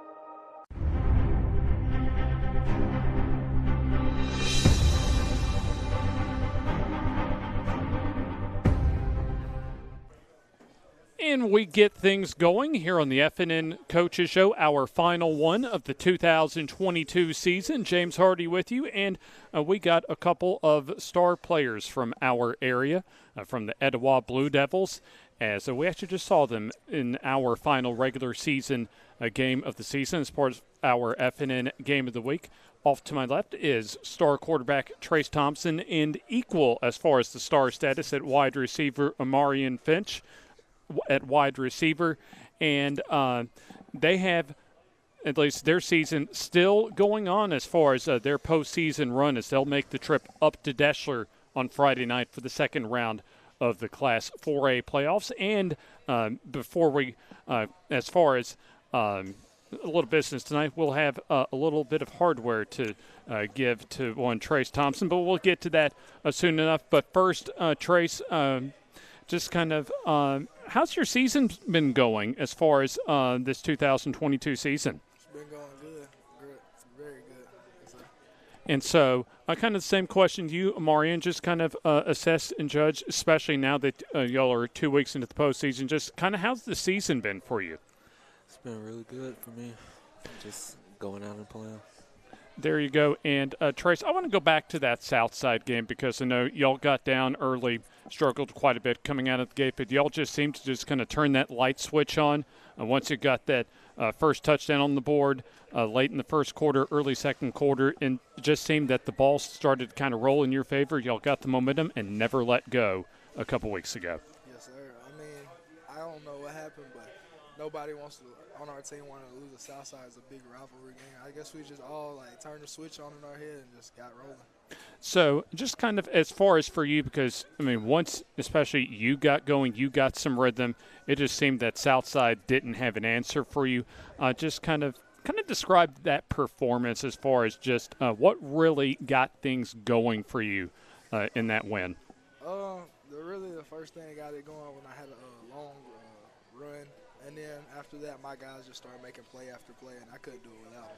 And so, Amarian Finch over on the other side of you, off to my right, had a big game as well. In fact, one of the best wide receivers I think we've seen all season long. Just what makes him so talented? What makes him such a threat on the football field? Just a very good athlete. I mean, he can do anything. He's line up in the backfield, slot receiver, wide out. It doesn't matter. He can run every route on the route tree, and it doesn't matter. He can do everything. And I want to turn the tables on this question, Amarian, as far as I know as we mentioned, you're one of the best wide receivers that we've seen as far as our games of the week this year, but Trace Thompson's a pretty good quarterback himself. What makes him such a valuable part of your offense? I mean, he's a leader. He goes out there and just throws the ball like he can and puts it on the dot every time. Yeah, he has one of the strongest arms. I tell you what, he's pretty tough to tackle out there, too. Yes, sir. And, Trace, just kind of describe your progression as a quarterback, just especially from last year to this year. What did you work on in the offseason? What improvements have you seen as far as your game so far this year? My footwork. I worked on footwork with a trainer in Birmingham and also making better reads on reading the defense. And also, how's the coaching, at least the transition been as far as to Coach Glover now that you're a full season, and just kind of as far as kind of the big picture for this year, how's the team been able to adjust to him? It's been good. I mean, the team adjusted really great. I mean, he just expects a lot out of us, and we expect a lot out of him. We just work hard and get it done. Now, let's look ahead to this week. Obviously, when you're in the postseason, every game is do or die. But y'all had a solid performance against Northside in the first round this past Friday night, and you got an outstanding undefeated Deschler squad on the road. Just kind of what's the mindset for y'all going into this week as a team? Just play Etowah football, minimize mistakes, and just do us. And I got to figure for you, you've got to have a big role as far as being able to make plays, but also get your team, and especially your offense, into the right place. Yes, sir. And so, Amari, you looking forward to this Friday night? Yes, sir, I am. Now, as far as your opponent, Deschler, is this, in y'all's minds, one of the best opponents that y'all played all year? I'll say so. And also, y'all play in an outstanding region. Really, in my mind, Class 4A, both the South and the North Division, is one of the better classifications in the state of Alabama, as far as especially already playing Cherokee County and Oneonta. Does that kind of help prepare y'all, especially for a road game like this? I think so, because Oneonta and Cherokee County gave us a game. We had to go out there and play and come out with the win. And then, Trace, I want to go back to that Oneonta game as well. They were in the state championship game last year in Class 4A, but y'all had arguably your best game of the season, one of probably your top moment as a team on the season, going into their house and dominating with a 31-7 win. How much does that experience of getting a win like that help as far as just the confidence, but also the mental preparation coming into this week? It helps a lot, just knowing that we can do it if we put our mind to it, but if we work. So it really helps a lot going into a big game like this. And so, Trace, I know you've had an outstanding season, really an outstanding career at Etowah. I'm kind of interested as far as, is there any quarterback at the college or the pro level that you've tried to emulate that you really like to watch, as far as just trying to pick some things up to implement in your game? Yes, sir. I like Justin Fields. Why do you like him? He's a big guy, a physical guy, and I just been liking watching him since high school. And so I want to ask you the same question, Marion. Is there anybody as far as the college game or the pro game, as far as your position at wide receiver, that you really enjoy watching? Yes, Marvin Harrison Jr. from Ohio State. Okay, and why? He's just a great player. I like how he plays, and I just try to go there and do the same. So before we go, we have a little bit of business to take care of with Trace Thompson, because he is our final winner as far as our FNN Player of the Week. Yes, sir. 6 total touchdowns, 5 through the air, and helping as far as lead a comeback from a 14-point first half deficit in getting a regular season finale W, because certainly the Blue Devils hope that this Friday is far from a finale. What do you think y'all have to do as far as going on the road and getting a big victory to continue what y'all hope is a run toward a state championship? Just stay focused. Don't let it get to us going a long drive, and just minimize all the flags and keep it to a low and play Etowah football, we'll be fine. And then one final question for you, O'Marion. As far as I know, it's been first-year coach, but y'all have had a lot of really quality wins so far this year. Would y'all view this year as a successful season as far as for this year's team? Yes, sir. I think it was because last year we kind of went downhill, but this year we kept it together and kept pushing. And, yeah. So there you have it. We have Trace Thompson, our winner for the FNN Player of the Week for the final regular season week, and also Marion Finch, wide receiver for the Etowah Blue Devils, as their season continues on Friday night in the second round of the Class 4A playoffs up at Desher. Still a whole lot more of the FNN Coaches Show, our final one for the 2022 season, and we'll have more after this timeout. The tire, arguably the most important part of a car. Without it, we could not stop, we could not go, we couldn't drive at all. They come in all sizes, brands, treads, prices, and ratings. How do you know which is the right tire for you? Thankfully, there's Cobb Automotive, and they have been answering this question since 1981. With a large selection of brands and sizes in stock, you are sure to get the right tire for the right price. Cobb Automotive, located on Highway 21 across from Walmart in Oxford, and 2001 Quintard Avenue in Anniston. Serving Calhoun County for over 30 years, Crawford Office Supply offers selection, convenience, and low prices. Choose from a wide variety of office furnishings featured in their huge showroom.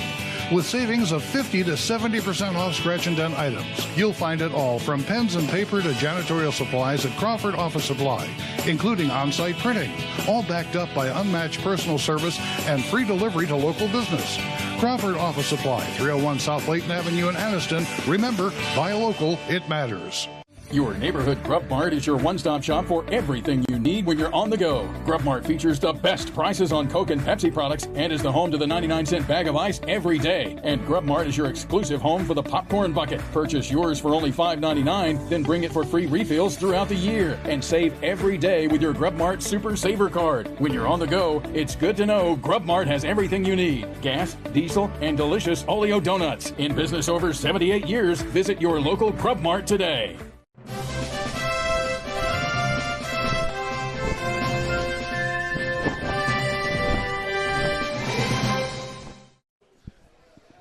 And welcome back to the Tuesday Night High School Football Coaches Show, live on FNN. We're at Strutt's Wings here in Oxford. Jim Jacobs, Joe Medley, and the head football coach. That's got to sound weird, yeah. Doesn't it? Yes, sir. Of the Oxford Lady Jackets flag football team, who have once again made it back to the Final Four. Coach Wes Brooks, thanks for coming in this evening. Good to see you. Glad to have you. We've been trying to do this for 3 years. Yes, sir. Yes, sir. Well, man, what a season. Again. Yeah. Oh, yeah. It's I'll tell you what, the biggest thing is just coordinating with all of the other coaches. We've got band members. We've got varsity cheerleaders. We've got middle school cheerleaders. We've got softball players. We've got volleyball players. We've got basketball players.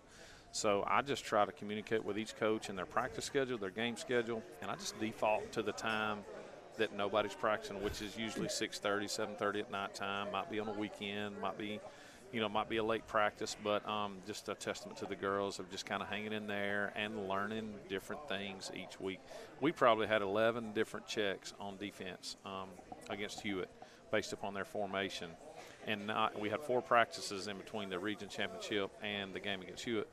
And not at any one practice did we have all the starters there at one time. So maybe 2 practices I had all the offense there, and 2 practices I had all the defense. And so just doing that, and the girls picking it up and executing a really good defensive game plan last night, obviously holding Hewitt to 0 points. That was anytime you can hold a team to 0 points, that's really good. And they got inside the 5 3 different times. And, of course, we went to our goal line defense, and our athletes just made really good plays. Wes, what do you have to do to be good at flag football? You got to be really good at pulling the flag, and there's a technique to it. You just can't run and just grab it one-handed. We go 2 hands, not necessarily like a football player.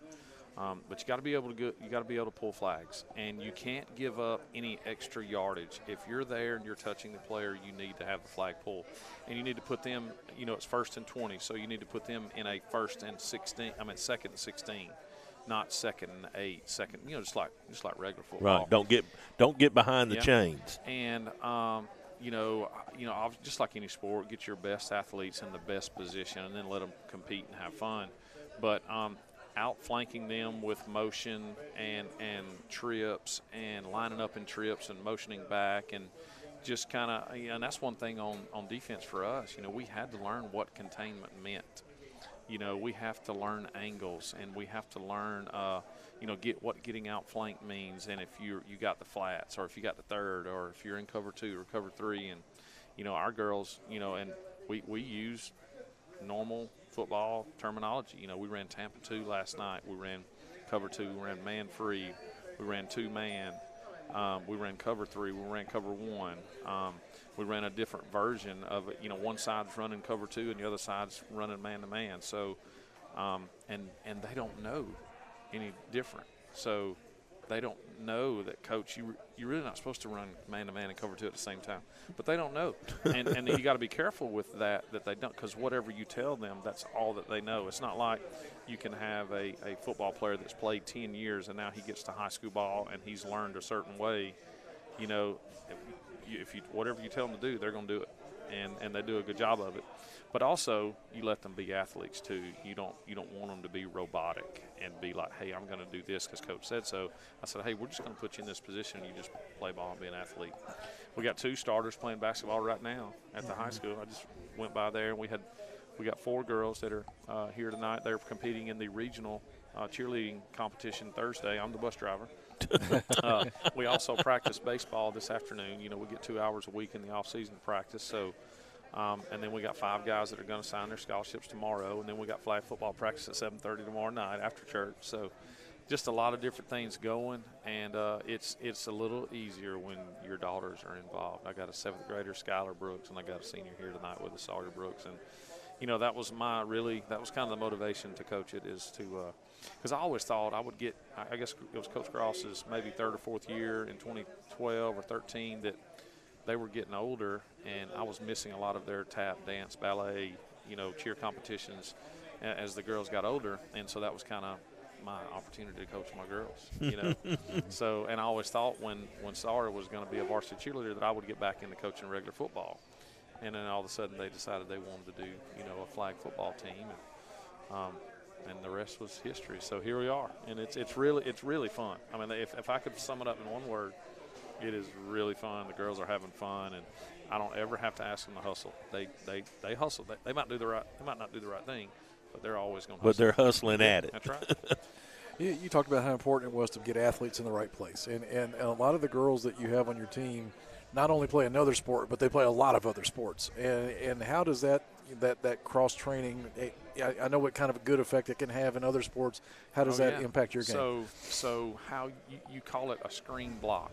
Like, you can't go and physically block somebody and put your hand on somebody, but you can screen block. So if I go and screen block you, I have to give you 2 feet of space. If you run through me, just like a charge on basketball, that's a penalty on you. You have to go around me, but we can't slide and move, or it's a block, like in basketball. Right. So 3 of our defenders are playing a varsity basketball game now, so teaching them how to block and screens, and the cheerleaders, Reagan White, she's very athletic. She plays. They play soccer, they play track. club soccer in the fall. They play club soccer. Ashlyn Burns plays travel softball on the weekend, and she's just finished, in the final 8 in volleyball. You got your linear athletes that are straight ahead. You got your lateral athletes that are, maybe can center and block and move sideways. And you got your multi-directional players that really we like to play at free safety and Mike linebacker. And they want to be called Mike, Sam, and Will linebacker. They don't want to. At the beginning, I said, do y'all want to be Mike, Sam, or Will, or do y'all want to be Michelle, Samantha? Kind of made you girl. They said, no, we want to be Mike, Sam, and Will. and that's just the terms that they go with. And we'll run, we call it Jag, right? All of our formations are names of animals. So we got eagle, we got jag, we got bear, we got hawk. And they think that everybody that plays football calls it those. And I said, no, those are just the formations and help y'all remember, and we're calling them by names. We got a play called Mickey Mouse and Donald Duck. We just got, just names that they can remember. And we had a play last night on defense where Reagan White robbed the center that was going out for a pass, and we called it Robber Ray. And it resulted in she got an interception, and we had the flag pulled, 15-yard sack. And I was saying that we had the flag pulled, but she, got the ball away. And they had ran that play 15 times previously in the last game and a half, because we get film too. We swap film, we call coaches, we get a scouting report. Most of the games are on some sort of network or whatever. The game I was just watching on NFHS network. I was watching the Vestavia Moody game. So we get film and we game plan it and just put them in the right place and just let them be athletes. And they did a really good job last night. And of course, we went to Hewitt last year in the semifinals and got beat. It was really cold in late November. And going there, our girls were just a little bit like, oh man, I remember this stadium going here last year, and we came away and they beat us 19-0. And then we knew we had to be aggressive. We got a freshman quarterback, Gabby Lindsay, that can throw it about 50 yards. So we knew we were going to try to hit some deep balls early, and we did. We threw an interception, but I was okay with it. It's just like a punt, 30-yard interception, just like, third and long, punting it away. And then we came back and we hit a wheel route. Zay Whitfield had caught a slant earlier in the game for about 15 yards, and then we ran a slant and then ran a wheel behind it, and the corner bit down, and Ashley Burns was able to score. Hit both 2-point conversions. And I say 2-point. They're only 1 point, but you're going for it. You have to run it or pass it from the 3-yard line. You don't get to kick. Right, you don't get to kick. So, but that's 1 point, and then you can go for 2 at the 10-yard line, and you can go for 3 at the 20-yard line. We go for 1 every time because the extra points are really tough, because you can line up all. You don't have to count Mississippi. You can rush. As soon as the ball snaps, 1 Mississippi, 2 Mississippi, you can rush. You can rush 2 rushers. You can rush 3 rushers, and most of the time when it's an extra point play, they'll rush 3 people or 4 people and just pull the flag. How big of a deal would it be to take these girls down to Auburn and compete for a blue mat? Oh, it wouldn't be a big as part of that whole championship weekend kind of deal. You got to take care of the very first. You got to take care of practice. Got to take care of the next game, and in order to get there and have that opportunity. But one of those cliche. Everything happens twice. You think about it, you dream about it, and then and they're over there, talking about it now about, what do you think? Because Auburn High School and Hoover High School is in the South. And, obviously if Auburn wins, it'll be Auburn High School and Auburn University. So that they were kind of talking about that. And they're like, oh, well, our student section will show up, So, but it is really exciting. Last night we had half the cheerleading squad, about 5 or 10 football players showing up. Obviously this coming up semifinals. I feel good about, us having, a lot of folks there. And to me, in baseball, getting there is almost more of a big emotional, energetic, because, you want to get there. And then once you're there, it's kind of like a normal game. You're still fired up. But the semifinals have been the most exciting in the other sports I've been a part of as far as like being able to go to the state finals. And it's going to be exciting. And our girls, we got a mixture of older girls, younger girls. We got a mixture of girls from all different sports. And last night we had a girl that about a month ago got injured in volleyball. She dislocated her shoulder. She did not play in the regional championship. She was cleared to play this last night, but I didn't play her. And I just told her I would spot play her a little bit. And in the fourth quarter, she got 4 sacks because she was the rusher and she was fresh when everybody else was tired. And we changed some coverage on it, and the quarterback just kind of hesitated a little bit. She was able to get back there and pull the flag. And it was just an overall good night to be an Oxford Yellow Jacket. We didn't throw it at all second half because we were ahead, and so we used the clock just to continue to get first downs. And it's a running clock. It's 4 12-minute quarters, and it's a running clock until the last 2 minutes.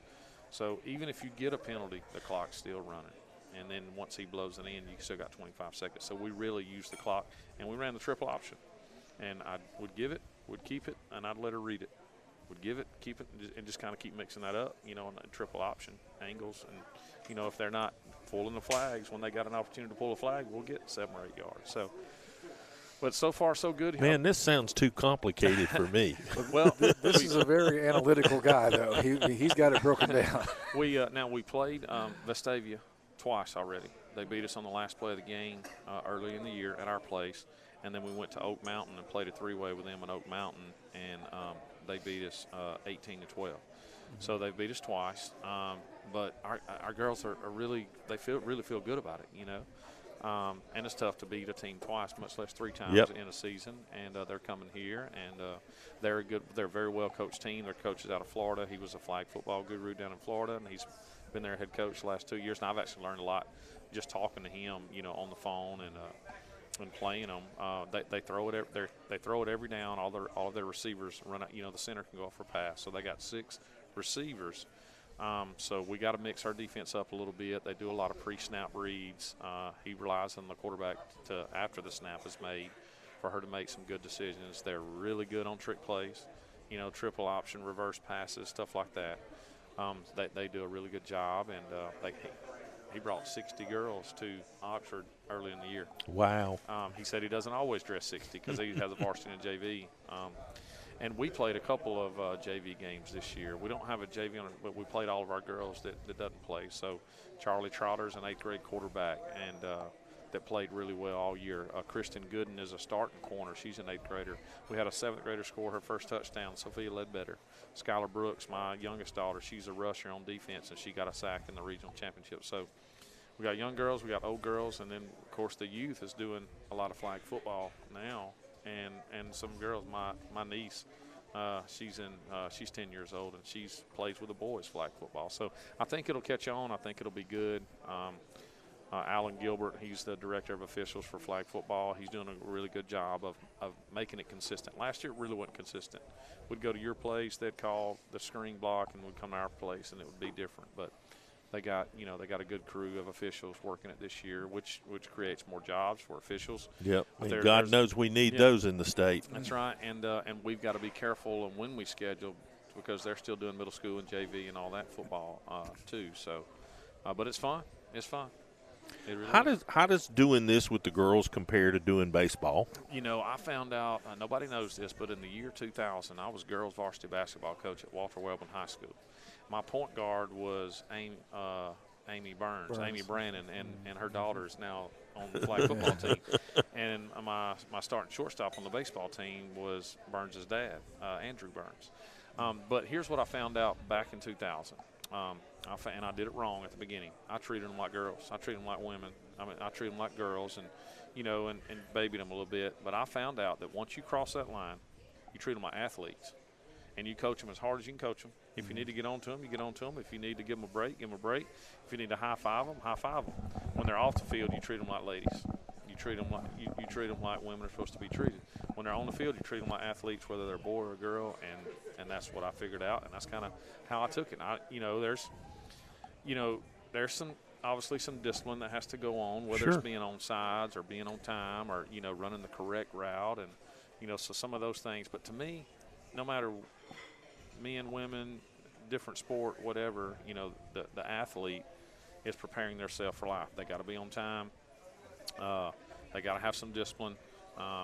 They come early, they stay late, they bust their tail off in the off season. They work. They come together for one common goal, from different backgrounds, from different parts, different cultures, different communities, and we come together and we're trying to win a game. So, and that's life. Whatever your job you come from different backgrounds, but you got one common goal, and that's to make the company better or make your business better. So, being an athlete, girl, boy, and to me, man, our basketball team, girls basketball, went to the finals last year. Mm-hmm. Our volleyball team had a really good year. And then and our flag football teams, and we're all sharing athletes, and it's something different. And you just imagine being a girl, a 16-year-old girl, and watching college football, and what are men all fired up? What are these boys all fired up about football about, but having that thought and the dream? And now they got a chance to run plays. Yep. And I coach it, and I call it, and I call the formations, and I call the defense just like I was calling a high school football offense and defense. We call the motions the same. I was coached under, when I came back to Wellborn, I coached under Mike Battles. I coached under Scott Peavy. Josh Niblett hired me here at Oxford. He left to go to Hoover. I was coached under John Gross. I coached linebackers for him. So I have a pretty good little football coaching tree going on there.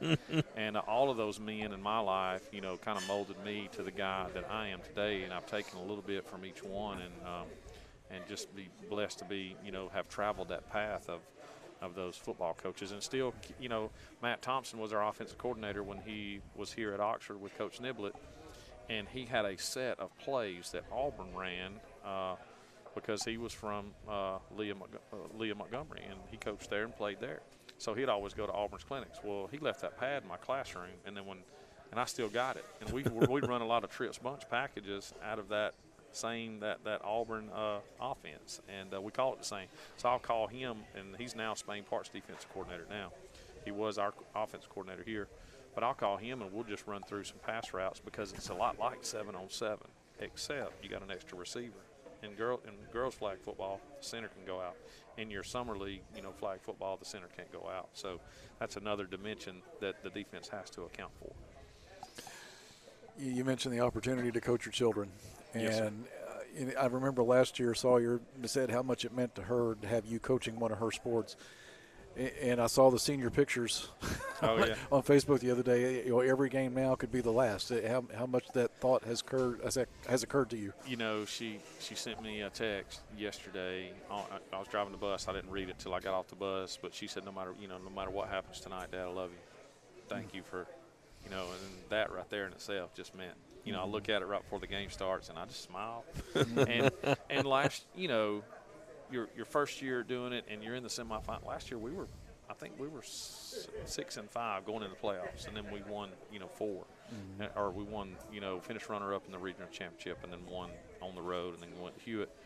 Didn't really know, but I'm coaching hard. I'm trying to teach them about the mental game, about taking a deep breath, and you know. But last night I just said, girls, make memories and have fun.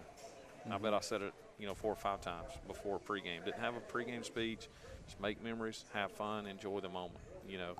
And I think really them knowing that we practiced at how aggressive we were going to be. We wasn't going to play to not lose. We were going to play to win the game.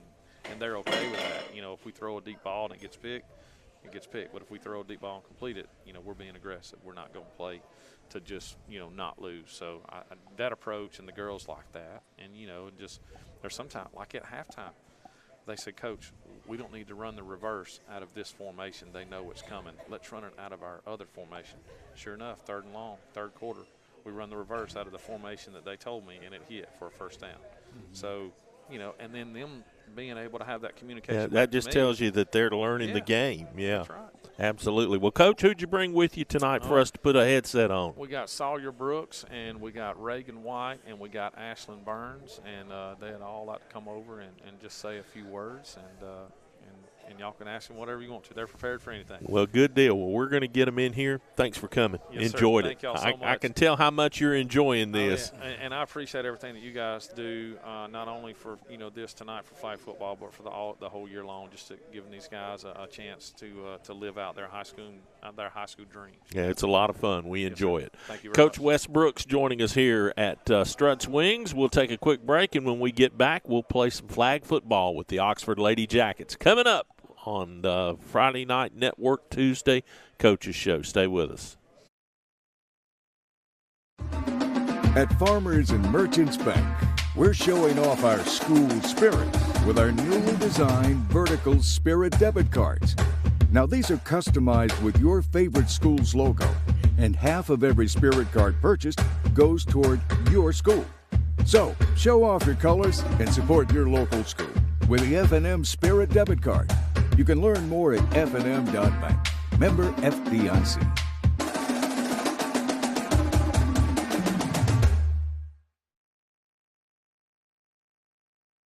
The tire, arguably the most important part of a car. Without it, we could not stop, we could not go, we couldn't drive at all. They come in all sizes, brands, treads, prices, and ratings. How do you know which is the right tire for you?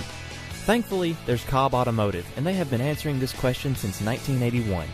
With a large selection of brands and sizes in stock, you are sure to get the right tire for the right price. Cobb Automotive, located on Highway 21 across from Walmart in Oxford, and 2001 Quintard Avenue in Anniston. Serving Calhoun County for over 30 years, Crawford Office Supply offers selection, convenience, and low prices. Choose from a wide variety of office furnishings featured in their huge showroom. with savings of 50 to 70% off scratch and dent items. You'll find it all from pens and paper to janitorial supplies at Crawford Office Supply, including on-site printing, all backed up by unmatched personal service and free delivery to local business. Crawford Office Supply, 301 South Layton Avenue in Anniston. Remember, buy local, it matters.